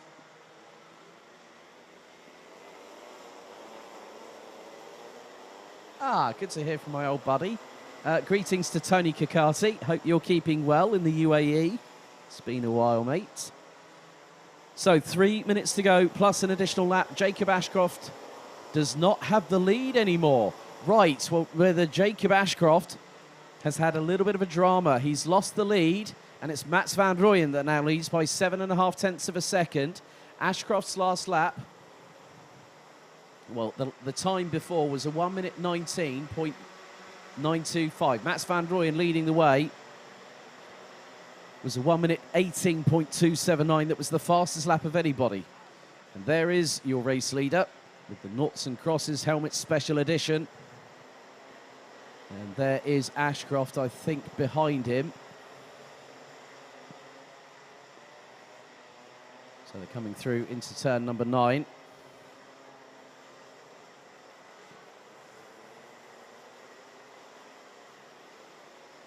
So through into turn number 10. And a little bit further back, more battles happening. Still, we go back to the likes of Gabriel Hoffmann, who gets up the inside of Felipe Reyes. Down towards turn number 10, through the right-hander, and a little bit of a moment there. Look at Nikita Nikishov, has come storming through the field. Whilst others have had dramas, the Spaniard has kept it cool and calm and started 35th. Nikita Nikishov is now in the top 10 and climbing the order. A little bit of flapping on the front bumper there from Casper Nissen. Possibly might be to do with the wind. However, there is a penalty coming, and it's gone to the 136. Jent Thimonen in 20th position. 5-second time penalty for pushing as we head into the final 65 seconds of the race. And now still this battle wages on, and now Gabriel Hoffmann has lost a place to Nikita Nikishov. And now Nikishov looking up the inside gets a little bit of an inadvertent assist from Gabriel Hoffmann as the Spaniard now passed Felipe Reyes going into turn 7. Behind them is the recovering Jakub Gasparovic and also Henry Domain. Felipe Reyes is trying to push the door open slightly as Henry Domain gets through on Jakub Gasparovic and looks to be well, that is a Birel ART chassis. Was trying to pick out the number. So it was the 185. So that was Majus Mazinas. Normally runs on a Paralin. Is in a Birel art this time. So 10 seconds remain on the timer. Mats van Rooyen now has nearly a 2.1 second advantage over Great Britain's Jacob Ashcroft as Gabriel Hoffmann sends it up the inside of, that would have been Felipe Reyes. Well, there is your race leader. The timer has expired.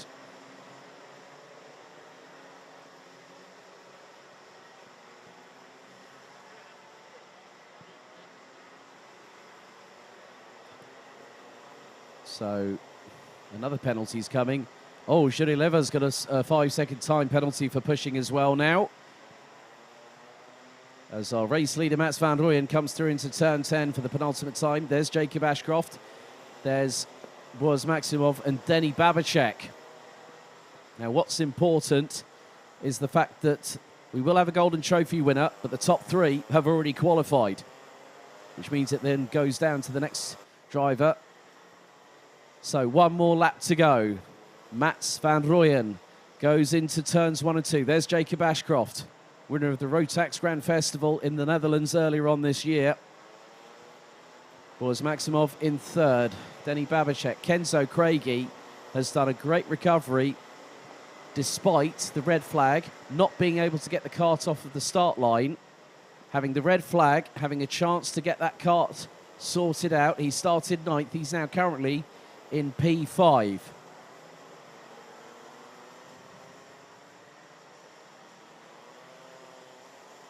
So at the moment, a lot of drivers still making their way through the Europalan. That's the 150 going through shot. Kenzo Craigie. As Mats van Rooyen makes his way out of turn number 9 for the final time. In Minimax last year, it was Matej Radenkovic. As Denny Babacek loses out third to Boris Maximov. But towards the final corner we head. And from the Netherlands, it was Belgium last year. It's going to be the Netherlands this year as Mats van Rooyen starts celebrating. He's got plenty of time to do it as he becomes the 2022 Minimax Euro Golden Trophy champion. Jacob Ashcroft takes second, 3.3 seconds adrift. Boris Maximov and Denny Babacek, followed by Kenzo Craigie, round out your top 5 positions.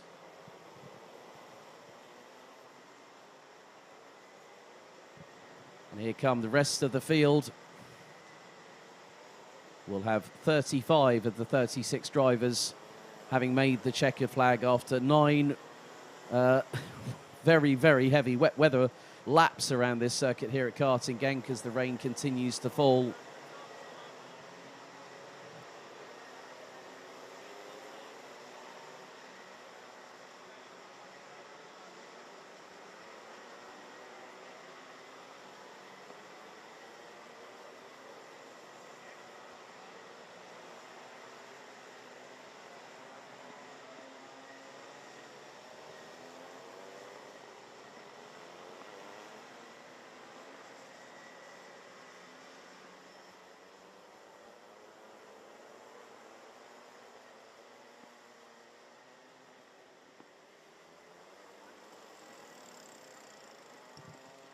So, coming through, Mats van Rooyen having his front fairing inspected, and that's free and clear. So Mats van Rooyen takes the win provisionally by 3.365 seconds, ahead of Jacob Ashcroft with Boris Maximov, Denny Babacek and Kenzo Craigie rounding out the top 5. Gasper Nissen, Nikita Nikishov, Henry Domain, Yuri Levar and Jakub Gasparovic rounding out the top 10. Levar will get a 5-second time penalty added to the race time, dropping the 109 out of the top 10. Felipe Reyes, Majas Mazinas, Oliver Warner, Boris Verhaag, Gabriel Hoffman, Jensen Chalk. Great run by Kyrgyzstan's Prokor Sokolotsev to 17th. Carlos Nees, Nikita Lubimov, Maxime Becker, Marcel Zibo, James Roberts, Noah Borum, Dimitri Matrenin, Christian Stefanov, Leopold Jouch, Christoph Killer, Jens Thimunen, Jakub Kubera, Patrikas Jokius, Eason Seng from Chinese Taipei, Jakob Assam, Daniel Minto, Ryan Rivers and Nick Braselic. And unfortunately, with a handful of laps completed, Albert Friend retired.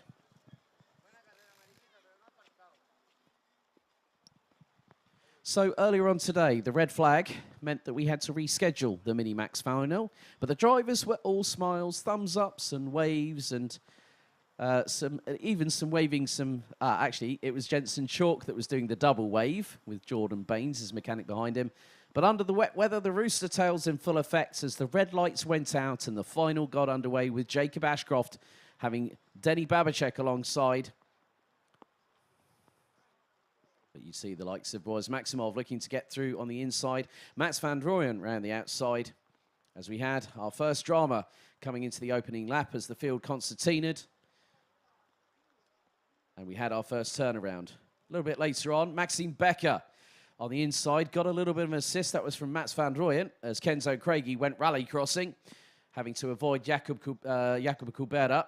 Maxime Becker had to wait until everyone got through and no one else clattered into the young German.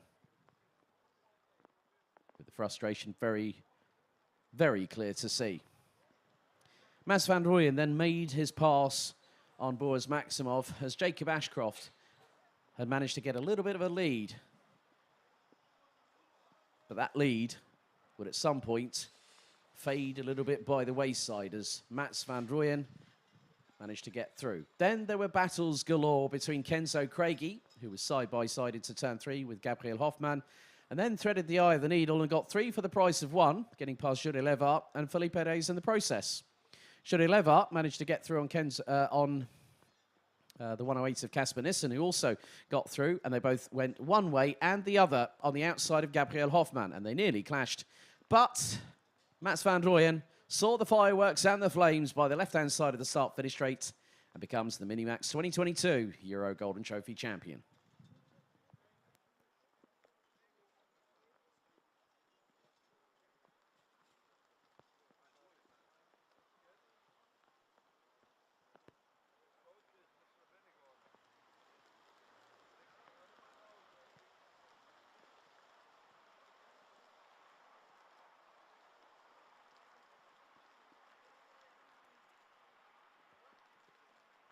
Hello, Jen Wade. Good to have you back with us. I know you've been watching as well.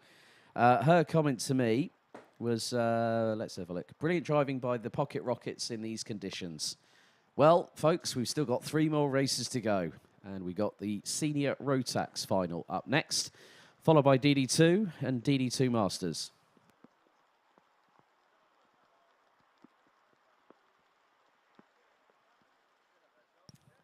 So, 36 senior Rotax drivers have made it to this point. Out of 59 that joined us earlier on this week.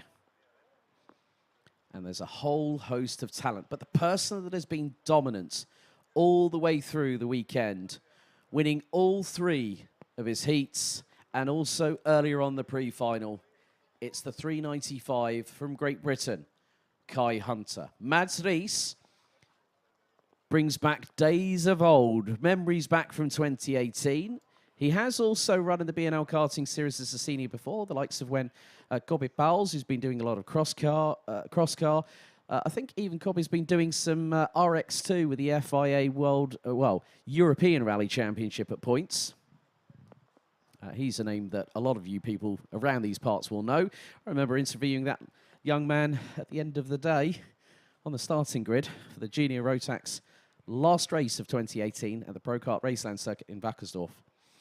And then I then caught up with him a couple of years ago and then realised he's actually taller than me. No surprise there.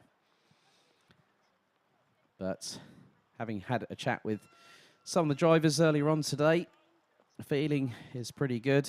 You're going to have some drivers in these conditions revelling in the wet weather, including the driver just to the right-hand side, just out of shot now, Lewis Gilbert, the 18-year-old from Dollerai in Ayrshire, that has helped start the Potenza Craft Association, Potenza Racing Engines and Craft Motorsport. And so they've tried to build the ranks, haven't they? Along with the likes of Janis Stiak, Mats Johan Overhoff. So Charlie Turner and James Johnson are in the awning this weekend.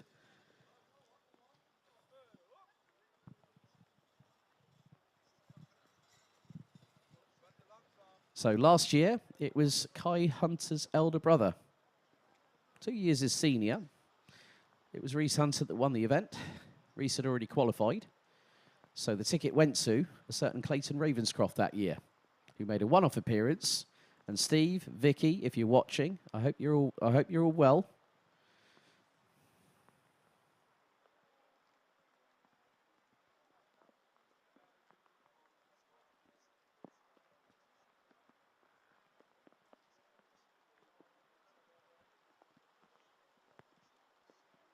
So, nationalities out of the 26 we've got here. Great Britain, Denmark, Germany, Israel, the Netherlands, Finland, France, Sweden, Italy. So quite a few nationalities there. 26 nationalities represented at this event. And with the best part of just over 380 drivers heading to the grand finals in Portimao.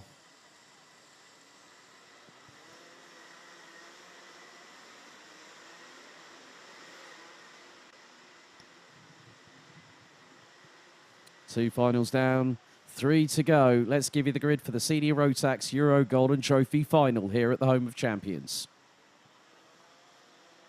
So on the front row, Kai Hunter and Mads Rees. Row 2, Sean Butcher, Janis Diak. Row 3, Lewis Gilbert and Ariel Elkin. Matthew Higgins and Farin Mega, row 4. Oscar Christensen and Jaden Thien, row 5. Row 6, Rafael Renhofer and Miska Kaskinen. Paul Fokema and Vic Stevens, row 7. Brandon Carr and Adita Kulkarni, row 8. Mitch Haynert and Jan Bouvier, row 9. Jamie Perrelly and James Johnson complete the top 20. Gustav Jonsson, Morgan Porter, Oscar Hall, Marco Bernardi, William Hellstrand, Reese Hunter, Adam Valster, Zombor Kovac, Emily De Hoys, Jort van Wijk, Martin Gaiskens, and that is the 399. That is Miska Kaskinen that has stopped. And I think that is on the exit of the Europlan. He's trying to get it fired up again. So Martin Gaiskens and Matty Hingley on row 16. Lachlan Robinson and Jens van der Heyden.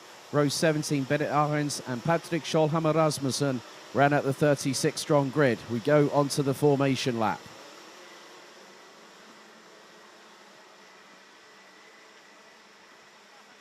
And Miska Kaskinen gets out of the cart at turn 7 and starts pushing. And unfortunately for the Finn, it's game over. It was due to start 12th.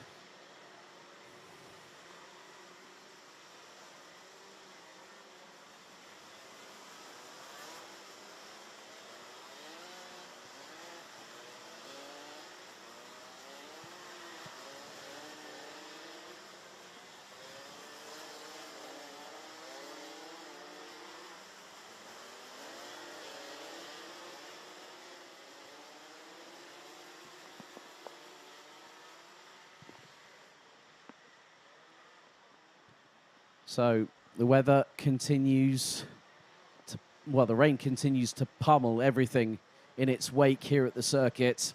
And that includes the circuit in front of us, 1,360 meters, 12 turns. And we're going to have 35 drivers going into battle.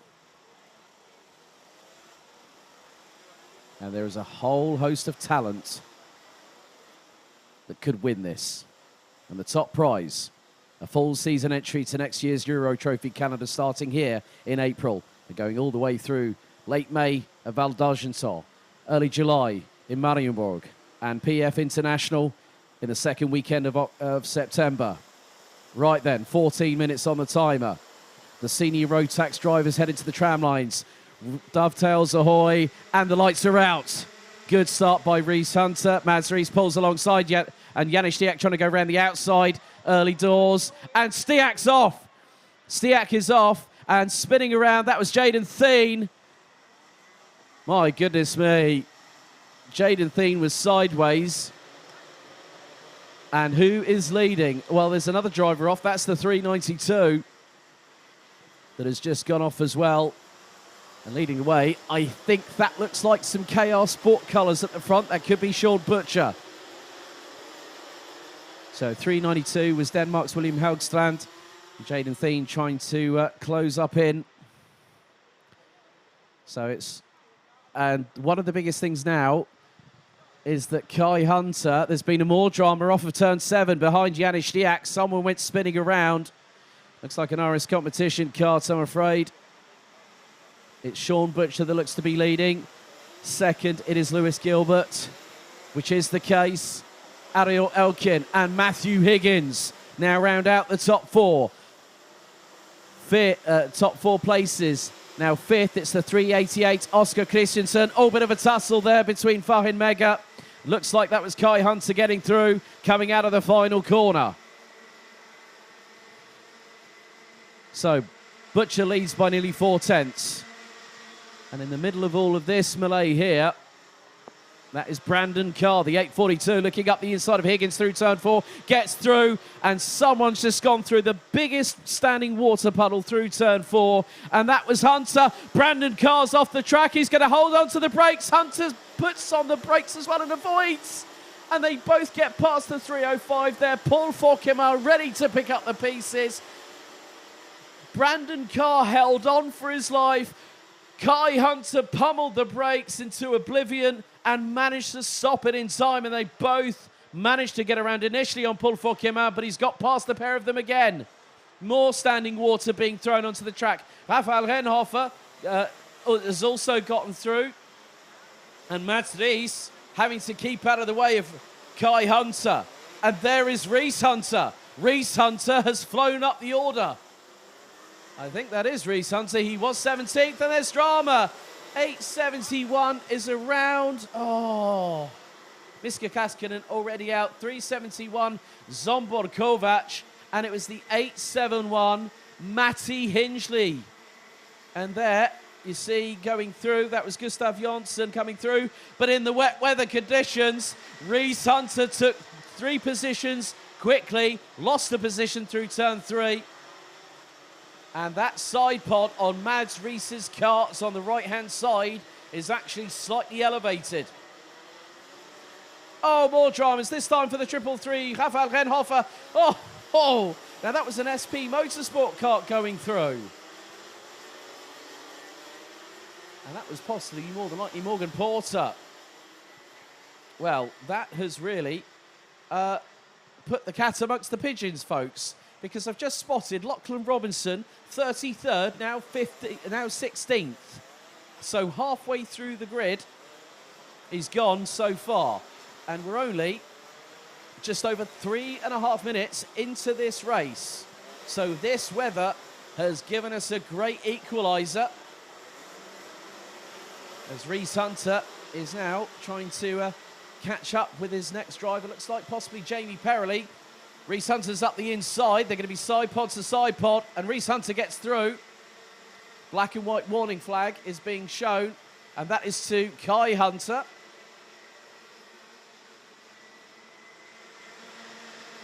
So Reese Hunter now in the top 10. Oh, Mads Rees and Rafael Renhofer come together. And Rafael Renhofer has to wait till he gets the tap on the front bumper. They're trying to avoid him. He's right in the racing line.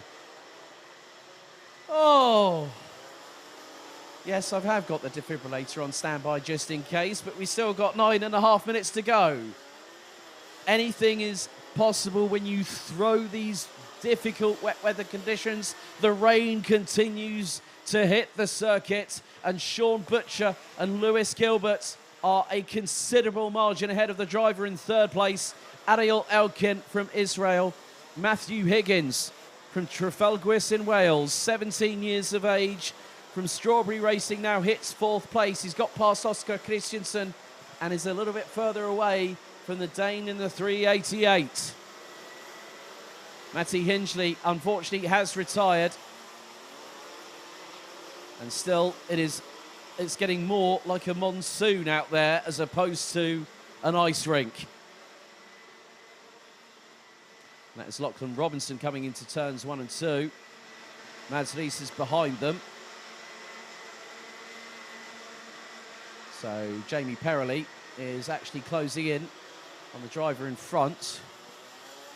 It could be, well, it could be, that's actually Morgan Porter ahead of Gustav Jonsson. So Porter up to 11th, Lachlan Robinson up to 13th. And he's ahead of Jamie Perrelli at the moment. As they make their way through. As far in Mega, loses a position to Brandon Carr. That's for 6th out on track. So coming up to 6 minutes completed. 8 to go plus an additional lap. Sean Butcher's lead over Lewis Gilbert last time was 1.1 seconds.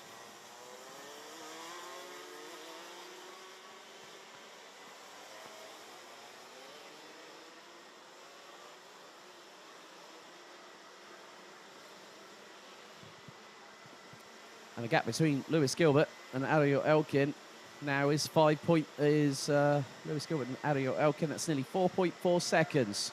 4.341 seconds as we've got 7.5 minutes to go.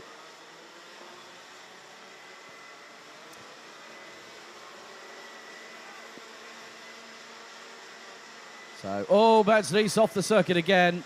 The Dane's day has gone from bad to worse as he loses out big time. Still to be where he is at the moment. Oh, bit of a touch from behind on one of the drivers in front. Might have been possibly. And that case. Well, Madsleys might have been Jamie Perrelly, I think. But here's the battle for P3. Ariel Elkin versus Matthew Higgins.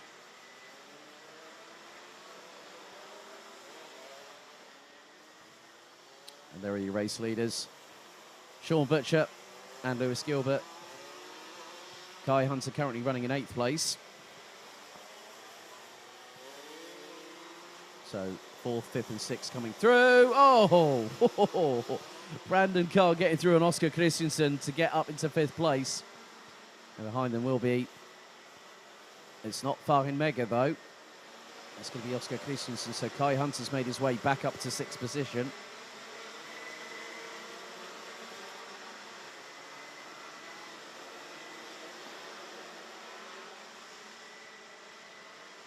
Brandon Carr making his way into turn 6.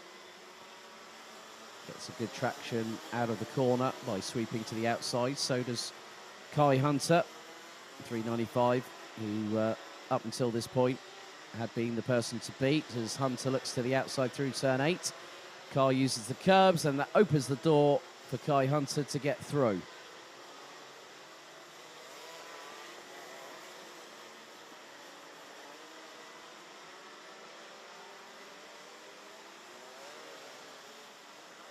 And a little bit of a tussle here. That is Oscar Christensen versus Farin Mega. Mega went for the move, and then Paul Fokima decided, right, there we go, thank you very much.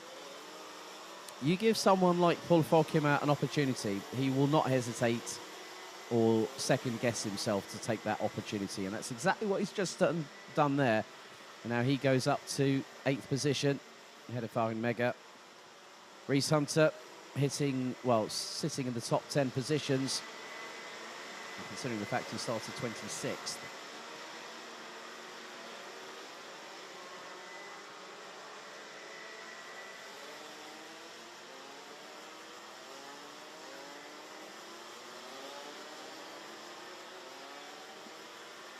At the moment, the gap between 1st and 2nd position stands at about 1.1 seconds. The intensity of the rain has not died down at all. In fact, it's looking like it's not getting any better out there. There's a nice little overtake. That would have been by Farin Mega on Oscar Christensen. Reese Hunter not too far behind. And in the background, I spy with Mind at Line, Morgan Porter and Lachlan Robinson, both also closing in. Porter and Robinson have set their best lap times. There's Madsleys. Oh, Madsleys, a little bit of a touch, and he just completely gets 100% crossed up. Trying to get through. That would have been on the 850, who leans forward. Now, the 850 was Oscar Hall. And Oscar Hall now has Madsleys on the inside, going through into turn 12. Hall's going to hopefully get the switch back. There's going to be enough room going through past the curbing, and Madsleys keeps the position. Oscar Hall will have the slipstream going into turns 1 and 2. A little bit further up the field, Paul Fokima now trying to get through on Farin Mega, and gets through. That's turn 5 he's made that pass as the number 305 from France. And there is Reese Hunter not too far behind either. Oscar Christensen there sitting in 9th position. Reese Hunter, the 865, he was the winner of the Euro Golden Trophy last year.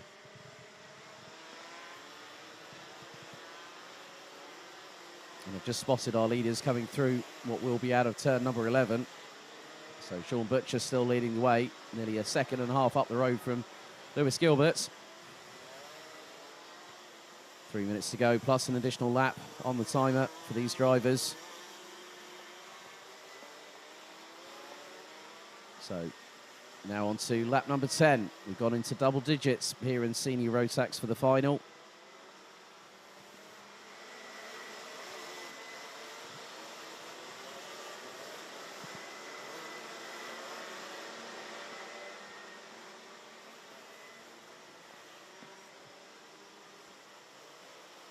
I know his dad Glenn is watching.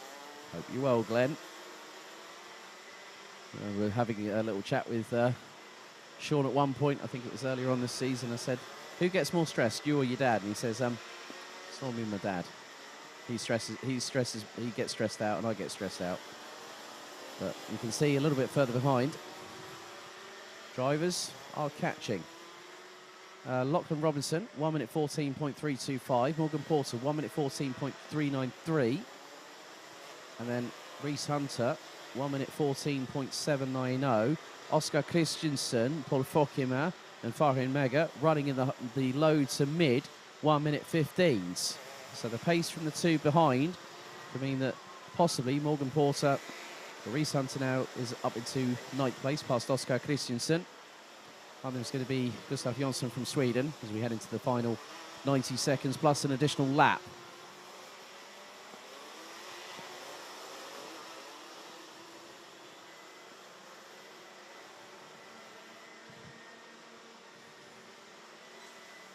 And now there's going to be a change here. Reese Hunter, the 865 from Great Britain, 21 years of age, based out of Sunderland, gets through on the youngster from Halton Anzir, Mr. Farin Mega. Represented Team Germany at the Grand Finals in Conde Padova when he was back in Minimax.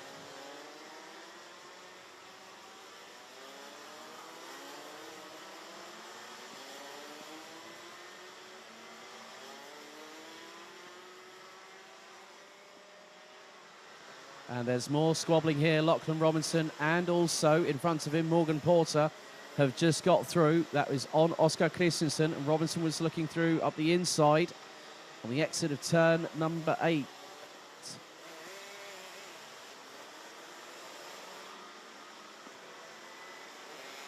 So they're now 10th and 11th respectively.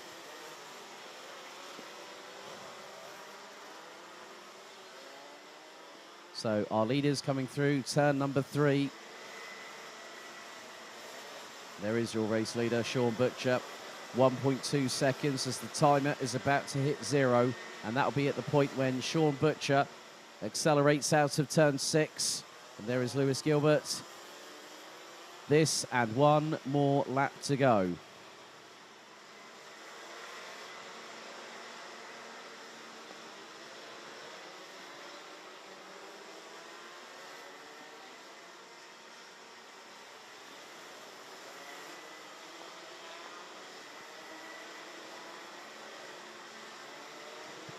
So Mitch Haynett unfortunately retiring on lap 7, but Sean Butcher is 1 lap and now what will be 1 corner away. Sean Butcher and Lewis Gilbert have kept themselves in contention for the Euro Golden Trophy crown. And it's the final lap board. All the seniors on the track will be very, very happy to see this, as the 3:46 has just received a time penalty. 5 seconds for pushing. That is James Johnson. Sean Butcher leading the way through into turn 4 for the final time. But there is some melee a little bit further back. Yanni Stiak is involved in that one. They come through into turn number 12.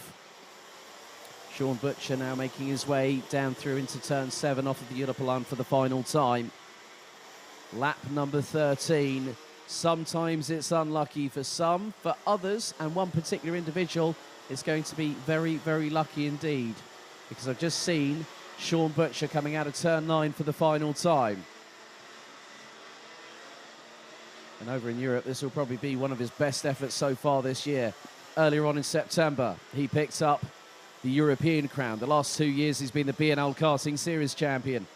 But the checkered flag is going to wave. It was Reese Hunter last year out of the final corner. Sean Butcher's done it. The Aussie based out of London representing Great Britain punches his way to the Euro Trophy for a full season campaign. And going to the BNL Karting Series next year will be Lewis Gilbert in 2nd position. 3rd place, Matthew Higgins gets a free entry to a round of his choice in the Euro Trophy calendar next year. These are provisional, pending any sporting and technical checks post-race, but Sean Butcher kept himself in contention with 2 victories in the heats yesterday. And sometimes don't lose your head when others lose theirs. But great driving by a lot of these drivers, these 2 in particular.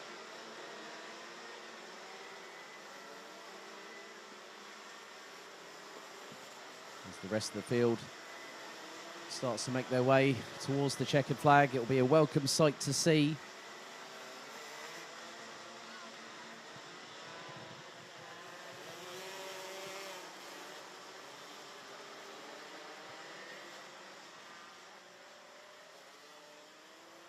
So Sean Butcher makes his way in.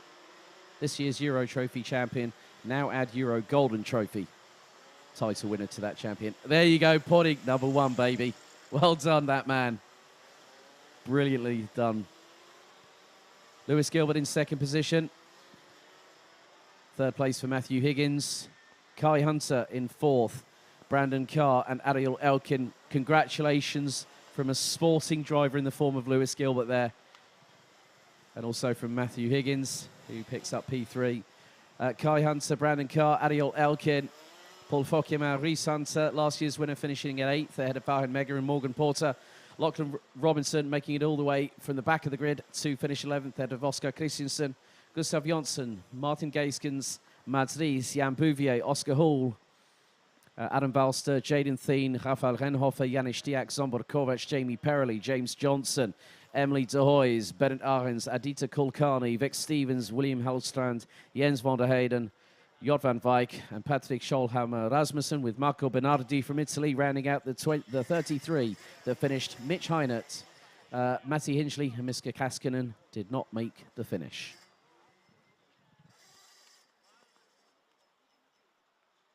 So, having a look at the highlights, the rain continued to fall unabated here at the Home of Champions, as the 36 drivers would soon become 35, following on from the unfortunate retirement of Miska Kaskinen. The lights went out, we got racing, and Janis Stiak went brazen, high, wide and handsome, looking to the outside of turns 1 and 2. Whilst the field was being led by Rhys Hunter. Sean Butcher, now that was the moment where you had, that's why Stiak went wide, because Mads Ries had contact with Kai Hunter. Then Jaden Thien decided to join the sideways brigade. This was the moment that Brandon Carr did not want to have happen, and he held onto the brakes, nearly slid into the path of Kai Hunter, who managed to circumnavigate it, and Brandon Carr would continue. And they both went round the outside and the inside of Paul Fokema. Turnaround also for one of the Dams racing drivers. That was the 861 of looked to be Vic Stevens, and the 871 of Matti Hinchley, with the latter retiring. Then dramas for Rafael Renhofer through turn 6. And nearly getting collected by Morgan Porter in the process, as he made his way through between the Chaos Sport drivers of Renhofer and also Lachlan Robinson. Conditions at the best of times were not easy, but one driver that was making the best of it was a certain Rhys Hunter. More dramas again, this time through the exit of turn 3 for Rafael Renhofer, as everyone struggled to avoid him, and he did get collected. And we also had the drama for the 392. That was William Helgstrand. Again, Brandon Carr and Kai Hunter would go into battle. Farhan Mega left it a bit late, going into turn 10 on Oscar Christensen. And they still were wheel to wheel, coming into turn number 11. Mads Ries going into turn 10. Hit the curbs a bit too hard, but Sean Butcher saw the fireworks and the flames, celebrating in style, and then pointed to the number 1 on his front Nassau panel.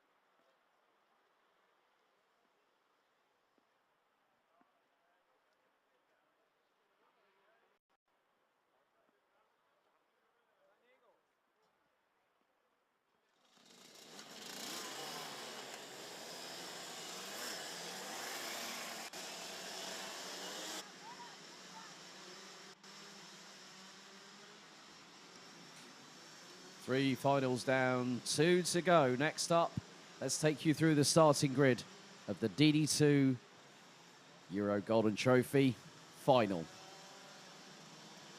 And in the words of Jen Wade, are you ready for this one? It's Sander Schriblak and Martin van Leeuwen. Van Leeuwen went on, took the ticket from last year's Golden Trophy and went and won the grand finals. Matthias Jette Jacobsen and Maxime Dirks, both on row 2. Chris Harden and Mick Knowlton, row 3. Axel Saniala and Carl Gustav Borgaard, row 4. Mark Kimmer and Tom Bracken complete the top 10. Lawrence Seyfried, Fabian Bock, Charlie Turner, Lasse Andreasen, Kilian Gerhard, Ronny Göttler, Martin Konopka, Bendit Sabo, Matis Malinovskis and Florian Breidenbach round out the top 20. Jules Cousin, Nicolas Guillaume, Hugo Schwarzer, Jamie Smith, Christopher Zaxter, Hannes Bodder, Nikita Ilyanov, Matic Kolmanic and Axel Bengtsson round out the 29-strong grid. 14 minutes will be set on the timer plus an additional lap. And after this, it'll be DD2 Masters closing out the show.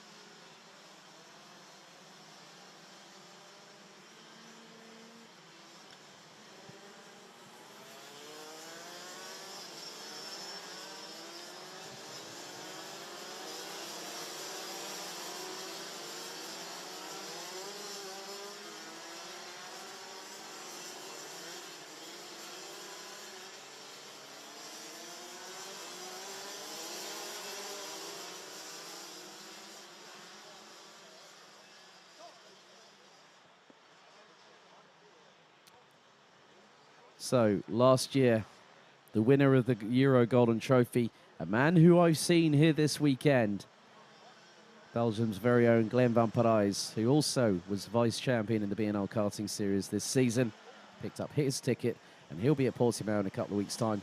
He's also vice-champion for this year's Porsche Carrera Cup Benelux. But now the focus is on the drivers that have yet to qualify. Schriblak is one of them. Van Leeuwen is one of them. Also, I think Dirks is one of them as well. Mick Knowlton at the sharper end of the grid has also qualified. Mark Kimber has qualified. There are several others. There are hungry wolves out there in the wolf pack here in DD2. 29 drivers, 14 minutes plus an additional lap. So into the tram lines, revs rise. Are we ready? Are we steady? The DD2 Euro Golden Trophy final is underway. Great start by Matthias Jette Jacobsen, who tries to pull to the inside, going through into turns 1 and 2, but Schriblak holds fast. And still, the Dane stays in second position. He gets past Martin van Leeuwen, who now has, because of the fact that Martin van Leeuwen just went through this water splash through turn 4, it was Chris Harden that managed to get through. Lawrence Seyfried has got himself in further up into the top 10. As the drivers make their way through down into the Europlan. And oh, someone's got a bit sideways, and that was Lawrence Seyfried. As they say, if it goes 3 wide into turn number 7, it's the person on the outside that suffers as a direct result. But because even though that's happened at this point, there's still 13 minutes of this race, plus 1 lap. Anything is possible. So I would not count him out. Schriblak leading. Chris Harden now has got past Matthias Jette Jacobsen for second place. Third position will be now Jette Jacobsen, Martin van Leeuwen, Carl Gustav Borgaard, Mick Knowlton, Mark Kimber, Ronny Göttler, Tom Bracken and Fabian Bock. There is the 475 peeling into the pit lane. That is France's Jules Cousin, unfortunately out of the race, as Chris Harden now trying to look to see if he can get past Sander Schriblak. Chris Harden has raced at this circuit plenty of times before, especially in the junior categories. and also over the course of the DD2 season in the BNL Karting Series. Shriblack has been racing in Belcar, the Sky Limit Sprint Cup this season in a BMW M3. Had the pleasure of watching him win the opening race at Zolder, which is located just Circuit Zolder, just about 25 minutes away from here. And Harden's still trying to get through. Van Looyen still trying to get through, and he's just been passed by Carl Gustav Borgaard for fourth place as Chris Harden towards the outside through into turn 12. He tried to get the run. Shriblack's done that trick before, and Harden still to the outside. And he's gone to the outside edge. He's two wheels on the grass. Who's going to make it through into turns 1 and 2? It's Shriblack. But credit to Chris Harden for keeping his foot 100% stuck in. And now he's gone for the lead. Up the inside of turn 4. Chris Harden takes the lead here on lap number 3. Now this could open the floodgates. Matthias Jette Jakobsen gets a little bit of dirt on the right side pod. Mark Kimber is there, Mick Knowlton is there. My goodness me. Chris Harden waited. And he kept it planted round the outside, but Shriblack robustly gets through round turn on the inside of turn number 8. I cannot believe what I'm seeing right now, because the two leaders have yet to get away. Van Looyen now goes into contention, but he gets a bump from behind courtesy of Mark Kimber. And now Harden again trying to get the whole shot coming out of turn number 11. Going into turn 12, Kimber looking to the outside now to get the undercut on Martin Van Looyen for P3. No room at the inn, I'm afraid, for Mark Kimber. As Chris Harden trying to keep Zana Shriblack guessing. I still remember the battle that Zana Shriblack had with the likes of Dionysius Leveris and David Remy at this very circuit, as coming out of turn 3 and now through the exit of turn 4, Harden retakes the lead.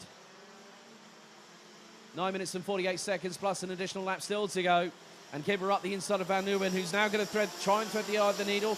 Can get past Matthias Jette Jakobsen, but can't get past Mark Kimber. Shriblack looking to the outside. He did a brilliant move around the outside of Sebastian de Grand, but then Kimber goes through, and then there is Martin Van Looyen looking around the outside of Zana Shriblack through turn number 8. And Van Looyen gets a tag from Matthias Jette Jakobsen, and Martin Van Looyen was up over the rear bumper. This complexity has changed. Matthias Jette Jakobsen around the outside through turn on Zana Shriblack for P3. Makes the move stick, but Chris Harden has got a comfortable lead as Shriblack gets not just 1 place, but 2. Typical. He's used that trick before, and it wasn't because of the fact that Chris Harden did it. Zana Shriblack has done that in the wet, and that was done on Dionysius Leveris and David Remy back in 2019. And still, the fun and games continue in the wet weather conditions. And Martin Van Looyen managing to get a real good launch coming out of turn number 3. Shriblack is now going to have to start fighting, because Chris Harden had a lead of nearly 1.9 seconds after the 4th lap. We've still got 8.5 minutes to go. So Hannes Borda up to 13th, Kilian Guerin up to 15th. Matis Malinovskis now ahead of Axel Sardiala, and Shriblack and Matthias Jette Jakobsen come together through the exit of turn number 7. More developments, and Matthias Jette Jakobsen rejoins, and I'm not too sure he was actually, whether he's turned it round the other way and decided to cut across the infield. And that means those wet weather tyres are not just going to have rainfall, well, wet conditions as in the rain. It's going to probably have a lot of mud and grass on there. So he's got to try and clean them up. And Chris Harden has been given the biggest get out of jail free card anyone could wish for right now. 7.5 minutes still to go. And I don't think we're done yet, folks. Charlie Turner gets through, looks to get through on the inside on Zana Shriblack and gets the touch and spins the Brit around. And then through goes Maxime Didix.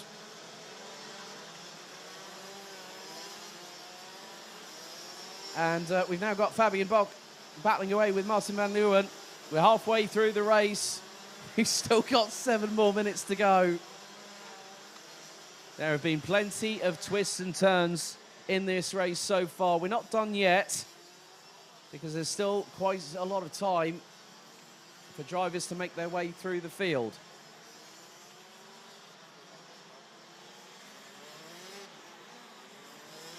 But Chris Harnon, last time around, had 1.7 seconds of an advantage. Mark Kimber in second. Third, it's Carl Borgaard. Martin van Leeuwen and Fabian Bock round out the top 5. Matthias Jette Jakobsen. And Hugo Schwarzer from 23rd, now sitting in 7th. As Van Leeuwen and Bock go to battle into turns 1 and 2. And Fabian Bock pulls the trigger, gets up the inside of the Dutchman. Now to take that place. So up to 4th goes this year's RMC Germany champion. Mark Kimber is closing in on Chris Harnon. But with 6 minutes still to go, Chris Harnon could extend that lead given the opportunity. He's got clear air. He hasn't got any compromising on his visibility. Because he's out in front, he's not having to contend with any spray from the rear axle of the kart in front.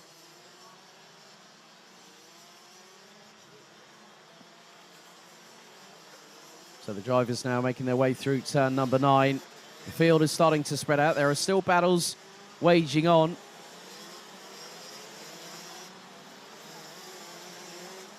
Zana Schriblak, I don't think, is taking any further participation in this race. Well, he's dropped all the way down to the bottom of the order after that incident with Matthias Jette Jakobsen. And Schriblak, the dream unfortunately ends on the last race of the weekend, the most important one where it mattered the most. Chris Harnon, with 5 minutes to go, has a 1.4 second lead over Mark Kimber. Maxim Dirks at the front of this train.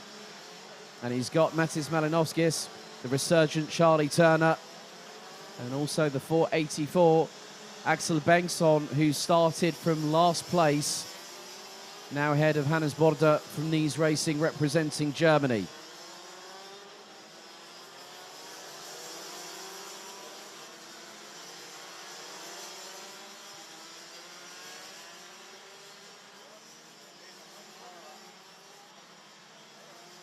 Now Charlie Turner looking up the inside. Oh, 414. Matis Malinowskis being hung out to dry. Axel Bengtsson nearly rubbing wheels with her.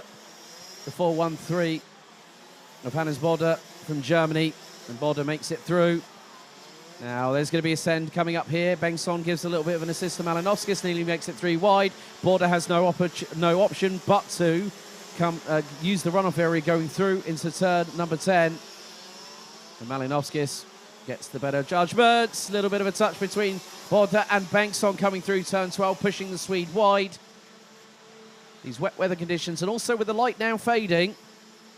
Now coming up to 4:15 local time in the afternoon. We've still got DD2 Masters after this race. And oh, more dramas. That is 492 that has just gone off. That is Christopher Zaxter from Denmark. Charlie Turner now trying to put the fronters on. Maxim Dirks looking to the outside. Now tries to hook up, gets the purchase, puts the pedal down to the floor. And with just over 3 minutes to go, Chris Harnon has started extending his lead. And for him, that's going to be a considerable ask. But still, there are battles being had. Have to give a shout out to Hugo Schwarzer here from Germany. Has been absolutely brilliant, has really profited. And now, again, Matis Malinowskis and Axel Bengtsson. Oh, and there's a touch with Maxim Dirks. Coming out of turn number 10, Lawrence Eifrey now catching up to them. Flotsam, Jetsam, what's that? It's DD2 karts on a circuit. And there is Matthias Jette Jakobsen off the circuit from 6th place, and that dumps him down a few further positions. So, Carl Borgaard and Mark Kimber are within sight of each other, as in Kimber can look over his shoulder and Carl Gustav Borgard can look ahead. And there is the move for second position through turn number 8. So Carl Gustav Borgard running with RS Competition, now up into second place. He started 8th. Kimber started in 9th place, so to be in second and third position at this point is quite a good thing. But Chris Harnan, I hope your dad's here.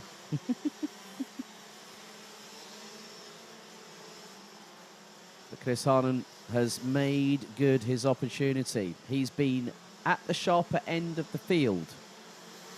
But like I said, it's about being in the right place at the right time.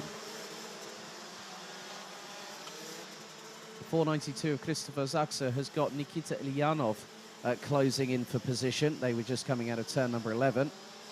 As we're into the final 60 seconds.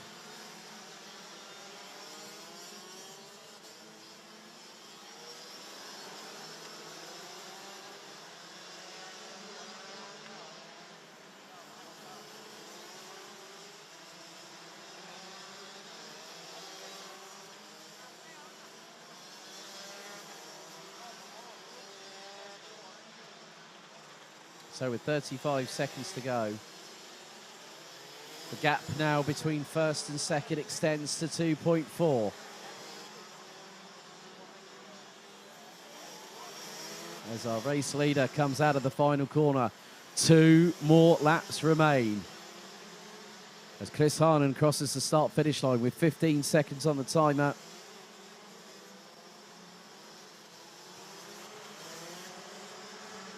Borgard and Kimber about 0.6 of a second apart as they crossed the start-finish line last time.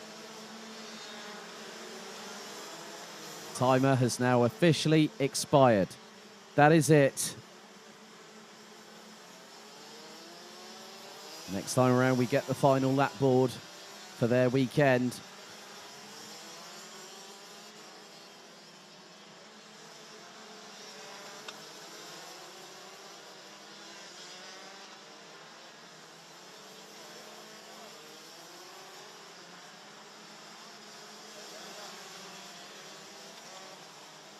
For some people, like myself, I think the wet weather provides an equaliser for those that maybe in different circumstances, had it been dry weather, could have had a very, very different story. But it's magical moments like this that really, really put into perspective the hard work, the struggles throughout the season. And you get one chance and you take it.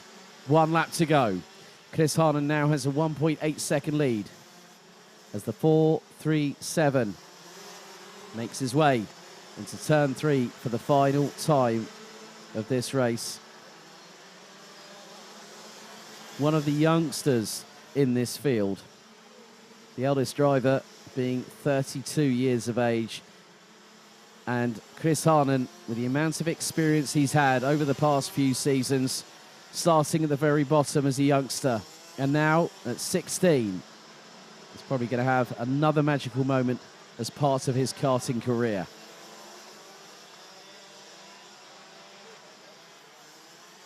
So through turn 9 comes the number 437 from SP Motorsport. 2 more corners remain.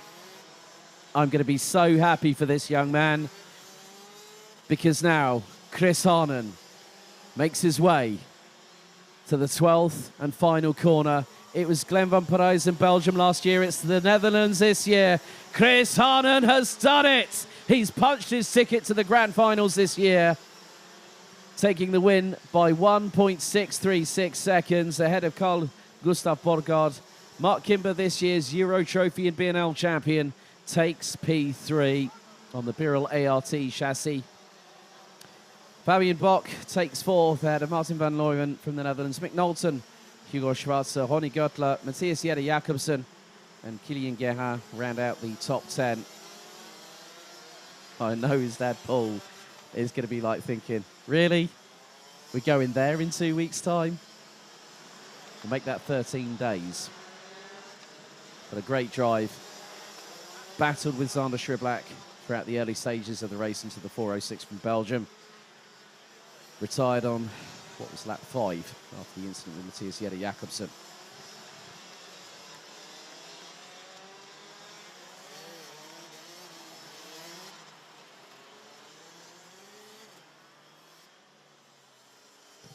And as he comes into the pit sideways, Chris Harnon becomes your 2022 Rotax Max Challenge Euro Golden Trophy champion by 1.636 seconds ahead of Carl Borgaard. So we're just going to wait and see. Front fairing check. All good. Lovely. So Chris Harnon takes the win ahead of Carl Borgaard, Fabian Bock, and Mark Kimber rounding out the top 4. 5th place, Martin van Leeuwen. Right. Couple of penalties coming in now. Mick Knowlton and Mark Kimber now have been hit with a respective 5-second time penalty. So Martin van Leeuwen will be promoted to 4th place. Lasse Andreasen, Tom Bracken, Hannes Border, Charlie Turner, Matis Malinowskis ran at the top 15. Lawrence Seyfried got into the top 10 early doors, but ended up 16th, having recovered after the spin at turn 7. Axel Bengtsson, Maxim Dirks, Christopher Zaxa, Nikita Ilyanov ran at the top 20. Axel Sarniala, Martin Konopka, Matic Kolmanic, Jamie Smith, Bendit Savo, and Nicolas Guillaume ran out the 26th that made it to the end of the race. Florian Breitenbach out on lap 9. And there is a penalty coming for the 418 of Tom Bracken. Zana Schriblak out on lap 5, and Jules Cousin out before the first lap.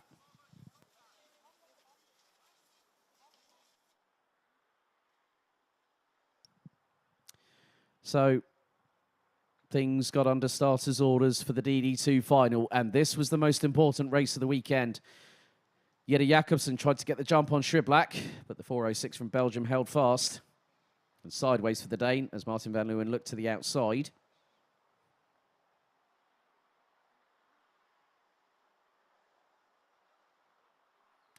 And the whole field made it through. But then this was the moment that Lawrence Seyfried was pushed wide and then spun on the curbing, trying to come out away from the barrier that he just tapped with the left rear wheel. He would recover through the field to finish 16th. And then there was this moment out of turn number that was more than likely one of the other drivers a little bit further down. That was a Birel ART, more than likely Ilyanov.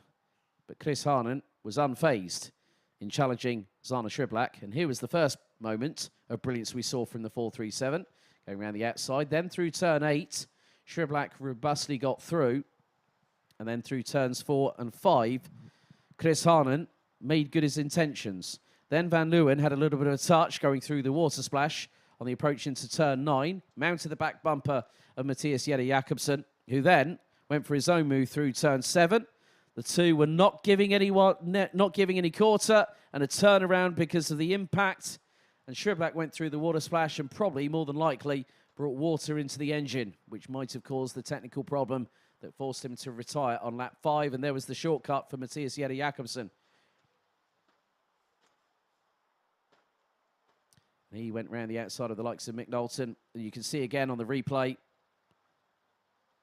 Matthias Jette Jakobsen pointed it and cut the infield. So Charlie Turner went for a move up the inside of Zana Schriblak and got a little bit of a touch. But the Brit would return back onto the circuit and finish in 14th. There's a 413 that went around. That was Hannes Border. And again, more dramas for Matthias Jette Jakobsen. But Chris Harnon patting the side pod, celebrating as he took the Euro Golden Trophy DD2 title.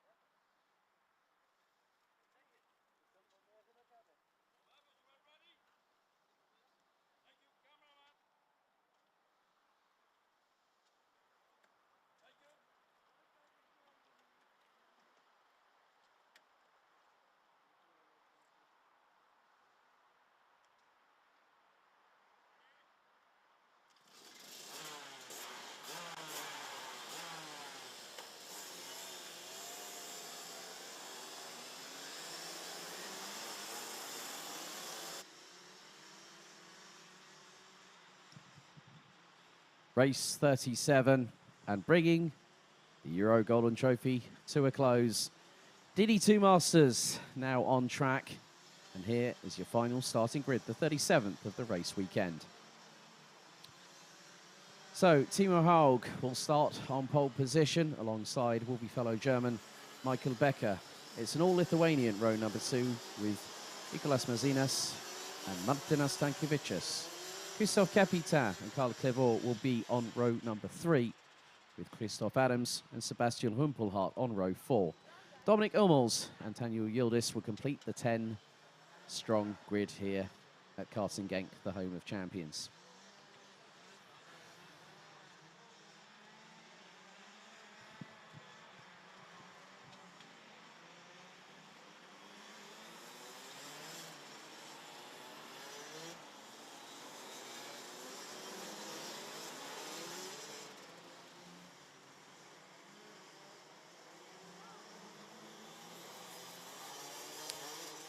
So we now go on to the last formation lap of the race weekend.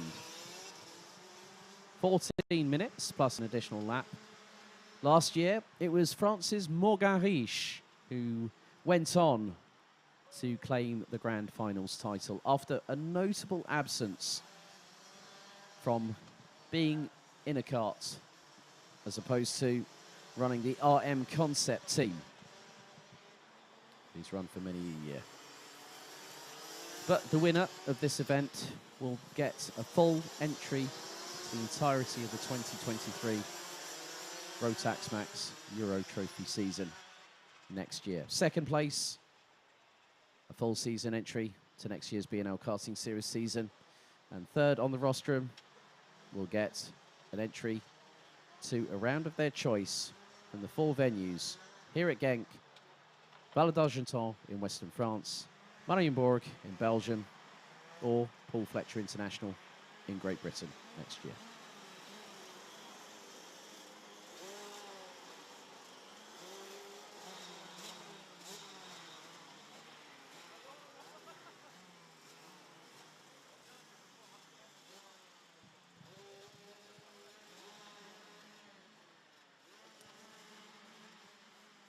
So,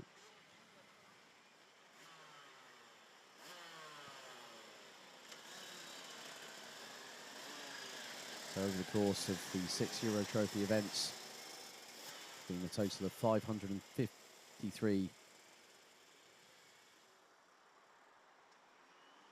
drivers from 48 nations.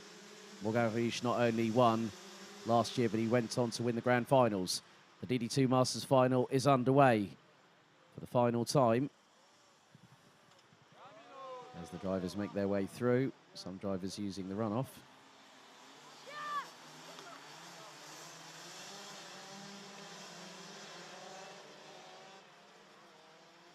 So Timo Haug is leading. Christophe Capitan is currently a little bit, well, he's a little bit further up the order. Christophe Capitan currently sitting in 3rd place. That's where he started. Christoph Adams reveling in the wet weather conditions, and following him behind, past Nicolas Mazinas, is Martinas Stankiewicz.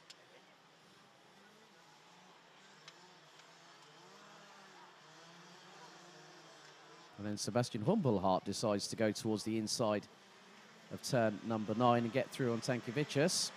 Now, a great little display I saw earlier on this year at the second heat for the Euro Trophy. Martinas Stankiewicz and the rest of the DD2 field, DD2 Masters field, decided to go on slick tyres.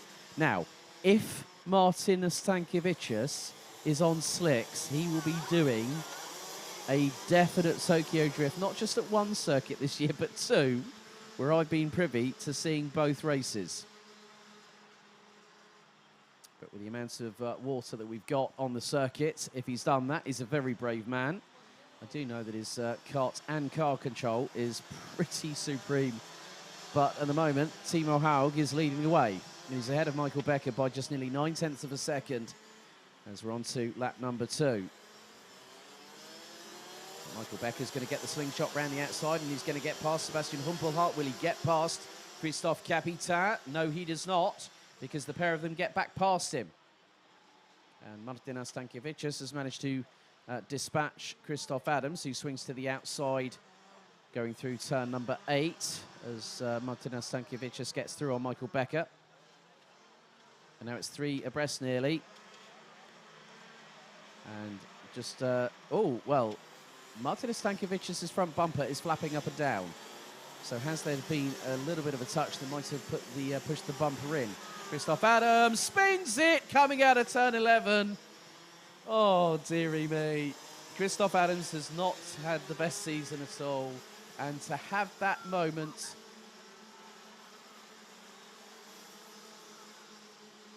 Well, I think Christoph Adams will be thinking, well, that's the nail in the coffin right there. But he's still going to keep on pushing, though. Christoph, one thing, in many respects, won't give up. He just got past Mazinas, who was just sideways through turn 3, and has gone sidewall to sidewall with Christoph Adams through turn number 5. And Christoph Adams swings to the outside and gets through. The rain has stopped because the brollies are now being taken down.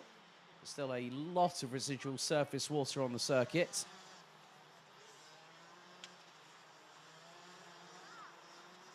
But at the moment, at the front of the field, Sebastian Rumpelhardt, the 2020 Euro Trophy champion, now is within striking distance of Timo Haug.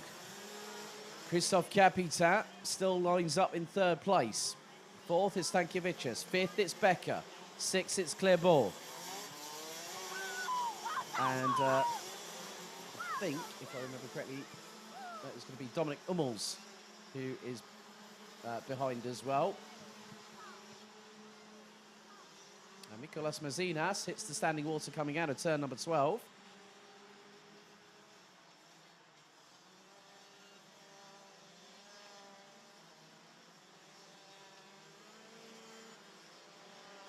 Christoph Adams trying to get through on Tanju Yildiz. That's for 8th place.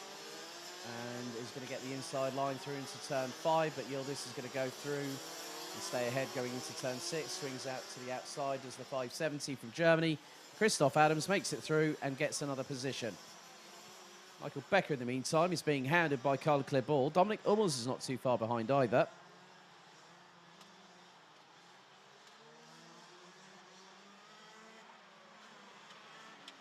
Ah, right. I just spotted something here. Someone might have a loose bumper on the right rear, and that could be someone coming into turn 10. Just going to keep an eye on this driver.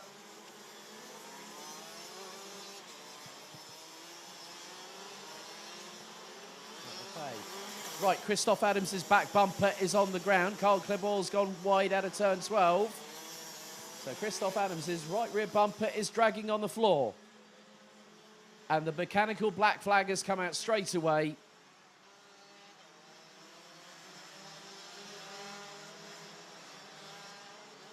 So Christoph Adams coming through turn number 3.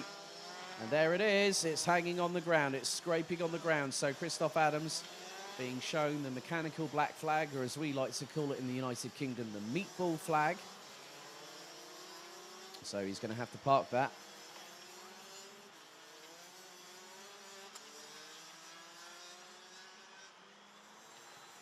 So we've got nearly 6 minutes of this 14-minute race completed. And Sebastian Rumpelhardt has now pulled out a 2.2 second advantage.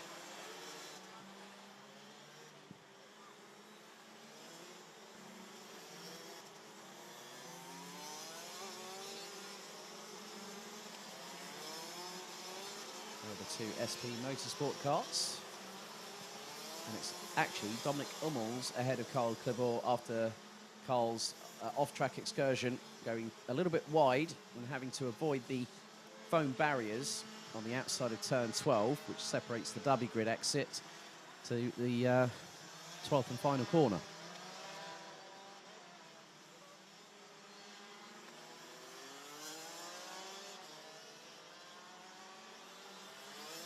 As there is Christoph Capitan in 3rd place. Martinas Stankiewicz not too far behind. Well, about 1.3 seconds last time around, make that 1.2. Sebastian Rumpelhart has the fastest lap of the race so far, 1 minute 14.312. So the Mojo W5s will help to disperse some of the standing water.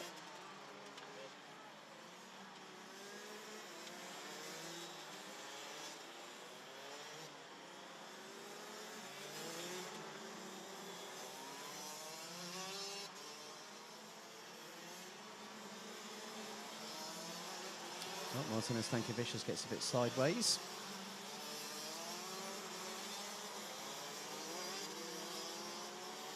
Got just 6.25 minutes plus an additional lap of racing. So give or take, we've got about 7.5 minutes to go until we conclude what's been an enthralling and exciting and dramatic and captivating 2022 Rotax Max Challenge Euro Trophy event here at the Home of Champions. So Timo Haug and Christophe Capitan are within 1.1 seconds of each other.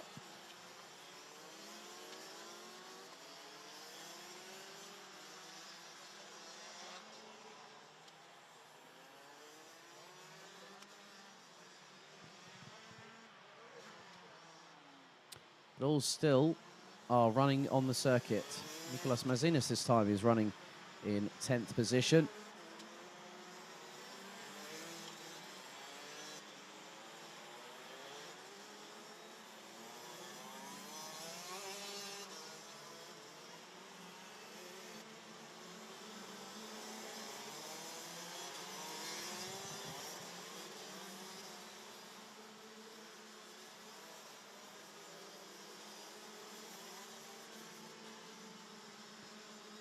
So it all comes down to just the final 5 minutes.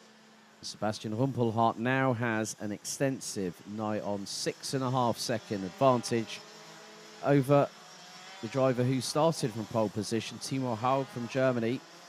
There's going to be a move here from Karl Klibor up the inside of Dominic Hummels. Tried to go through on turn 4, nearly went up the inside through into turn 5, and then through into turn 6. On that particular occasion, that was not successful for Karl Klibor. Looked very, very good in the heats, but it's just not been his day. Whether that's been really good for ducks here. And kind of aquatic life.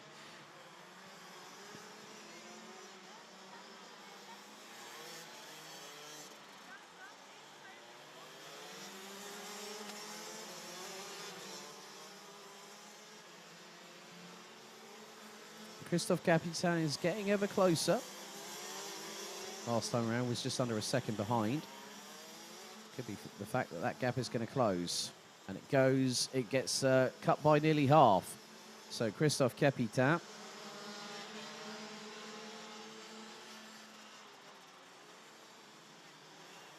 closing that gap by half at the end of it all.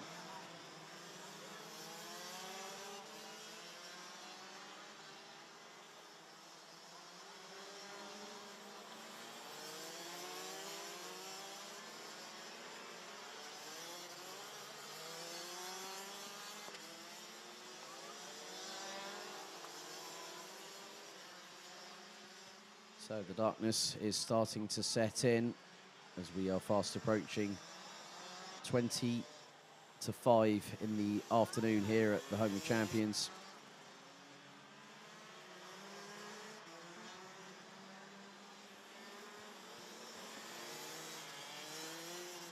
But Sebastian Rumpelhart, I haven't seen this guy in action for the best part of just over 2 seasons. And he decides to come back to the Golden Trophy. Looks like the rain is starting to start to return again, and it has gained intensity since the last time we saw it. So I can see that on the part of the building, well, the actual ceiling of the part of the building in front of me.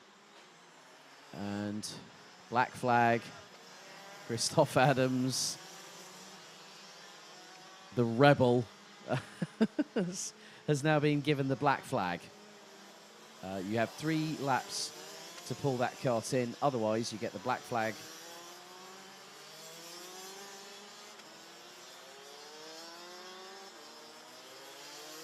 So, slap on the wrist. Or it might be detention for Christoph Adams after getting that black flag. You get the slap on the wrist saying, right, you need to bring that kart in. Christoph decided otherwise.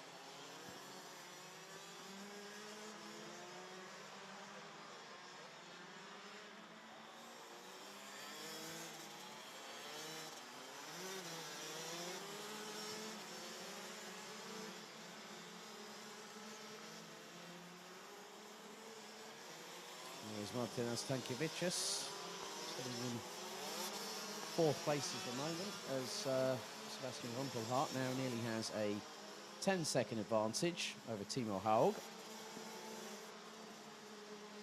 So even if Sebastian Rumpelhart has a front fairing penalty, he would still win quite comfortably. He's moving away from the rest of the opposition in the wet weather conditions.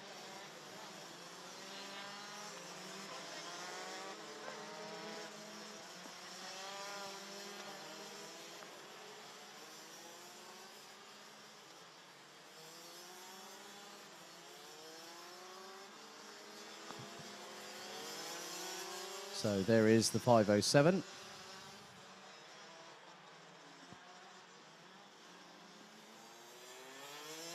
So making his way down through turns 10 and 11, which he now exits. Sebastian Rumpelhart makes his way through into turn number 12. So 2 more race laps to go here. It's a total of 2,720 metres. I think there's been at least 300 taken out by Sebastian Rumpelhart on that occasion, because he's just fired it through turn 2.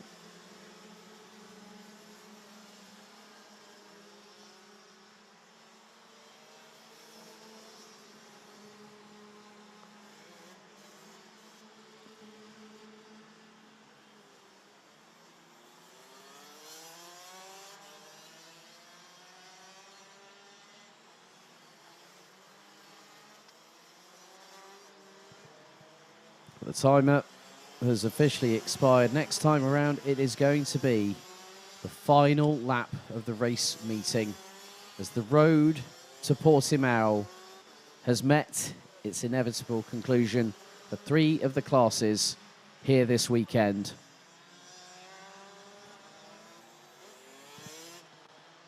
And it's quite fitting that the light is starting to fade, because after this tour, we're going to have the last set of fireworks and also the pyrotechnics on the left-hand side of the start-finish straight. Sebastian Rumpelhart starts the 13th and final lap. And not just the final lap of this race, the final lap of the race meeting.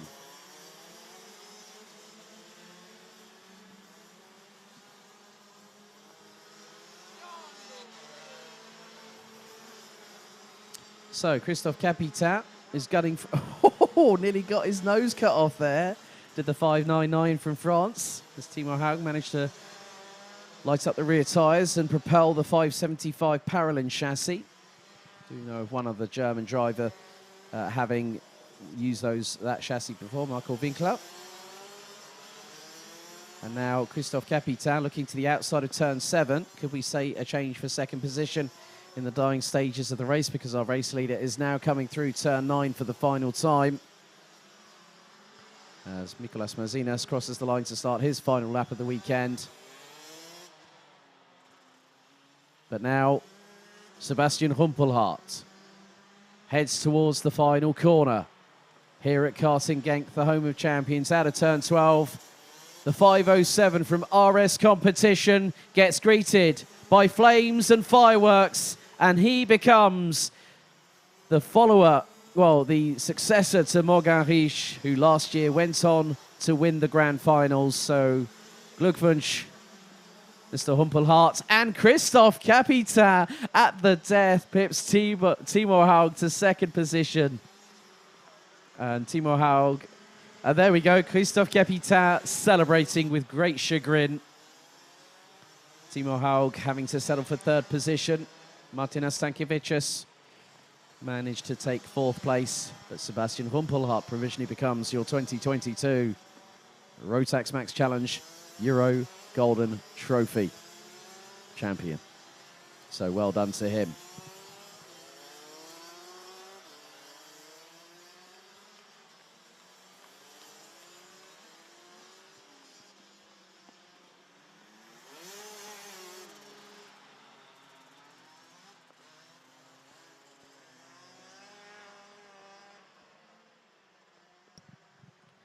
So Sebastian Rumpelhardt takes the 2022 Rotax Max Challenge Euro Golden Trophy title, and he's happy about it. And even if he gets a front fairing penalty now, it still means that he'll have an advantage of 8 seconds. Front bumper check. No, all good there. Christoph Capitan takes 2nd, ahead of Timo Haug. Martina Stankiewicz, Michael Becker, Karl Klibor, Christoph Adams. Did get the black flag, though, so he would be promptly excluded from the race results. So that will promote Dominik Hummels, Tanju Yildiz, and Mikolas Mazinis to complete the top 9. And that is the end of the racing action. 37 races in total. So the final look back as Mikolas Mazinas had a bit of a spin on the formation lap. Scared Christoph Capitan in the process, but the red lights got underway.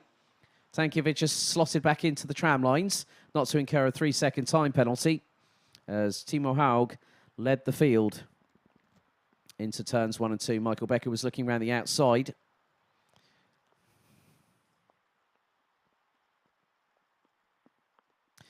And you can see the front fairing on Martina Stankiewicz's kart flapping about a little bit. So he went up the inside of Christoph Adams. And then there was the moment that Christoph Adams spun. And he was spinning the rear tyres, steam coming off of them. And I think maybe the vibrations through being on the runoff area might have actually loosened the bolts on the right rear. Sebastian Rumpelhardt then went charging after Timo Haug.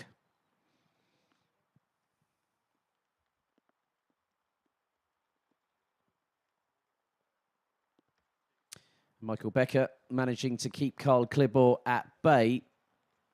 And Klibor managing at some point to get through on the 526 based out of Hagen in Germany. But then there was the moment, outbraking himself into turn 12.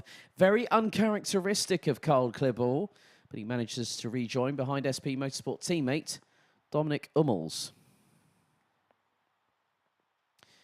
And Christoph Capitan, as one of the marshals at Marshal Post 2, was jumping up and down, but Sebastian Rumpelhardt takes the Euro Golden Trophy crown.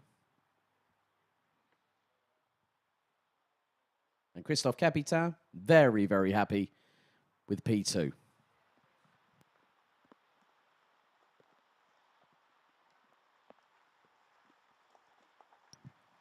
Looking back over the 2022 season, it has been an exciting one.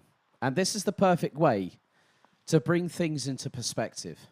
It's been a pleasure going around Europe. We have a few thank yous, first of all, to say. A big thank you to Team MKG, the marshalling crew that have braved the weather conditions since they got here, and they've done a fantastic job. A big thank you to the recovery crew as well. Race control, timekeeping, organisation, stewards, everyone behind the scenes in the tyre park, Parc Fermé, scrutineering.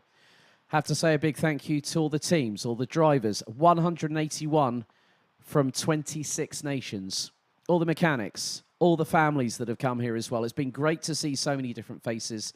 We have to say a big thank you to Esme Rosman and her team here at Karting Genk who have helped to organise this event. Everyone at Camp Company GmbH behind the scenes, the promoter. And also a big thank you to you all watching at home, where we had the best part of nearly 1,000 people at one point watching. This is what karting means to us all. We are a family. There is passion. There is a kindred spirit through every single one of us in this sport. In 13 days' time, the 2022 Rotax Max Challenge Grand Finals get underway at the Cartódromo Internacional do Algarve in Portimão, in the south of Portugal. I know I'm going to be there, and I know I'm going to see quite a few familiar faces that I've seen over this season. Thank you very much for everyone that has supported the Euro Trophy and also the B&L Karting Series this season. We'll be back in 2023, but until then, the very best of the Rotax racing family will gather in Portimao. Over 380 drivers, approximately 60-plus nations, will compete to take the Grand Finals titles this year. Until then, thank you very much and good night.